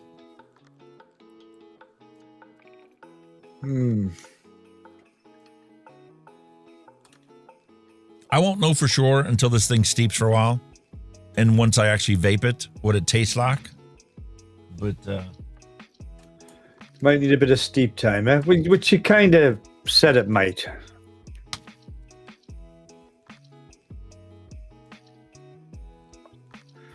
And I'm unfairly judging it because I'm expecting it to be a candy cane, and that's not what the recipe was written for. It's a very pleasant peppermint cream on my second knuckle test. It's got a nice tingle to the mouth, too, in my tongue. I hope that is maintained in the vape. Sounds good. Because the other characteristic to the mints and especially the peppermints is they build. It's like ice. You can take a drag of an icy vape and you go, oh, yeah, that's got some cooling sensation to it. But then by your fourth or fifth drag, it's like brain freeze because the ice keeps building and building and building to the point where it's no longer an enjoyable experience, but it's like taking over your recipe. I get that.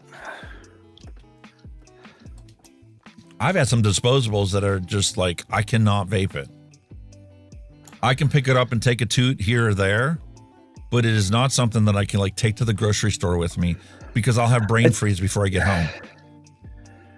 I was never a fan of coolant as such, but in some of these like disposables, it's not over cooling, it's just slightly, and I don't mind that. It's like you said, when they're over cool, it's like, oh my god, that's disgusting.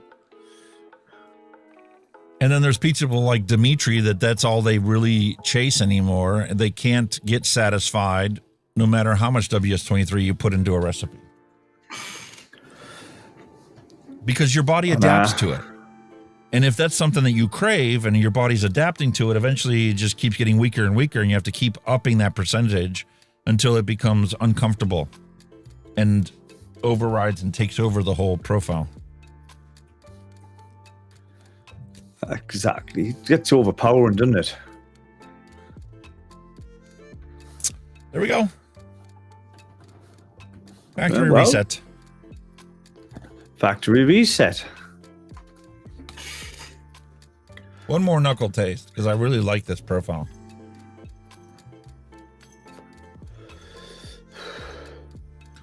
The peppermint candy hits you first. Ooh. Then you're left with this inhale and scent and odor of mint candy. Ooh. And now... Remember that question there? Remember that question? Sorry to cut you off, but remember that question you said, AI could make an e-liquid recipe. Sure. And would it recognize flavors? I've just stuck one in GPT. I've said, I want to make an e-liquid recipe of fruit punch, right? It's come up with a flavor profile of a sweet tropical punch with citrus berries and a light candy vibe. Flavor concentration, 12 to 14%. It's got the brands in, mate. Fruit punch, TPA or Capella, 5%. Strawberry ripe, TPA, 3%. Hold on, mate. It's come up with the brands. That's come up with the brands, mate. And it's telling you base mixture. This is Chat GPT. I don't know if you've got it in the US, but it's a UK version. But here we go. Right, fruit punch, TPA, or Capella.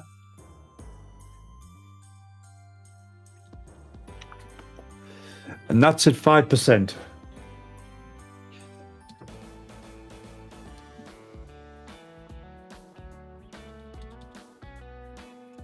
All right, hold on a second.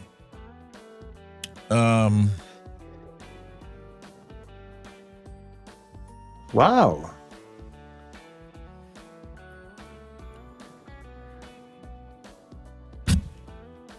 I want to make this recipe. Now, I don't think I have either one of those two, but I do have fruit punch. So let me look at my recipes. We're gonna mix this recipe up ChatGTP mixed up, and we'll sub out what I don't have. All right. It got me really interested. My flavor stash. Optional tweaks is more candy punch. You can add 0.5% of Capella Hawaiian punch style flavor. Or if you want a more citrus bite, you can add some lemon by TBA. Or if you want a smoother blend, you can add Capella Juicy Peach. But that's just like optional tweaks. I know I have fruit punch flavoring, but it's not showing in my stash. Well, you've definitely got strawberry ripe TPA. Citrus punch, Hawaiian punch, papaya punch.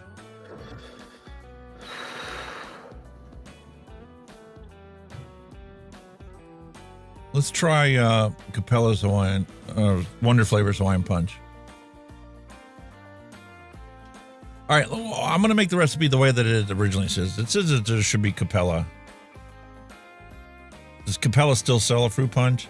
Yes. What did they say, 5%? Next. Strawberry ripe TPA, 3%.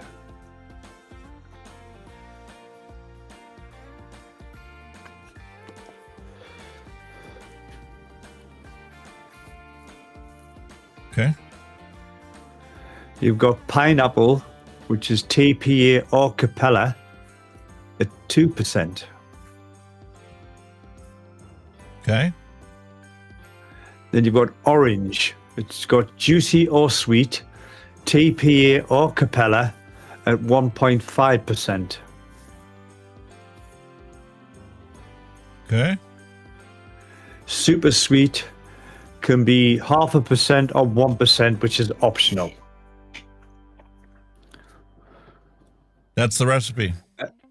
And obviously your VG-PG ratio is down to you, and your secret sauce is also down to you. Well, I have everything that is listed here. Pineapple. It says it would work as a shake and vape, but it will be best after 3 to 7 days.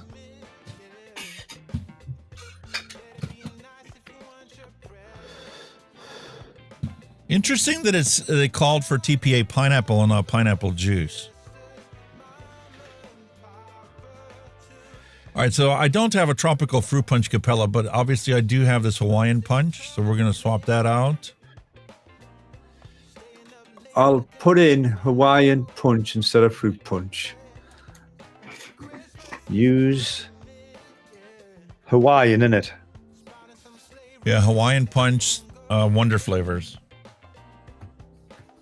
instead of Capella or TPA fruit punch. I'm going to go with the suggested 3% nominal recipe in there. We're going to mix this up and try it.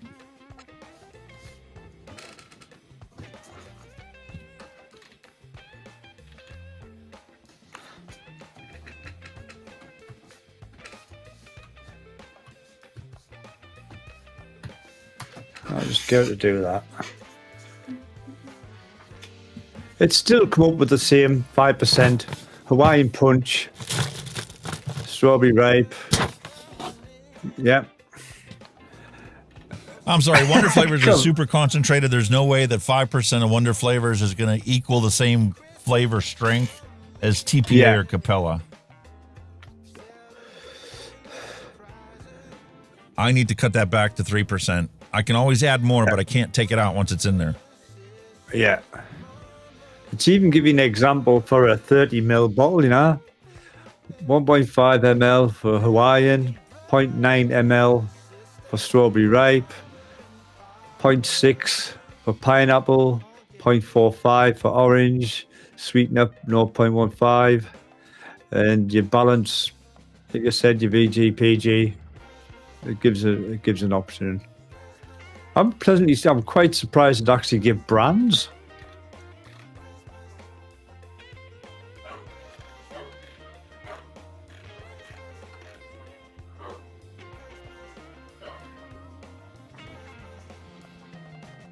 Technically, this is Hawaiian drink flavor from Wonder Flavors, not Hawaiian punch. It's a drink punch.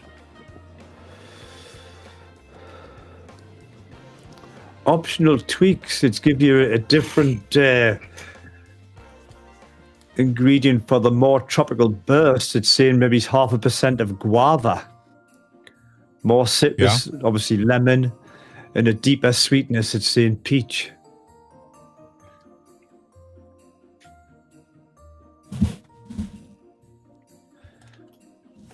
What bottle size are you making? A 30? 10. Hang on then.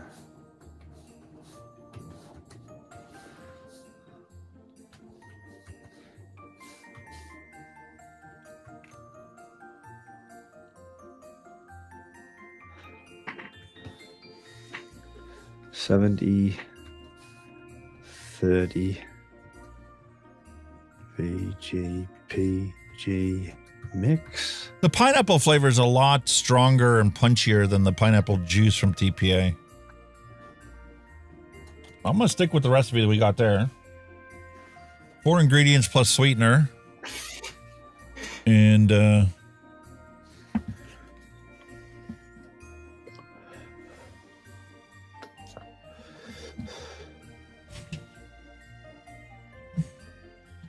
let's mix this up. It's even turned around and says that you can get some Nick with sweetener included. Wow. I don't know. I mean,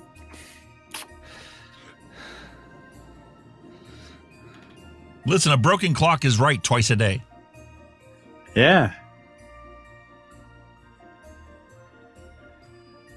So with that one, it's saying more candy punch. 0.25% more sweetener, less citrus, reduce the orange 1%, more body, 0.5% of peach or guava.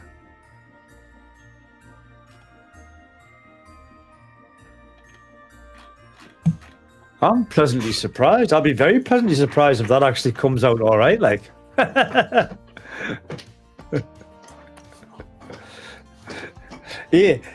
could put you over job, sir. That's okay. I'm not complaining. it's not putting me out of job because I don't have a job doing this. I'm trying to make flavors for me to enjoy. And if it can come up with something that tickles my fancy, so be it. Yeah. I'm not going to be disparaging towards technology helping me out. No. Like I said, I think we should embrace it to a point, you know what I mean? But not let it overtake us, so to speak. Tell you, man, Skynet, it's a thing. Yeah. It can happen. I've told you. You mark my words. You mark my words. Skynet. Juicy orange is one of those oranges that has only really worked well for me in this mango sunrise. Normally, other recipes I've tried to mix it in that like disappears, or it's completely absent, or it takes weeks for it to like show its head. So we'll see how it does here. It's saying what 1.5% there, so there's a decent amount. Yeah, and one drop over like really makes it over. That's the problem about making 10 ml bottles. I should have made a bigger bottle.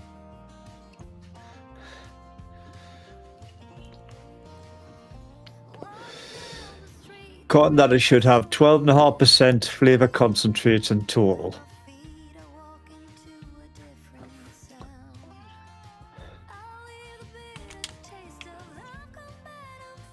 That's so cool. I'm just pleasantly surprised by that. How far that's come on. Actually naming branded flavors.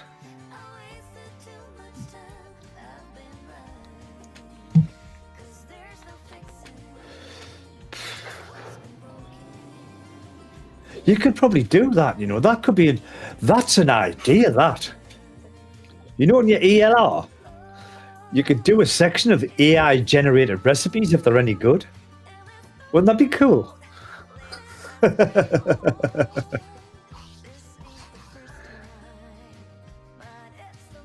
And I'm claiming the that it's mine. You know what I mean? Nobody can have it. It's mine.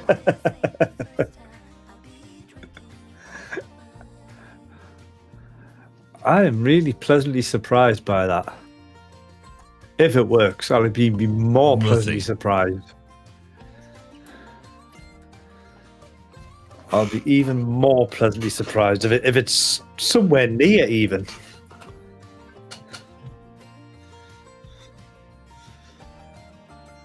But that was just like typing in a general recipe. You can actually type in your brands of flavors and it'll still work it out for you, I'd imagine. Yeah, but how do we know it's not somebody else's recipe that's already on ELR? Well, there's that, like, I mean... Or all the flavors. I'm not complaining. I'm really looking forward to trying this.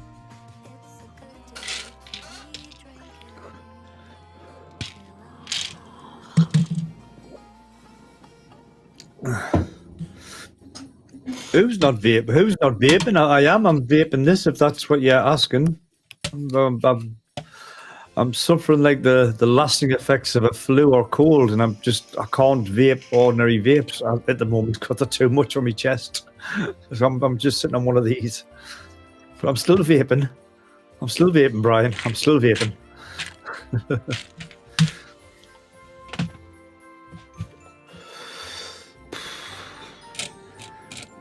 It looks okay. I mean...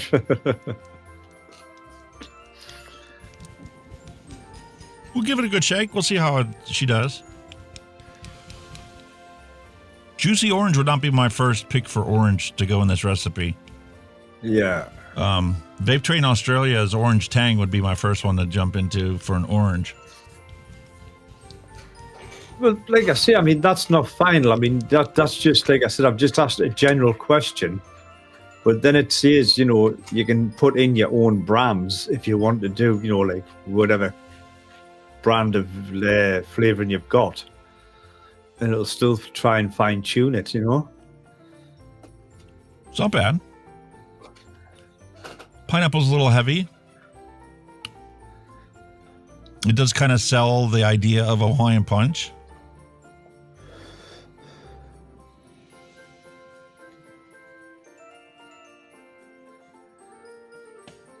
It's got some sweetness to it. It's not a simple pineapple. Pineapple does have that,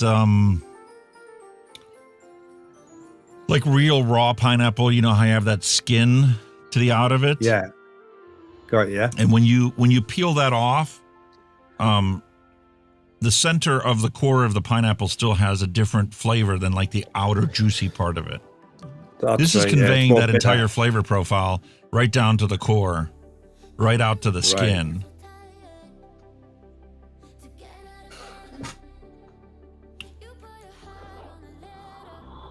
I'd vape it. Where's my dripper? Let me grab a dripper and we'll try this out. Right on the shake. All right. There's a mod. Throw it on. Does that have if a squonk pin in if it's half decent, it's pleasantly surprising.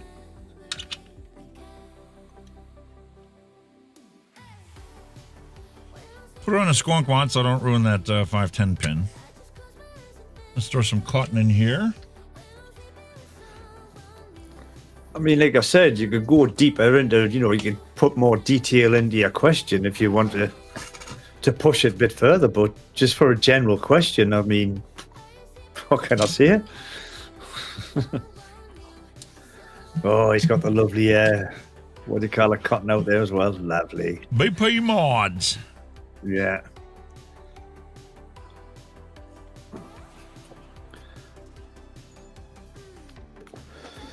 Beautiful stuff.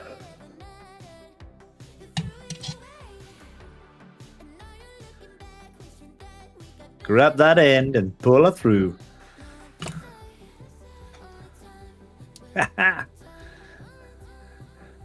See, boys and girls, that's probably the quickest RbEYg he's ever done yet. He's just whacked it straight in. Well, that's the next thing. You don't have to be careful when it comes to this. I mean, just so simple. Yeah, exactly. I'm intrigued. I'm very intrigued. Paint that, let that soak in. Throw batteries in here. I am very intrigued.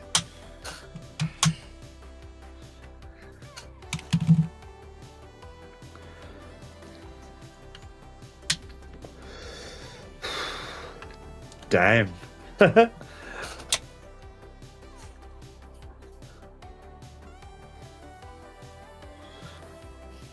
61 watts? Are you nuts? No. Whoa. Thank you.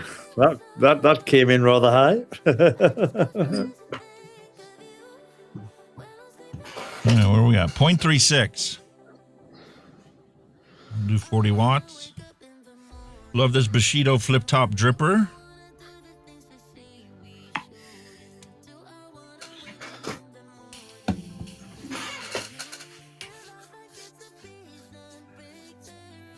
Yeah, that's not bad. Really? Give our. That's a nice shaker vape. Wow. I really don't have any suggestions on how to improve it either.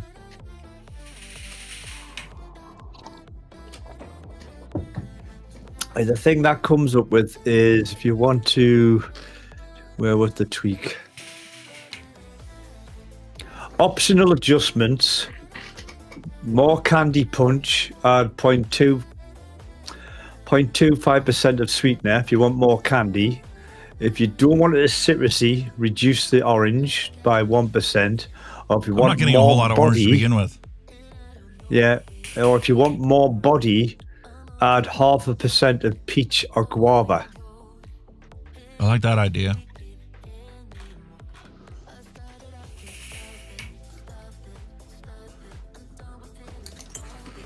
I like that idea. The peach idea. Like 0.5%.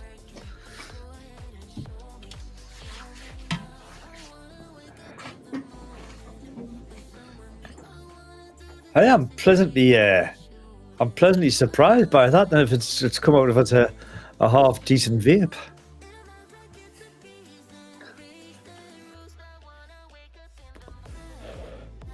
Well, let's take a look and see what peach do we have that we want to throw in there.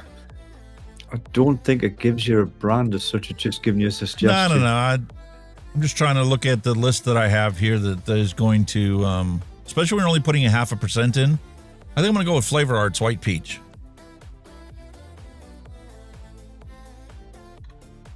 Or Flavora Saturn Peach. Go with the White Peach.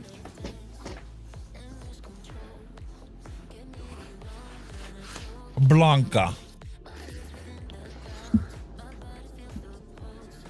All right, go back to this recipe.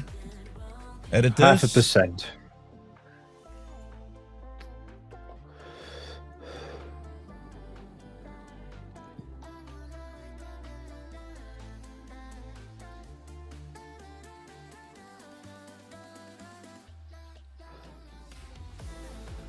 Boom. Job done. 0.05. Literally only going to be like 2 drops in this bottle. See, it's not going to be much, is it?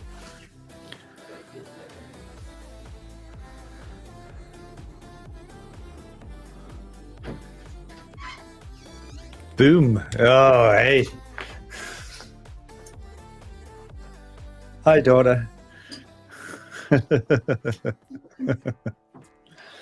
Oh, both daughters are home today. Are you going away tonight? No, I'm going to Callum's.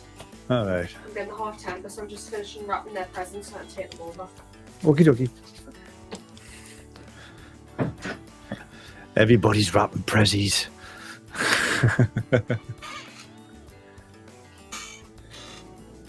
That right there, man. No way. No way. Yeah, way, babe. Yeah, way.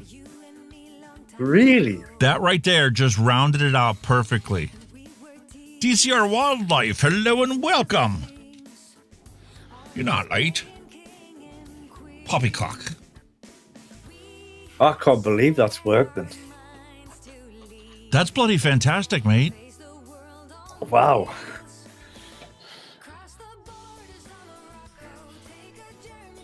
I will prove to you right that I'm not lying. Hang on, I'll just I'll whop that onto there. Right, I'll minimize me. There it is. I don't know if you can see that. I got to scoot over to the right. Hang on a minute. Oh, it's because of my page size, isn't it? Shit. Hang on a minute, then what I'll do. Fina Colada, hello and welcome. What I'll do, I'll put it on the other monitor. Hang on a minute. I'll put it onto that one. If I go in. Holy cow, that. Dude. Where's it gone? 2 shakes. I'll pick it up and I'll drag it over onto this monitor. Can you see that now? Yeah, there it is. There you go. That's what I needed to see right there. There it is. There's the recipe. And that's the question I put right at the top. There you go. I want to make an e-liquid recipe of fruit punch. And that's what it came up with first, with the brands. And then obviously your base mix, your steeping, there was your optional tweaks at first. Then it asked it to add more details, which were changed over to Hawaiian punch. And then it came up with them, saying a 12 to 14, giving you a little description underneath what they do. That's your bases for your VG, PG, and your neck strength. And there you go. That's an example for a 30ml bottle. Steeping says better to 3 to 7 days because the punch and citrus notes smooth over time. And there was your optional tweaks. And you've added the peach and the guava, I believe you did. Just the peach. There you go. We're done. It's already got that guava astringency characteristic in the pineapple because it chose TPA pineapple instead of pineapple juice. That was your final summary of your mix. There you are. And that was your optional adjustments, which was more body, which is peach or guava. And that's what you've done. So what can I say, man? There's Is the that recipe cool right or there, what? dude. Is that cool or what? Is that cool or come on?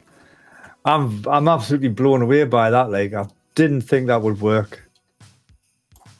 I wish that you could have mixed this up and tasted it right alongside me. Nah. I really That like is- this.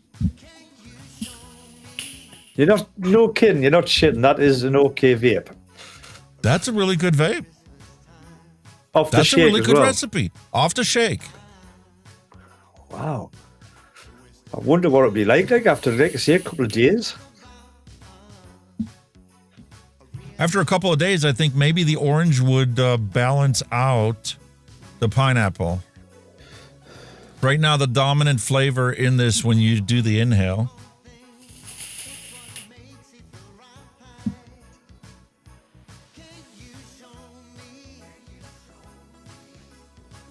It's different when I close my eyes.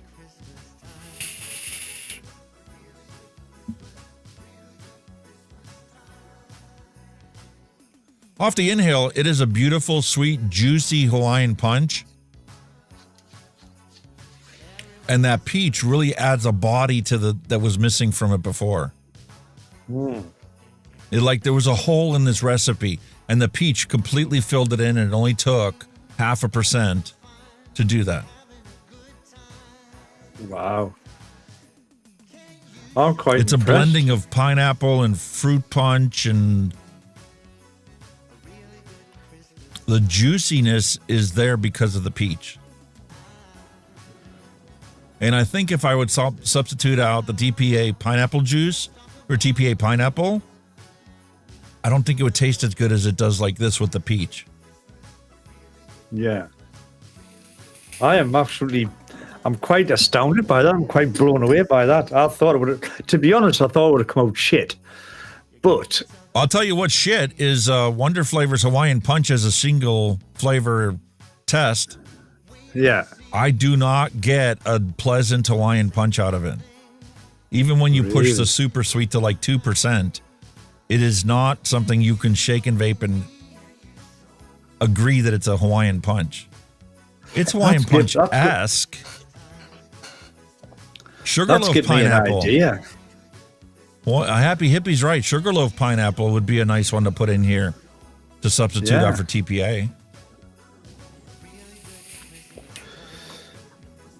That's given me a little idea. I'm going to play about it later. I might actually say I want to make an e-liquid with the following, and I might put some of the flavors that I've got and the brands and see what it comes up with. That would be See interesting. if it comes to up try. with something that's enjoyable or not. Yeah. Yeah, definitely. Sugarloaf pineapple from Vape Train Australia would be a good substitute for the TPA. It would give it the body and the juiciness that is lacking in this pineapple, but it does have the strength to hold up to the Hawaiian punch. And it wouldn't step on the toes of the peach. See, I'm just not getting a whole lot of this juicy orange right now. There you can. I could do that. There you go. Happy Hippie. Kenny can bring a chat GPT recipe every week. There you go. That was the feature. Yeah, and then we can keep tally on who does better mixing. The mixers that have been mixing in ELR this whole time, or ChatGTP. Yeah. That'd be a cool thing to do, wouldn't it? Not, don't get us wrong, all the guys who are out there mixing, I'm not taking anything away from you. You know, you are all geniuses and scientists and all that stuff when you come up with these fabulous recipes. But, you know, there is another way, so to speak. I like it because it's not sickeningly sweet. That 0.5% super sweet is just enough to sell it as a juice. Wow. Like if this was a commercial recipe and they were like pushing 2% super sweet, I would have to call it a shit recipe. But at 0.5%, the sweetness is just right. I mean, it's like, I think somebody's just mentioned before in chat, I think Happy Hippie says it could be a good base start recipe. You could get the recipe and then you get, you know, tweak it the way you would like it. If that's what All you right, want to do, where's obviously. Hold on. I'm going to bust open this bottle. I'm not waiting. I want to compare this to the Hawaiian Punch.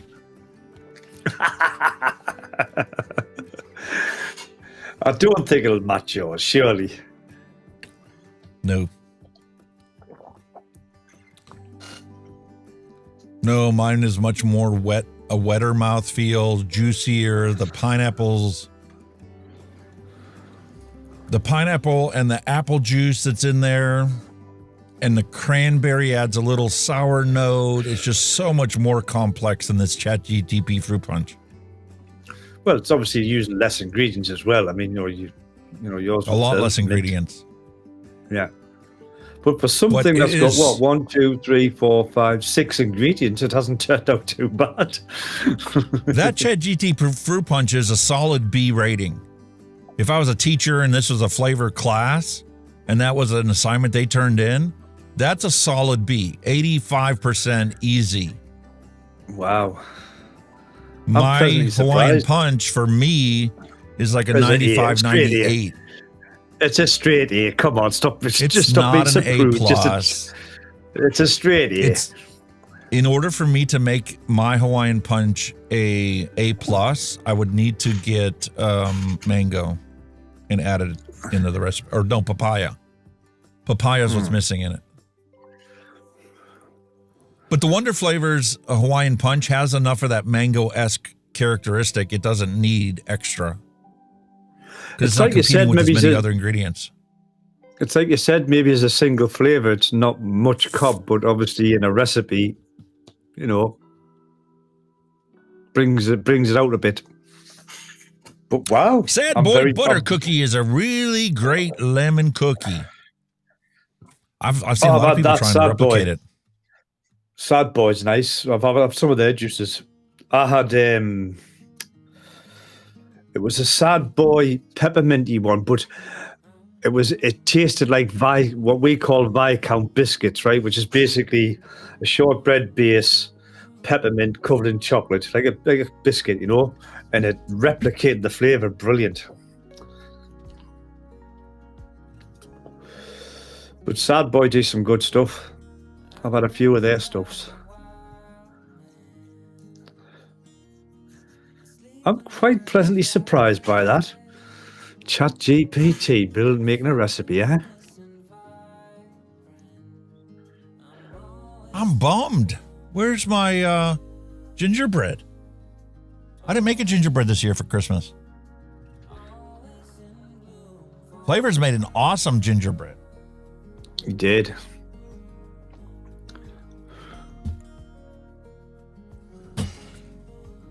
I don't think so. There's a question there from Pina Colada. He says he's curious whether you think round wire is less effective on MTL setups. No, I don't think so. I think that's how well started back in the day. It depends on the tank. Yeah. You can only but try it.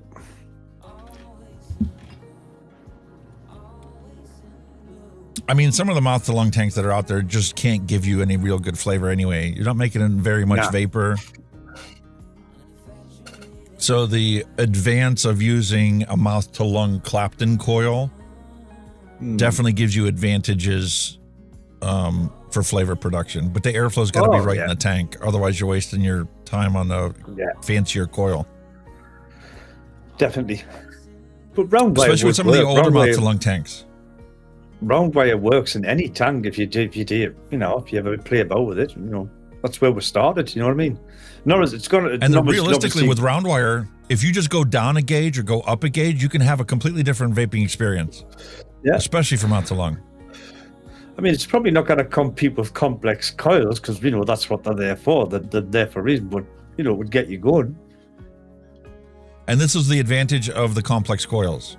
Even going from round wire to Clapton, you can get better nuances in things like batter flavoring, custard flavoring. When you get them and you have a simple coil, that custard is not going to present as a broad palated flavor profile.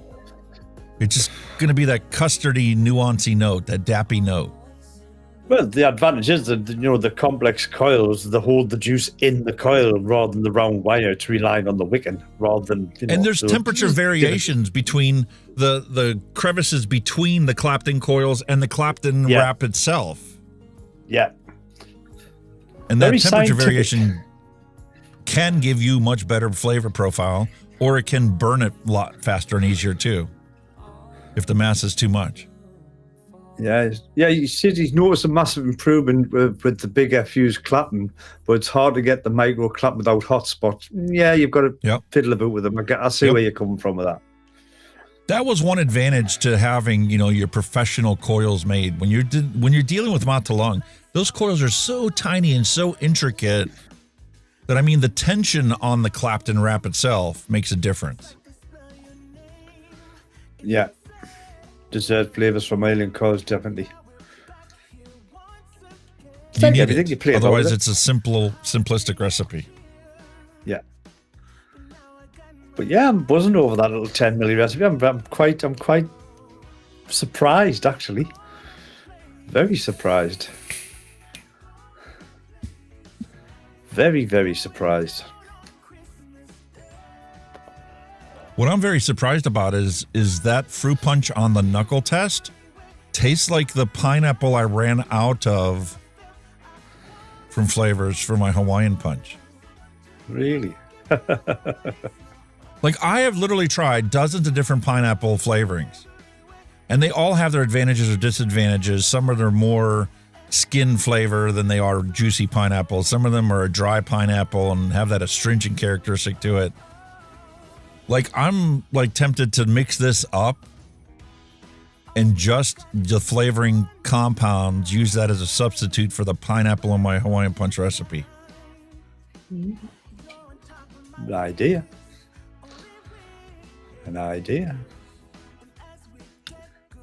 The cogs are wearing. The cogs are wearing, folks. Hunky's Hawaiian punch may end up becoming a commercial recipe again. Without flavors Hawaiian. Without flavors pineapple. Yeah. Definitely give it a go, man. Wow. Definitely give it a bash. But there we go. I think I did find a pineapple base. An AI-generated recipe. There you go. Boom. I definitely did find a new pineapple base. See, some good come out with after all. Well, the thing is, you need to mix it up. You need to mix up just the flavoring compounds and by themselves, no extra PG, no extra VG, and then let them steep by themselves. And then revisit that using that as a pineapple ingredient in a couple recipes where you can swap it out and as a single flavor test and see if it actually still holds up as a pineapple. Because that Hawaiian punch is in there at the highest percentage and strawberry ripe is in there. And some could argue that just broadens the palate because the strawberry is lost. It's no longer identifiable as a strawberry. Yeah.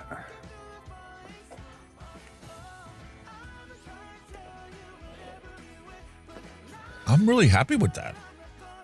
Well, like I say, sometimes like if you add a flavor, you don't expect to get that flavor because that flavor kind of either gels or bonds the other flavors together, doesn't it? You know what I mean? So you don't necessarily expect it as such. But when I put that peach in at 0.5%, I wasn't expecting to taste peach, and I don't really. All it did was fill in the body of that flavor that I saw there was a hole there. And it filled that hole in perfectly, and now I get a beautiful broadband pineapple flavor. Oh, there you go. Happy days, eh? Very much so. Thank you, ChatGTP. Yeah. Gave me a Merry Christmas. Happy days. Yeah, I might have a bit of play with that when I get time, see what else I can come up with. Interesting. You might find me using this as my replacement for Mango Sunrise next week. Really? That good? Maybe. You said you wanted something fruity for your holidays. There you go. And I want something different, and it's different.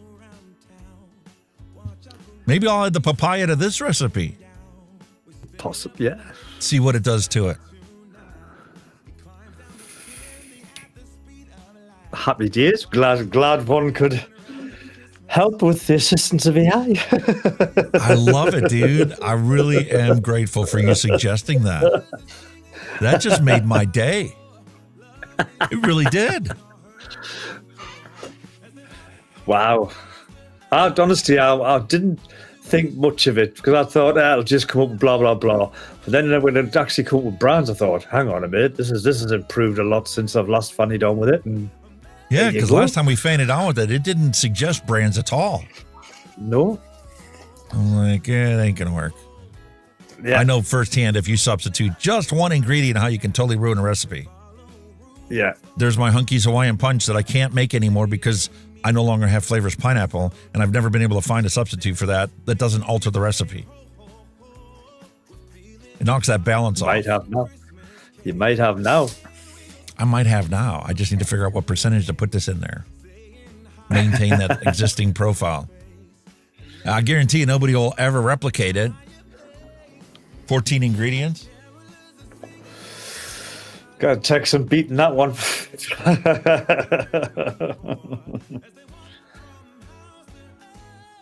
Man, I love this dripper.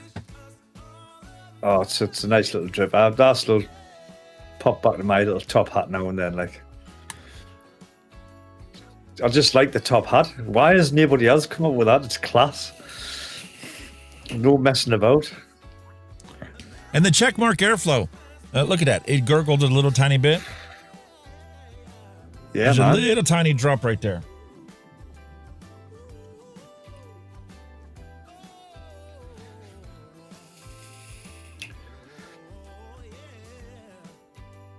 I'm glad you like it. Delicious. Glad you like it. Good. We shall soon find out on the next episode, folks. Will he have made a big bottle? Will he have mastered his Hawaiian Punch? Only time will tell. Oh, I'm so excited. I really am.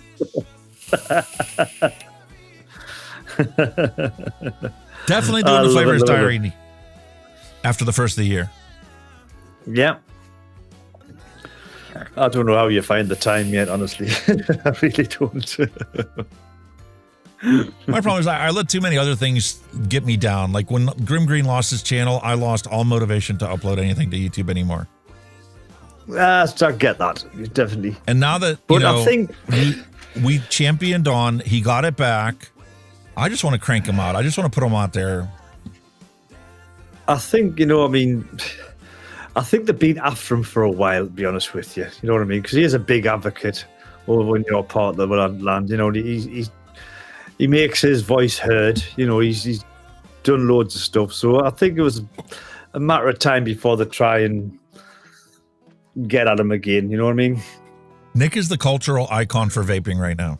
Yeah, of course he is. He's done it all. I mean, he's even been on TV, hasn't he? I'm sure he's been on TV. Yes. He's been on TV. He's already been in the nicotine movies. And yeah. He's done a lot of stuff. He does a lot better job keeping things professional on his streams than we do. Oh, God. But you know what? The one thing we always held true is we're going to be ourselves. And sometimes we're crass, but that's who we are. If you were to walk into me on the street corner and had a conversation with me, it'd be the same kind of conversations you have on the stream. Exactly. Because this is who I am. Exactly. I'm not here to appease other people's... No. But like I said, Nick's a seasoned pro, so, he's done it. He's been there, done it, got the T-shirt. Legend, Nick, if you're watching, legend. Glad you got your channel back. And a Merry Christmas to you, sir. Yes, Merry Christmas, Nick. Brilliant. I'm pleased for him. Well, my wish is always, ladies and gentlemen, peace, love, and a hunky vape to end cigarette smoking. I hope you guys have a very Merry Christmas. We'll be back same time, same place next week for our New Year's Eve show. Not quite New Year's Eve, but close enough. And Kenny should have his package by then. Ooh, maybe an unboxing. I'm curious to see. He might not be able to do the stream because he'll have a bellyache from the pancake I sent him. Or from the peanut butter. I sent your family the smooth peanut butter, and then you requested crunchy for yourself, so my wife picked up another jar. She's like, they don't make the big jars of crunchy anymore. I'm like, listen, he's going to be glad to even get one. Oh, yeah. There's another pound in the box, no problem. I'm the crunchy man. They're the smooth. Now, here's something I request you to try. I want you to make a peanut butter and jelly sandwich. I sent you Smucker's natural strawberry jelly. Use the smooth peanut butter and put that jelly on there and try a strawberry and peanut butter jelly sandwich. Just for you, I'll give it a go, mate. I'll try it. I'll give it a go. For you. You can wash it down with a nice cup of tea or coffee. Of course. A nice cup of tea would wash that down deliciously. Why not? Why not? In for a penny, in for a pound. You know what I mean? Exactly. Merry Christmas, everyone. Yes, boys and girls, I hope you all have a fantastic Christmas. Hope you get everything you wish for. I hope Santa will definitely empty his sack for you, if you'll pardon the punt. But don't let the holders put you off. Still upload all your hand checks, all your dad jokes, all that stuff. You know where to do it by now. Do all that stuff. And as always, I'm just going to keep this short and sweet. We shall see you all after the holidays. And until then, you all stay safe, vape safe, and a very Merry Crimbo. Goodbye. Thanks for listening. We'll be back next week again for a fresh round.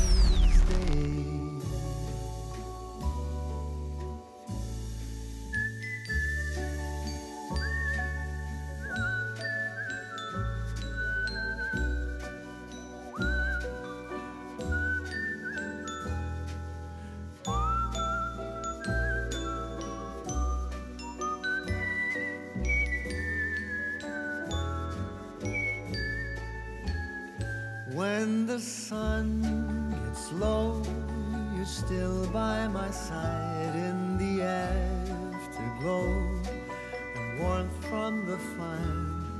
I love every moment as hours go by, holding your head in the dying light. It's so wondrously slow and golden Christmas Day.